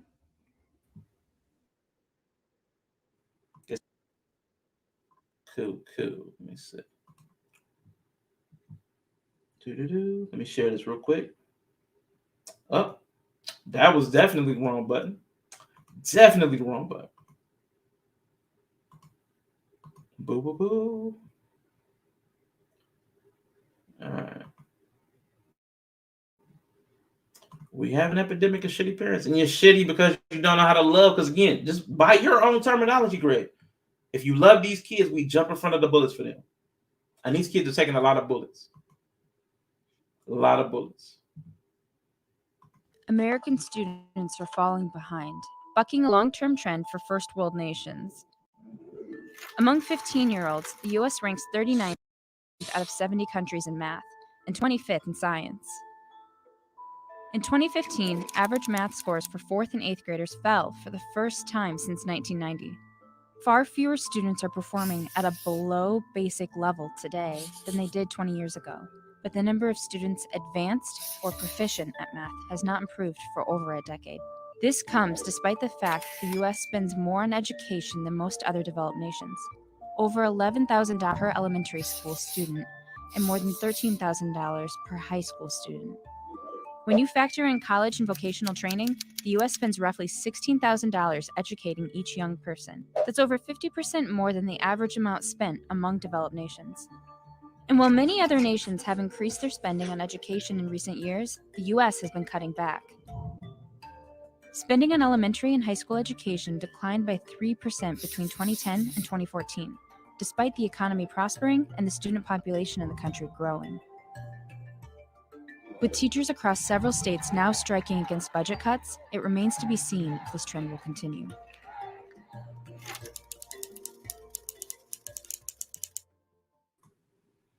Man. So we see the education. And we've heard the stats about child. Oh, shoot, computer, don't do this to me. Okay, went all black on me. Give me a second. Hopefully I'm still here for y'all, because, man. All right. Oh, my computer. Oh, my goodness. All right. What's really fucked is before school age, American children are among the highest scoring in the world. And I believe that. I see moms walking football field distances in front of their children. Yeah, it's bad. I've seen so many kids walking by themselves. Early morning. I've seen so many little kids, defenseless kids, couldn't possibly protect themselves. Couldn't possibly. But we've heard the stats about childhood obesity. And as a fat boy, I'm not trying to make fun of fat people. You know, they had the whole Commit to Be Fit initiative, Michelle Obama's initiative. But I do have to ask the question, man, why are all the kids built like me, man? It's ridiculous. Why are all the kids out here looking like me? I'm old and fat. These kids are young. Get them a chance, man.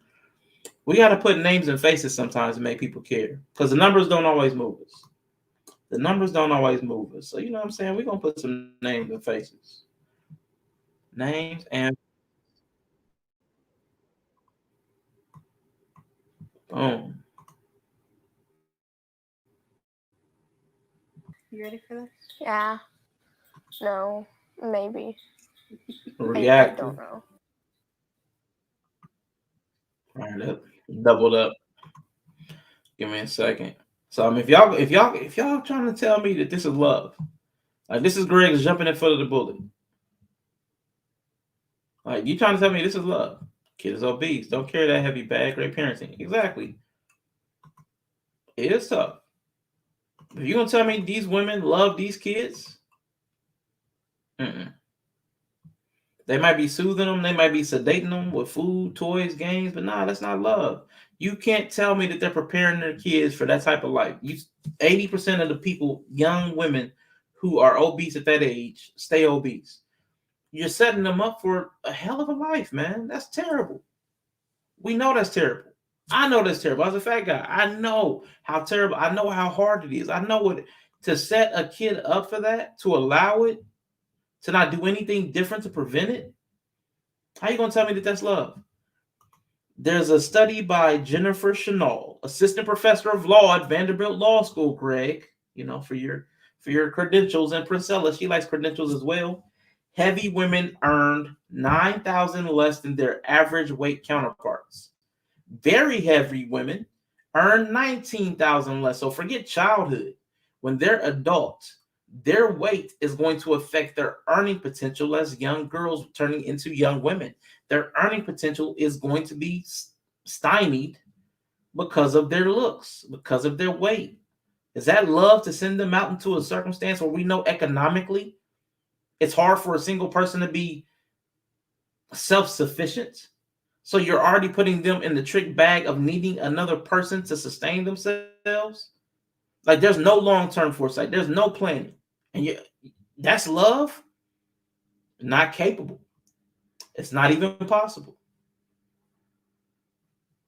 Not even possible. Let me pull up this next vid. I think Yellow had to step away or something. Where we at? Where's Jennifer Chenal? Let me see. We are in 9. Let me see. Let me just double check. Argument 9. 10 facts. Got stuff in too many places. Boom. And I appreciate y'all bearing with me with my internet issues and everything. Appreciate y'all. But I want that lady to tell y'all about that. Where we at? Share screen. Man. Woo.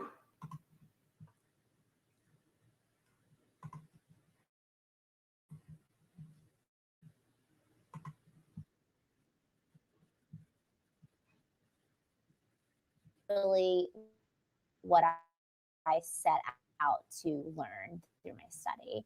No matter what the type of occupation, give me a second. Obese men seem to do just as well. They make as much as non-obese men. Jesus, let me just bring on the quality because Jesus Christ. They're just as likely to work in physical activity occupations. They're just as likely to work in personal action occupations. But we see a very clear pattern for women. Starting with a woman becomes overweight, she is increasingly less likely to work in a personal interaction communication occupation. And as she becomes heavier, she becomes increasingly less likely to work in a personal interaction occupation. I find the reverse trend for women in physical activity occupations. Again, I didn't see any trends for men, but for women, starting when a woman becomes overweight, she's actually more likely to work in a physical activity occupation, which I have to say, I think goes a little bit against expectation, especially, again, we hear so many anecdotes about overweight and obese individuals not being able to do their job as well, or their weight getting in the way. But in fact, what we see for women is as women actually increase likely in a physical activity occupation. So actually, morbidly obese women are most likely to work in a physical activity occupation, even much, much more likely than a normal weight woman. The high physical activity jobs that we see women in are things like home health aides, daycare workers, food preparation, jobs that require you to be on your feet a lot. They don't pay very much money. So historically, physical activity occupations pay less than personal interaction occupations. These are the sort of blue collar jobs and jobs, and especially women, these are jobs. Boom. All right, so let me pull that out. Man. So this is the life that they're setting these kids up for. My Lord, this technology today, man. Oh, today of all days. Today of all days. High physical occupations because you have to stand. Yeah, society was a mistake. Send the space right. Man, I got one more on the not on the exact same topic, but Dr. Peterson. You know, y'all not like my Dr. Jordan Peterson. As soon as I can get this thing to load up, I swear to God. After Monday, I might not come back. I'm so sick of tech issues, man. I'm so sick. But I really do appreciate y'all rocking with me, man. Because, man, I'm so frustrated with this mess.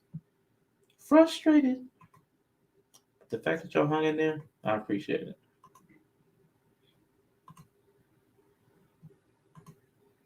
Oh, standing is physical, Greg. Standing is a verb.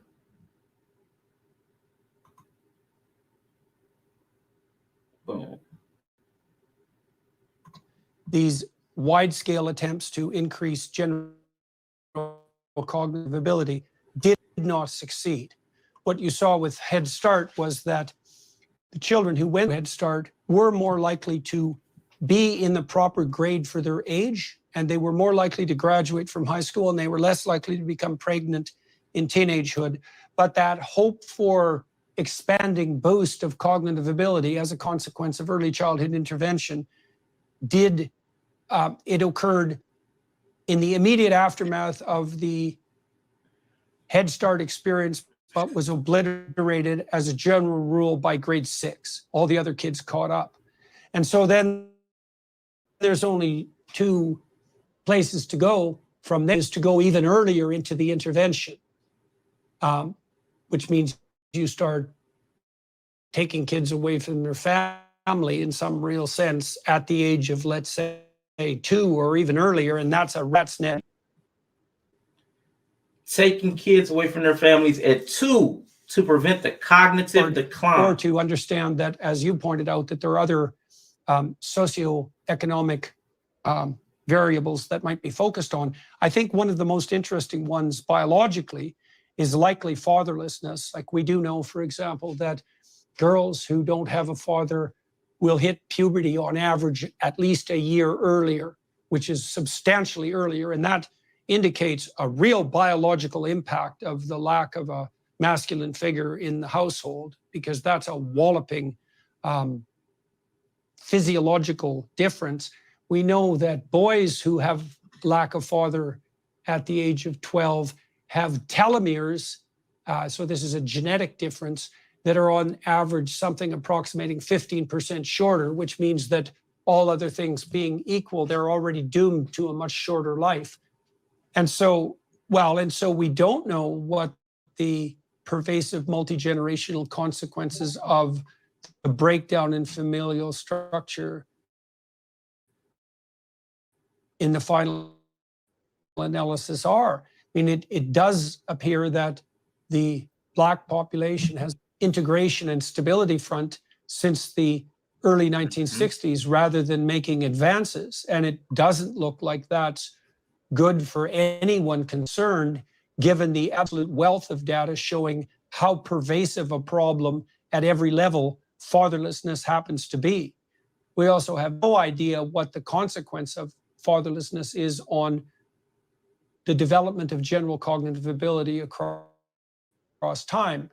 There might be a literature on that that I don't happen to be familiar with, but it is certainly the case that that's another place we might look if we're trying to bolster social stability and eradicate some of the pervasive differences in cognition. So if we were trying to fix things, because sending the kids back to these families that are headed by women, the children were falling back into cognitive decline within a couple of grade levels. So all the Head Start intervention meant nothing. So the only way he could perceive of fixing the situation would be ripping the children away from these homes at the age of 2. Unless the fathers were present, because there is a larger degree of difference if the fathers are present, even physiological, to like what he said, to the genetics. The argument is that if women love their kids, they wouldn't be single moms. I can get on board with that. If they love their kids, they wouldn't be single moms. All of that is all of it comes together. There is no one decision. People don't make just one decision in their life. All of the decisions lead back to a conclusion. All of these decisions, everything I've talked about, leads to one logical conclusion. If Black women, especially, women period, but Black women especially, because they keep touting themselves as the most educated, but women more than men seem to jump into the college education ranks. Why are the kids so stupid? Your love is inadequate. Your degrees aren't saving the children, including yourself. He said that the only way to save the kids would be to take them away from their mothers before they turn 2. Before they turn 2. Because this was about fatherlessness. That's where they say the problem most likely is. The kids are unloved. And you being present does not resolve that. So you can't possibly be providing love because it doesn't do anything. They need the men. Only a man can love. And unfortunately, because y'all have boy children half of the time, if you love them, you'll want to do better by them. Listen to this clip. And that can be seen in various different ways. So 1 in 4 fathers don't live with their children. If parents split up, they're much more likely to lose contact with their fathers and with their mothers. And so 1 in 3 children, if their parents split up, don't see their father at all after a few years post the separation. So this fatherlessness is something that's very, very specific. And when 4 in 10 children are born outside marriage, and most children to less educated parents are born outside marriage, then we have to reinvent what it means to be a father. Because right now, men are still being held to an old standard of what it meant to be a successful father in a world where that is neither possible for many of them or even desirable. Because what we've seen is, as women have grown in economic power and economic independence, then of course they're going to choose to be with a man rather than being forced to, as in the old days. This is probably the greatest liberation in human history, honestly, that women can now choose whether to be with a man or not. More than 2 out of 5 households in the US now, a woman is the main breadwinner. 40% of American women earn more than the average man. These are huge economic changes and all for the good, but it does pose some really sharp questions about what fathers are for. And until we escape the obsolete model of the breadwinner father, then we will continue to see more and more men being left out of family life. And the kicker is that boys in families that don't have a father presence suffer much more than girls. And so then what happens is that male disadvantage can become intergenerational, because if the fathers are struggling and therefore not really involved in their kids' lives, then the boys are the ones who suffer most, who will then go on to struggle themselves in education and the labor market.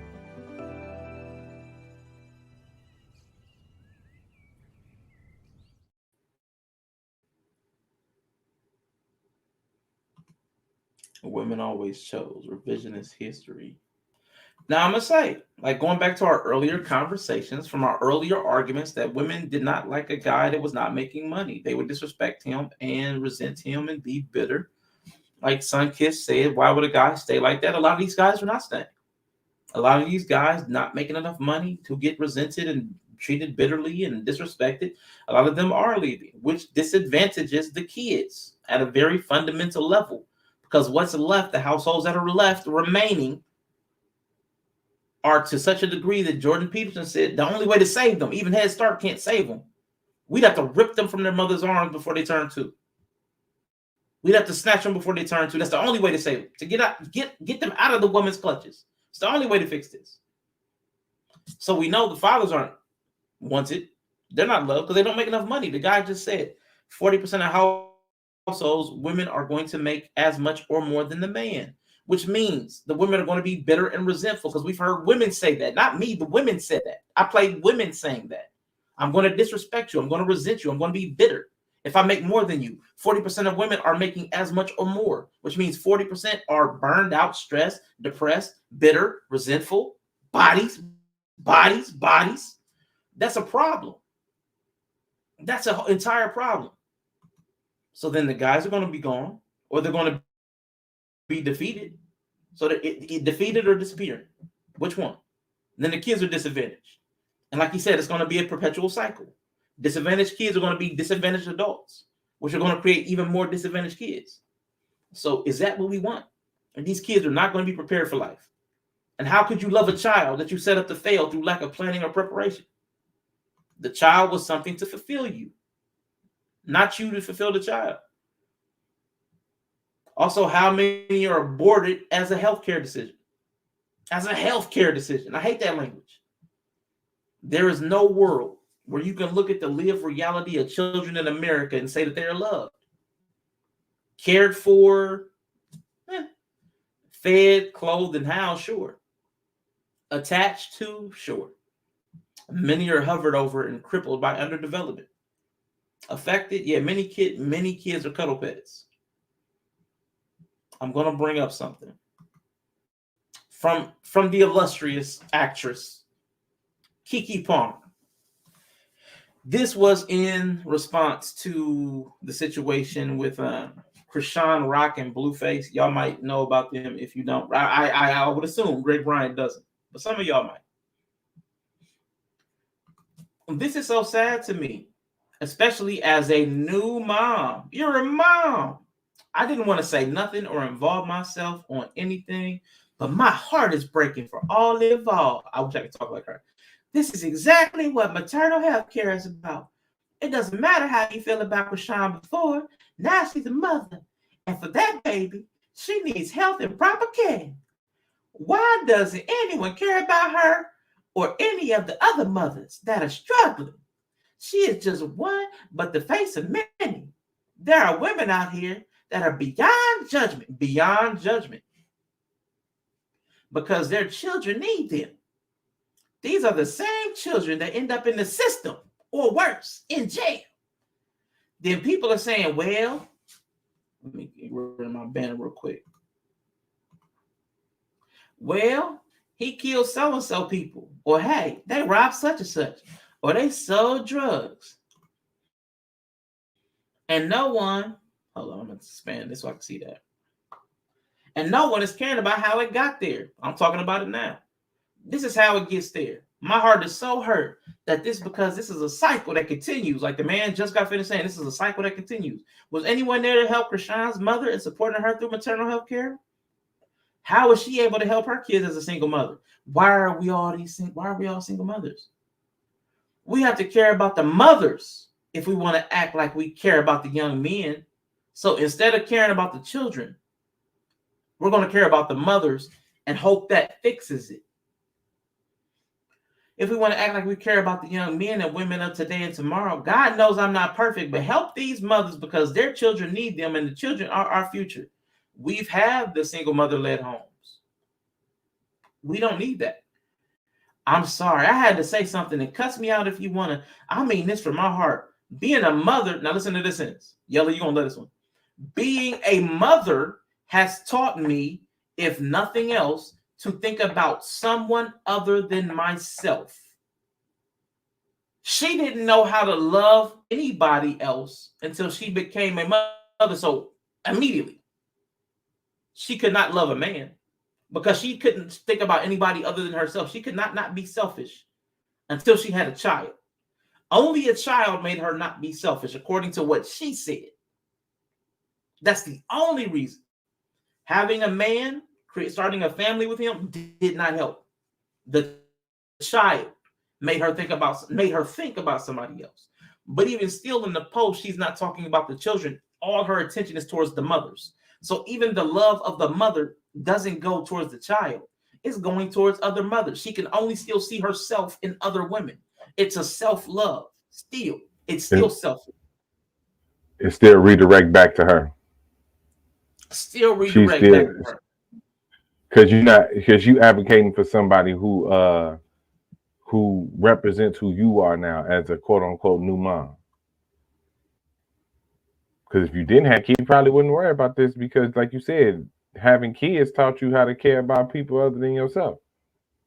And the only people you can care about other than yourself is the moms who kind of act like they care about the kids.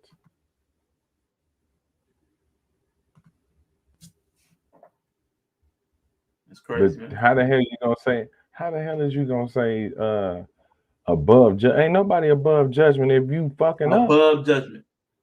Above judgment.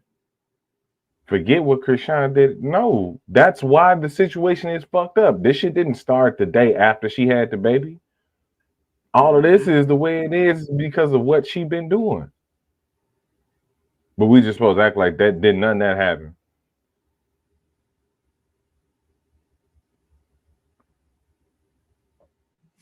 Yeah. Wouldn't die for her kids. Bad mom. Let me just finish this statement real quick that she said. Being a mother has taught me, if nothing else, to think about someone other than myself. And as a society, we need to do better by our mothers, not the kids. There's an epidemic in maternal health care needs for Black women. We have to do something or stop asking questions about the pipeline that leads to our youngsters to the streets because they have nowhere else to go. By saving the mothers, you save the children. That's the narrative that's been going on forever, and it's not helping. It's not solving any problems. Because unfortunately, and I hate to say this, but it's the absolute truth. Women are not leaders, just by nature. Because of that right there. That's the proof. Women will think, generally speaking, this is a generalization. A lot of women will think only of themselves and only see themselves in a lot of the empathy, sympathy, all of that feeling. You can't lead through feeling. You need some thoughts. You need some thought. And there was no thought to the kids. I'm going to save the kids by saving the moms. No, we need to save the kids because the moms are the problem. That's part of... Everyone says the children are our future is extremely self-involved and definitely doesn't care about anything that happens after math facts. Don't care nothing about their kids. Don't care nothing about the kids because the entire post was about the moms. You care about yourself and the people that share your identity, which is why I have a problem with so many people adopting an identity. That whole mom label is something people like to wear. It's not something they like to do, which is deeply problematic in a society.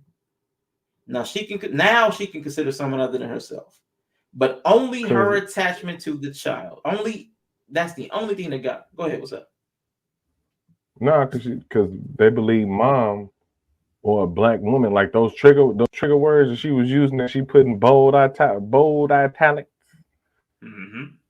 Mom, black woman, this, that, and all that gives them a certain air of protection or no judgment at all. That's why we so fucked up now, especially in our communities, because one, we can't judge the mothers and we can't judge the sisters either.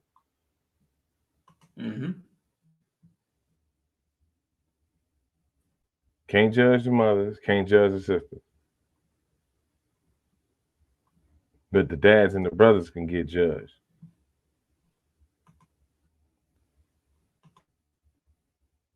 We can get held to this weird ass standard.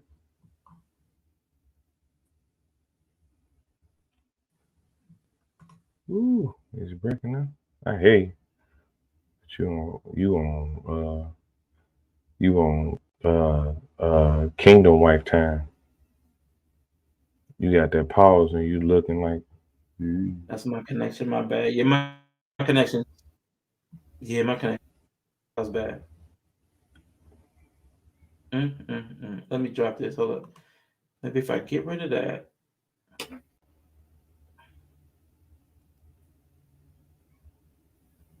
Maybe that'll help. Maybe that'll help. My computer's struggling. All right, cool. All right, judges all the whole. Man, that's facts.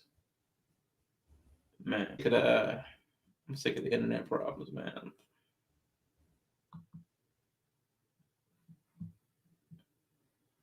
All right, cool. I think I'm back because that thing was stressing me out. All right, so I'm gonna skip that one. But she was ready to toss old boy after that whole "you're a mom" thing, and we go right back to the mother without help she described. Because although they have money, paying for a second set of hands only helps mom offload labor. It does not truly help the child be loved and provided a stable relationship, which includes discipline and correction. But that's not part of the equation. They're not considering that. It doesn't even matter. Doesn't even fit. I was going to show an example of what that looks like in our everyday lives. Some of those people whose sons be out here wilding and they be on the news talking about, we need to do something about my son, lock him up. But yeah, my computer ain't working today. So on to argument 10. Last argument. This went way longer than I expected, but I appreciate y'all for rocking with me. Because girls is leaders too. Because Princella says that women are leaders. Princella says that women are leaders. And I'm gonna stop at argument 10. I had a whole balancing act where I was going to actually say what I really, my real thoughts. Like, I think it's a human thing, not a gender thing. So I ain't gonna have time. It's already been like almost 5 hours, man. I was trying to be out of here before Mr. He Said went live, and he's already live. So you got people out here saying goofy stuff. Like, men aren't leaders, women are. So shout out to the Queen Maker on that. Even looking at Kiki's post about our lost children, you look at your local news. If women are leaders, this is where their leadership has brought us. So either men are leaders, but not present in the home, so that's why they're falling apart, like Dr. Jordan Peterson was kind of saying. Or women are leaders, but are choosing not to lead because of reasons. Or maybe family takes more than just the mom. Let me just make sure I got like 1 or 2 clips left because I want to get through this. Almost done. Let me see which video was this. Oh, yeah. I definitely want to get this one in. Give me a second.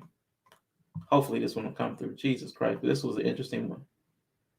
Because this speaks to this is Dr. Anybody that's seen me do Dr. D. Rashawn Johnson, this is the dudes. This is what I was doing, Dr. D. Rashawn Johnson. This is Dr. T. Hassan Johnson. Oh, shoot. Man. This was an interesting little clip. Let me see how long this is. Ooh, that's long. Jesus Christ. I'm going to play like a few minutes. Man, God dang it. That's 11 minutes. I ain't going to do it. I'll summarize it because my computer has not been holding up. What had happened? That guy that was on the other side of him, He Dr. D, I know, right? The guy that he was talking to has like, I'll say like boys girls club type thing, but or he might be a teacher. I can't remember, educator in some kind of way. But his class, they got into a conversation somehow, and all the kids thought that it would be better for a single mom than for them to have the mom and the dad. So there's a whole explanation, but that was 11 minutes. My computer was not going to handle that today. I could send anybody the clip if they wanted because it's part of a longer conversation. But even the boys thought that there's no need for a man in the family or the community. The boys were saying that there's no need for a man in the community. The women can handle it just fine. And that they had that conversation, like, where did this come from? This perception that it would be better for a single parent mother than a dual parent household. So they had like, that was 11 minutes from a longer conversation. But again, my computer, it ain't going to handle it today. But that is definitely not love. It's not love for it to be taught that children that fathers are unnecessary. That's not love, especially to boy children who may become fathers. Having that type of teaching or understanding is problematic because it builds them up as men who already don't see the value in themselves. You can't build a man in that way. You can't allow that narrative to persist through words or actions. It comes from not seeing men around. I agree, but there's also got to be something behind just not seeing men around. There's some reinforcing. There's some reinforcement there. There's some kind of reinforcement there. But maybe who women love is women. Since Princella did say that most women are gay, I think this clip is shorter. Let me see if my computer can handle this one. Let me see how long this one is. Yep. Minute and a half. Yeah, you gonna need that video? Let me drop that. Let me see. Give me a second. Here's the clip, but you'll be able to go from the clip to the full video because I just had a short clip, but you'll be able to go from that clip to the full video. And if you need me to pull it up and send it a different way, let me know. But I can't. But that's for the Dr. Tiasan Johnson. But it's a trip. But let me get this shared. This one's a minute and a half. Let me see. Which is just right for my computer connection today. Boy. Yellow, you gonna like this one? Yeah, boy. That tells you exactly who the deadbeat dads are being bred by. Man. Because how could you be a good dad if you think the dads don't have a place in the family? I mean, you starting off like that. Dads are not needed in the household or the community. If that's what you believe as a child, and I think this is a supposition. This is me theorizing. That comes from the need to prop up women as capable and competent. And I'm not trying to say at this moment that women are incapable and incompetent. There's a need for single mothers to be lifted up as pillars, the backbone of the community. So that if women are capable of holding down the family on her own, that automatically infers that the man was unnecessary. If mom can do it by herself, then father was unneeded and unnecessary. So that narrative and that language, it shapes a mentality. And we got to, and see, Greg, that's what I said. I'm not saying that at this moment because I've said that before. There's a thought process. There's a logic and a reason flaw. There's a logic and a reason flaw. But let me bring this video in real quick. Let me bring my boy Yellow back in. I have been a single mom for all of 2 years, and I have to say, I hate it here. I don't hate being a mom. I don't hate having kids, but I hate that I only had options. Stay in an unhealthy, dysfunctional relationship, or do it ain't working today. The cleaning. I was a primary person in charge of taking care of the children, and here I thought that was a totally totally different category Send me the link. than being a working mom. As a working mom, I'm literally still doing all of the same added mental Put the link stress in the load back. of how do I pay every bill by myself. And that's not even the part that frustrates me. The kicker is that normal and even embrace. What'd you say?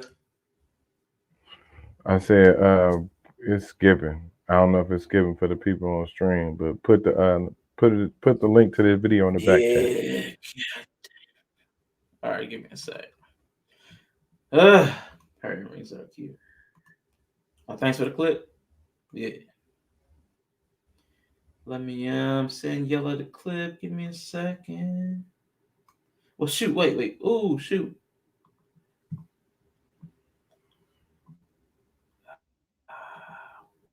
Give me a quick second.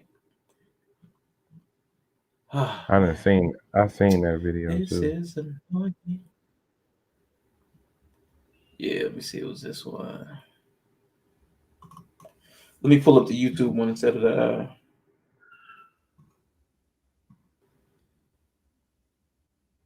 That's in the back chat. So let me see.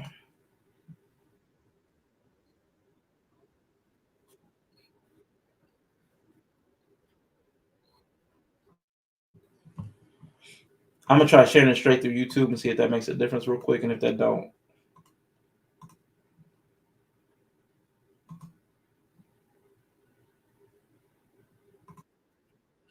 Options: either stay in an unhealthy, dysfunctional relationship, or do it all on my own. And see, when I was a stay-at-home mom, I did the cooking, the cleaning. I was a primary person taking care of the children. And here I thought that was a totally different category than being a working mom. As a working mom, I'm literally still doing all of the same stay-at-home mom shit, just on a different schedule, but now with the added mental stress load of how do I pay every bill by myself. And that's not even the part that frustrates me. The kicker is that this is culturally normal and even embrace that if you're a single mom, you're just going to struggle and that's it. Like I could be on the brink of a mental breakdown, literally underwater, telling people like, I do not know how to make this better. And someone will ask me, what's wrong? Are you okay? No, I'm not. All right. Queen Suckett says she can't hear it. So I'm going to put mine down. If you got it, you can share it because it's not playing. I was going to say I heard it. Oh, you were able to hear it? Ah. Yeah. But y'all got the gist of it. The amount of over 30 single women complain on TikTok about not having a man makes me feel sad more than making me feel smug. Yeah. It's crazy because again, I would bet you that there was some underachieving male who I'm lagging. Yeah, it's bad, man. It's bad. I want to hurry up and finish. I'm on the last one, but I'm getting frustrated. The technology is really killing me today, and I'm just not feeling it. But I appreciate y'all for rocking with me this long. She went on to complain and say that she was going to like get into a sister circle, like a bunch of other mothers, other single mothers, and they could help each other out. And that point was like to the gay thing, the Princella, the not straight. Like you can't work with a man that maybe makes a little bit less than you, but you'll work with some other women and go ahead and like that first post, like they'll split 50-50 with other women. We'll split the bills and resources with other women, but the men, nah, I'll be a single mom. Can't do it. That's not love. Only using women for resources to make your life easier. So you're not even loving women. So I believe I've demonstrated that women do not love men. They do not love children. And even when it comes to the way they love women, it's solely so that they can make their lives easier because they're struggling. So there's no love out here, man. And this isn't isolated either. Running to women because men hurt you, that's number one, that's Princella's whole platform. But it isn't love. It's a self-induced trauma response. It's a trauma that you induced upon yourself by making terrible decisions because you're the terrible decision maker. And you have poor character on top of that. And now that you're traumatized because of the outcomes of your choices, this is the way you respond to it. And you think maybe a woman could be safer. But as you see from this woman who wants to pair up with other women so they can save money, or Princella people, they do not know how to love. Like Princella said earlier, women do not know how to love. Nobody knows how to love. They don't want to deal with men. Facts. They think it'll be easier, but not. It's still difficult because people are people. Humans are humans. We're messy. Being a feminine is great till the toilet breaks. Facts. But Yella, did you want to mention? I'm gonna skip on playing any more videos. We're pretty much done. I'm gonna get ready to wrap up. I got a few more stuff to say, but I want to get you back in. Now, my whole thing would be when they talk about these toxic and all this other ass relationships, where's their daddy at? Where's their daddy? Because you just wanted to be out of the relationship. That don't mean he would. Cause you, I feel like she's leaving out a lot. I'm sure. To be straight up with you. Nobody's telling the truth on the internet. Because, see, she had it good. She didn't know that she actually had to take care of her kids, so she probably wasn't doing that. I feel like dude was probably carrying the load. Because anybody who been having to work to take care of their kids understands you got to work to take care of your kids. See, what I heard was somebody who thought they was finna upgrade and they could do better, and they can't.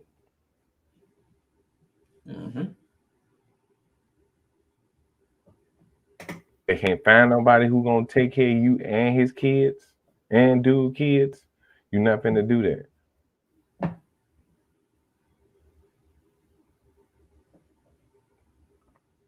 So that's kind of what I see out of that shit. That's what it sounds like. Just something about that wasn't sitting right. You just how do you not know you got to work to take care of your kids? Because you ain't been doing it. Because they daddy been doing it. Somebody.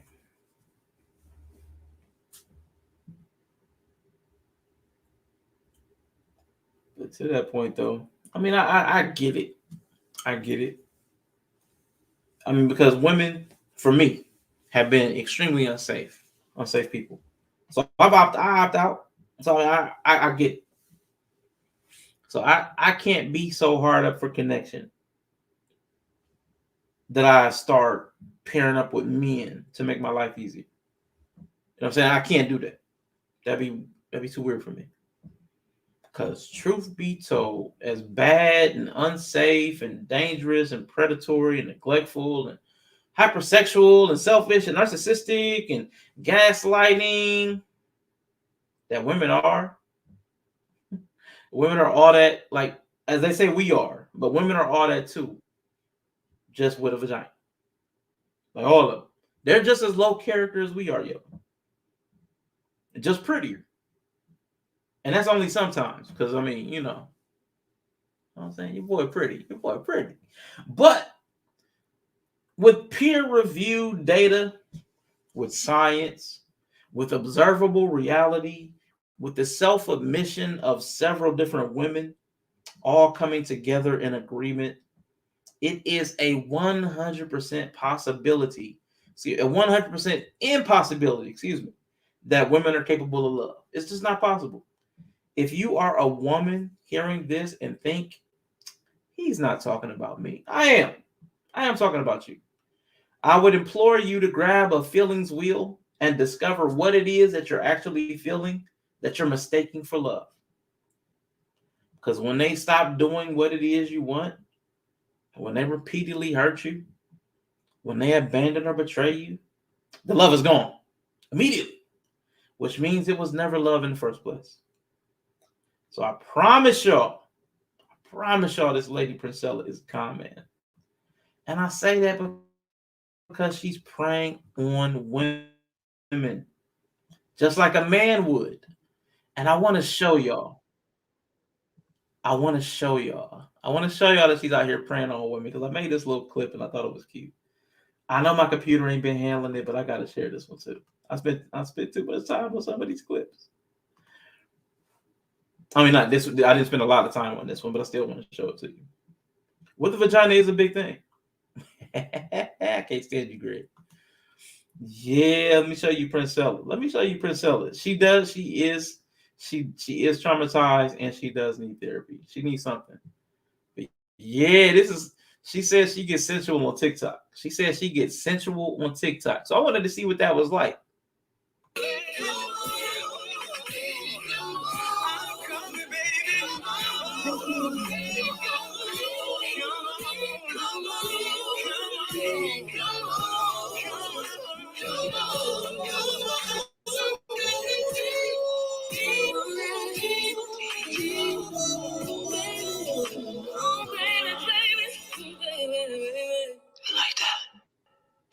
Yeah, she like it. She lying.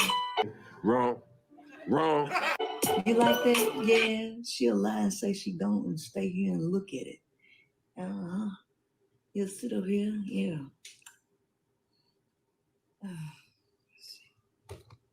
Well, they absolutely love it. I ain't worried about what none of them say, because I know what's going through I know what's really going through their head. Right? I know what's really going through their head. I am the truth. I said that shit before, and somebody say that I'm blasphemous because I said that I'm the way, the truth, and the light.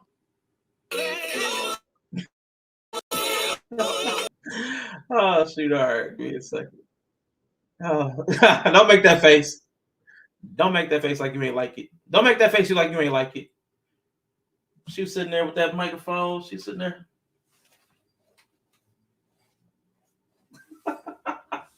Don't do it. Oh, Don't do shoot. it. Don't do it. Man, yeah, you Don't took the say bullet don't for do that. it. Yeah, that's what you came back to. No. Yeah. So she definitely out here. She definitely out here scamming and grifting and trying to get the women all riled up. But I get it. I get it. I promise you, I get it. But she's definitely a con man. She is on one. I was just gonna say that's proof that women do like ugly niggas. For all the women that like that. Medium ugly is a thing. For the women that like that, it's proof that women like ugly niggas.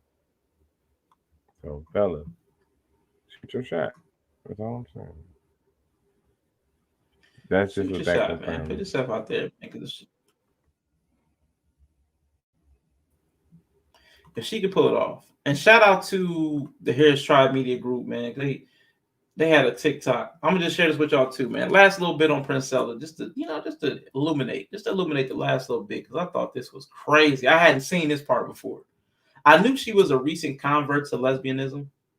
I knew she said like December of last year, I believe, December 2022 was her when she crossed over, when she crossed the burning sands. And I think that her zealotry, I think her platform is built on, like when somebody converts to Christianity, and they won't shut up about Jesus, like they're brand new to it. I think that's where some of this comes from. Some of it, like she got that like new lesbian, like, oh, it's so much safer. That's exactly what it is. But But listen to this, man. I don't trust. I don't trust nobody who found their ideology since the pandemic. If your ideology, if you just started believing what you believe in since 2020, I don't trust you. I definitely don't trust you. She the only one that didn't know. I mean, but that's how it be. Some people be in denial because when you're in relationships with heterosexual men, you have to suppress your real nature. Like she did say that from the article and Journal of Lesbian Love Affairs. Yeah, but she got a little flow to it. But let's get this going. Shout out to Mr. He said, Mr. She said.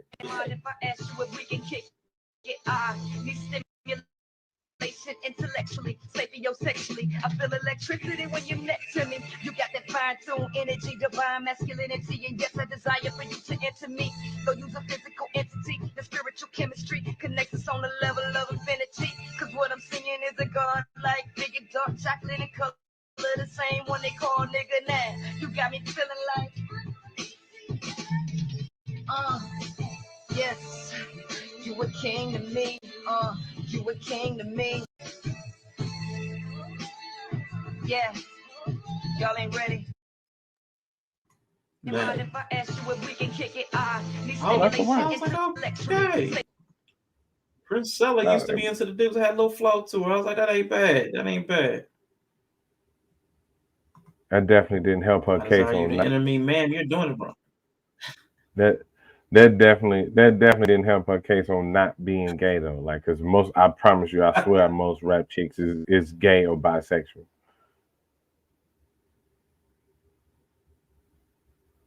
So I need to say pause time? Do I need to say pause or are you gonna say it?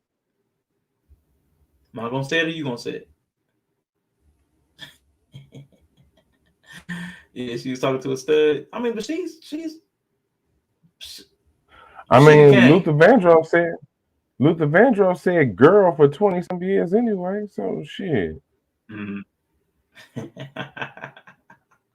All that to turn around and hate the men she once had inside of her facts. Yeah. I mean, I get it, but you know what I'm saying? She on her thing. I get it.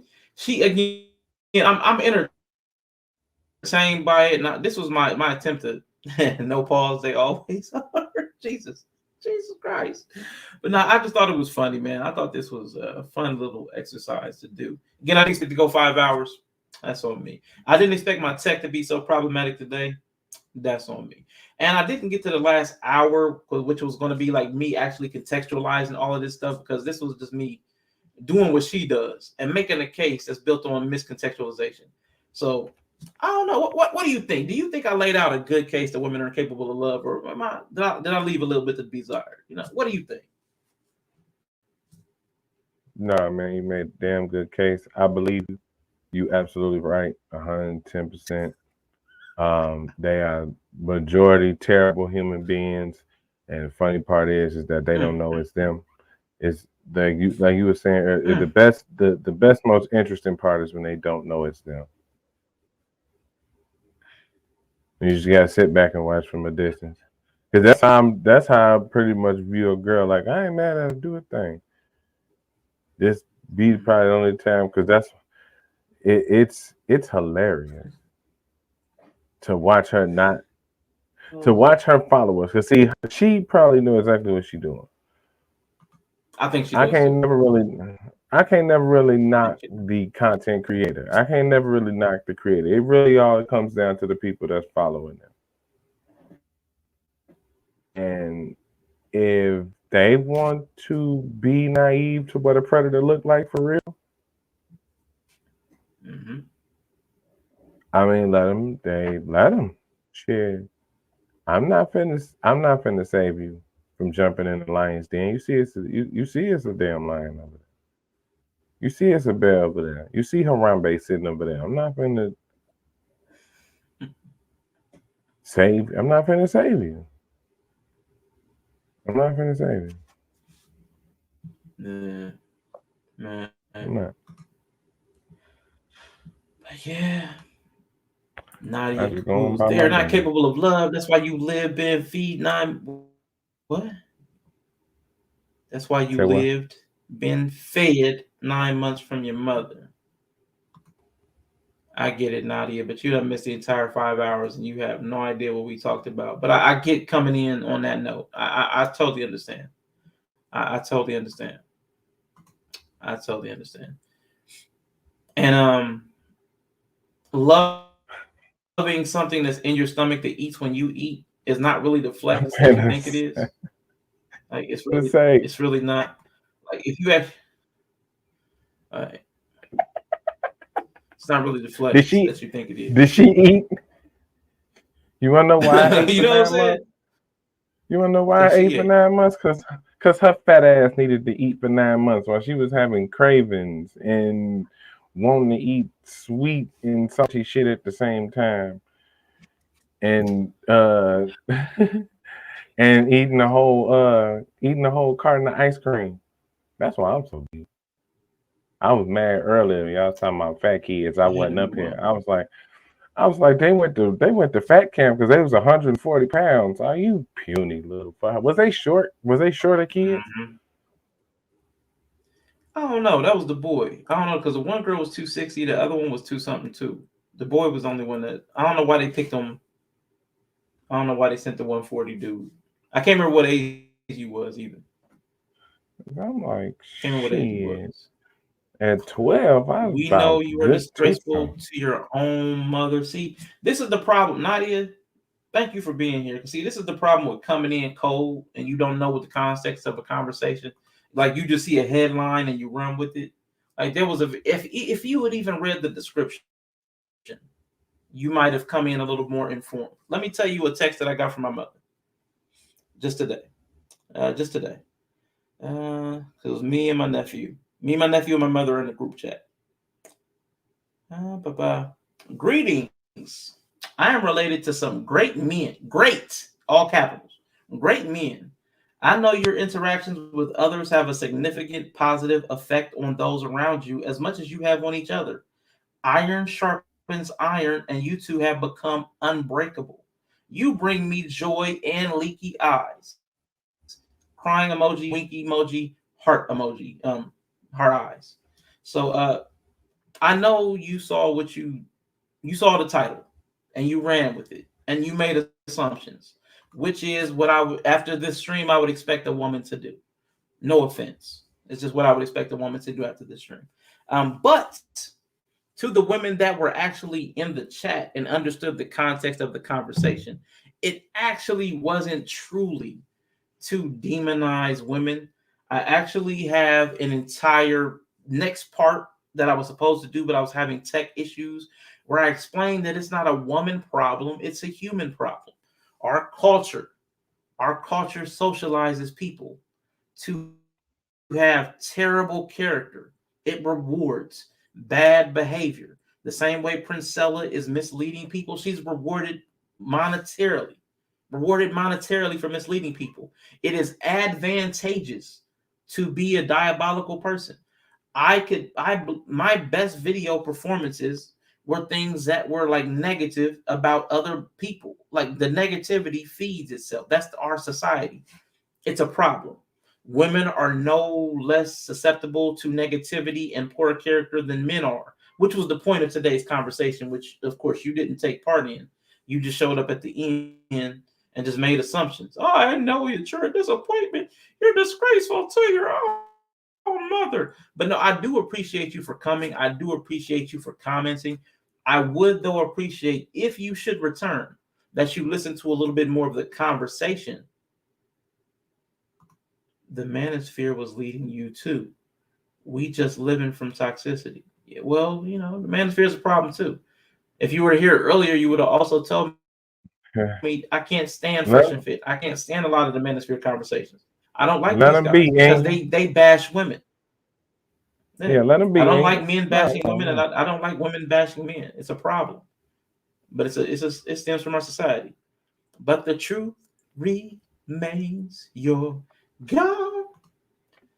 You wait for 9 months because your dad had a weak pull-out game. That too. Whatever, yellow pineapples. Ooh, when it's all caps, it's for real. Did your mom ask you who you would save if her and your nephew were hanging off a cliff? She already knows. I've told her. You should be happy. Women are doing their life. We live and stay. What?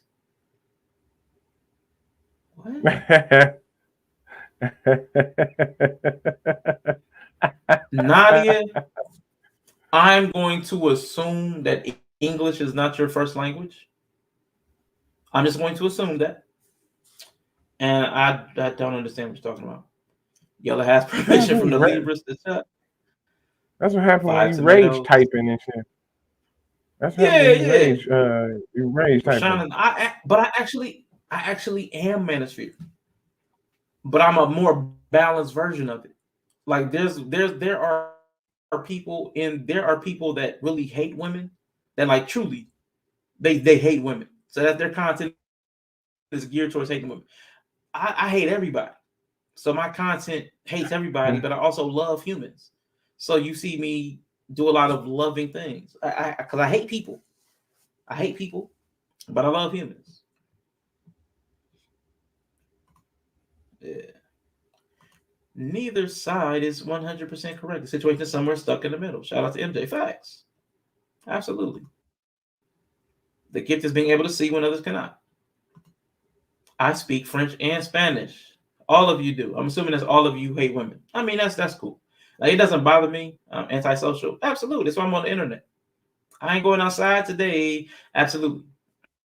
Absolutely. That's cool. Like, here's the thing, Nadia. I appreciate you for coming in. I actually appreciate you for chatting. The insults don't get to me. Insults don't get to me. Like, I mean, so if you want to trigger me, insults won't do it.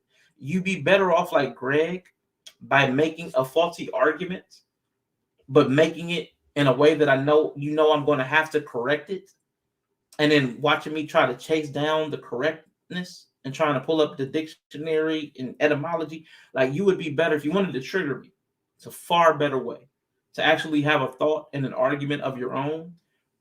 But just calling me antisocial, that won't do it. I've been insulted worse by better. You know what I'm saying? It's that kind of thing. It's not gonna move me. But again, thank you. I appreciate you. But Yella, did you have any closing thoughts you wanted to get in before we headed up out? Nah, man. That's for love tap. I don't know. She saw his face. I mean, hey, bro, they couldn't. That's all, man. Because I'm just trying to figure out how they speak French and Spanish and think they understand what the hell we talking about in the first place. So you had a disadvantage of understanding what we talking about anyway. And you come in at the end. So, but nah, man, this was dope, bro. This is dope. And I understand what you're saying. It definitely it's a problem all around. You know what I'm saying? Yeah. Because these are some levels of extremities, that extreme situations that we're talking about. It's just that they're becoming a little more frequent, but it happens on the other end too, man. Men be on some other shit. They do what they do. I think like what's it? Sun Kiss. Yeah. Like you said earlier, it's something that ain't really been talked about. It's kind of just brushed under the rug. How terrible some of these women can be. How terrible most of these women can be. Terribilosity.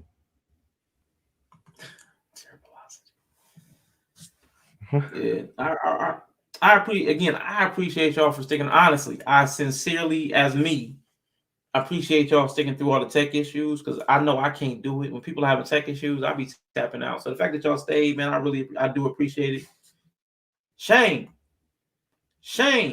But yeah, I did drop the link to Cerebro. I know I thought I'd be done by the time Mr. He Said came on, so I dropped his link, man. Please go and drop some love and support to Mr. He Said, who was in here earlier with us. Talk about selfish. You got a nice car and don't let your boys take it for a drive. Nah, man, I ain't with that. It ain't no fun if the homies can't have nothing. Nah, that's trash. That's a trash concept. But I really wish I had the time and the capacity to finish the stream, because man, I had another, like I said, I had about another hour and a half, maybe, of like balancing out the conversation, because I knew it would seem heavy-handed on the front end. But I think y'all get the gist. I think y'all know that women aren't the problem. It's a societal problem, or it's a culture problem. That's why we leave it good. Because you are so good, people all around the world, you drug addict. I am a drug addict. Listen, go ahead. First of all, I was gonna say, first of all, I am a drug addict. Thank you. I'm about to find I'm addicted to sugar. I got a sugar problem. I like the weed. Cut out most of the sugary drinks, but every now and then I'm gonna hit that high C orange. Yeah. I'm a drug addict. Calling someone a drug addict in this economy is a compliment. Who can afford drugs?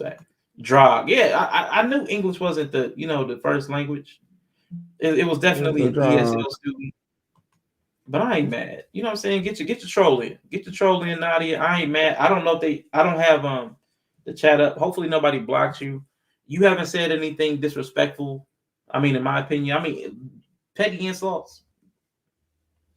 Have at it. That's what I'm saying. Inya already was ready. That's countdown before. That's why I had to tell Inya, Let her be. Let her be. I've been having such a hard time not ordering, getting any gummy bears, man. But I'm gonna tell you, this is my workaround for not getting the gummy bears. I get gummy multivitamins. So it caps me because you don't want to like overload on vitamins. So I have like a couple of this one, a couple of that one. Nadia is awesome sauce. Pause. Thank you, Mrs. Queen Sunkiss. Appreciate you. I think I don't know. I wish my tech. I'm gonna beat myself up for the tech issues, but it's been a thing for a minute, man. My computer's been slowly turning into something else, like turning into a pumpkin. Coming, you know, Halloween's coming up. I'm out here trying to afford to heat my house. You people out here with drug money, I need to start OnlyFans like Rashawn. Listen, you ain't need to tell everybody. I didn't tell anybody on YouTube about my OnlyFans, man. I didn't tell them about that. Why you have sunglasses? This is I turning. have sunglasses because I have eye.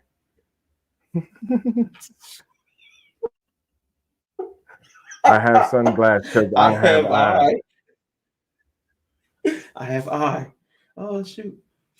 Yeah. I'm trying, Ty. I'm trying to be a little bit better. I got 20 more pounds to go. Man. What? Rashawn has OnlyFans? I don't, but you know what I'm saying? Yeah, you do. Weirdo. Because you have an eye. You're a weirdo. He is a weirdo. Let me tell you about this dude, Nadia. Let me tell you what a weirdo he is. This dude played this video game for 8 hours. You fucking bogus. Listen, it'd be different to play a video game. He played the same level on the video game for 8 hours. Hold on, man. He's a weirdo. Because that shit was, bro. First of all, they made the fucking hardest boss that you could possibly make the first boss, y'all.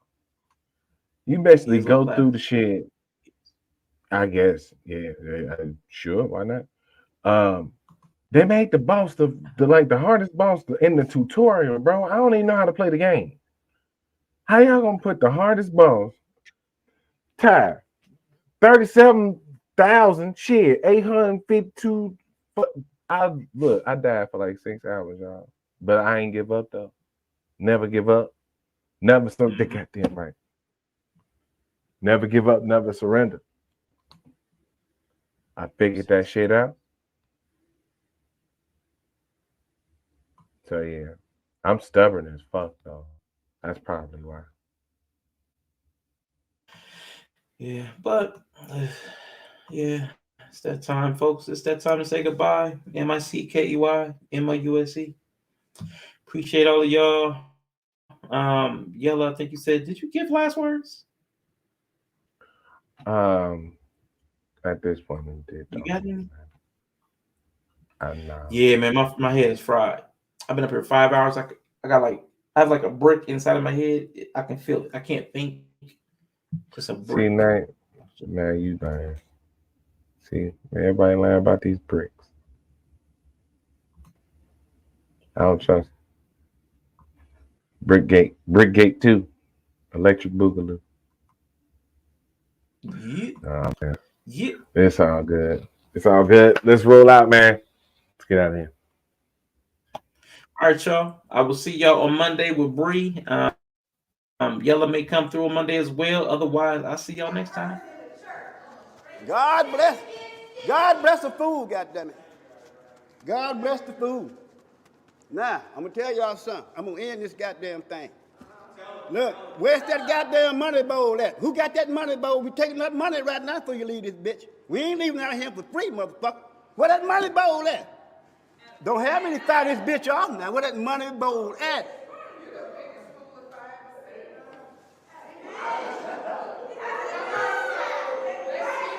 Don't you? Look, don't make me shoot it. All right. Officer Tuckerson already dead motherfucker. I don't mind shooting another motherfucker.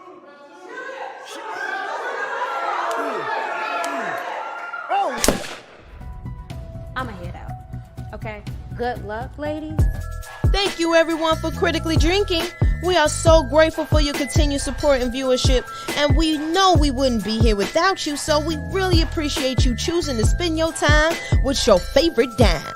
We hope that you're enjoying the show, and we promise to keep bringing you refreshing conversations week after week. Thanks again for watching, and we look forward to seeing you next time.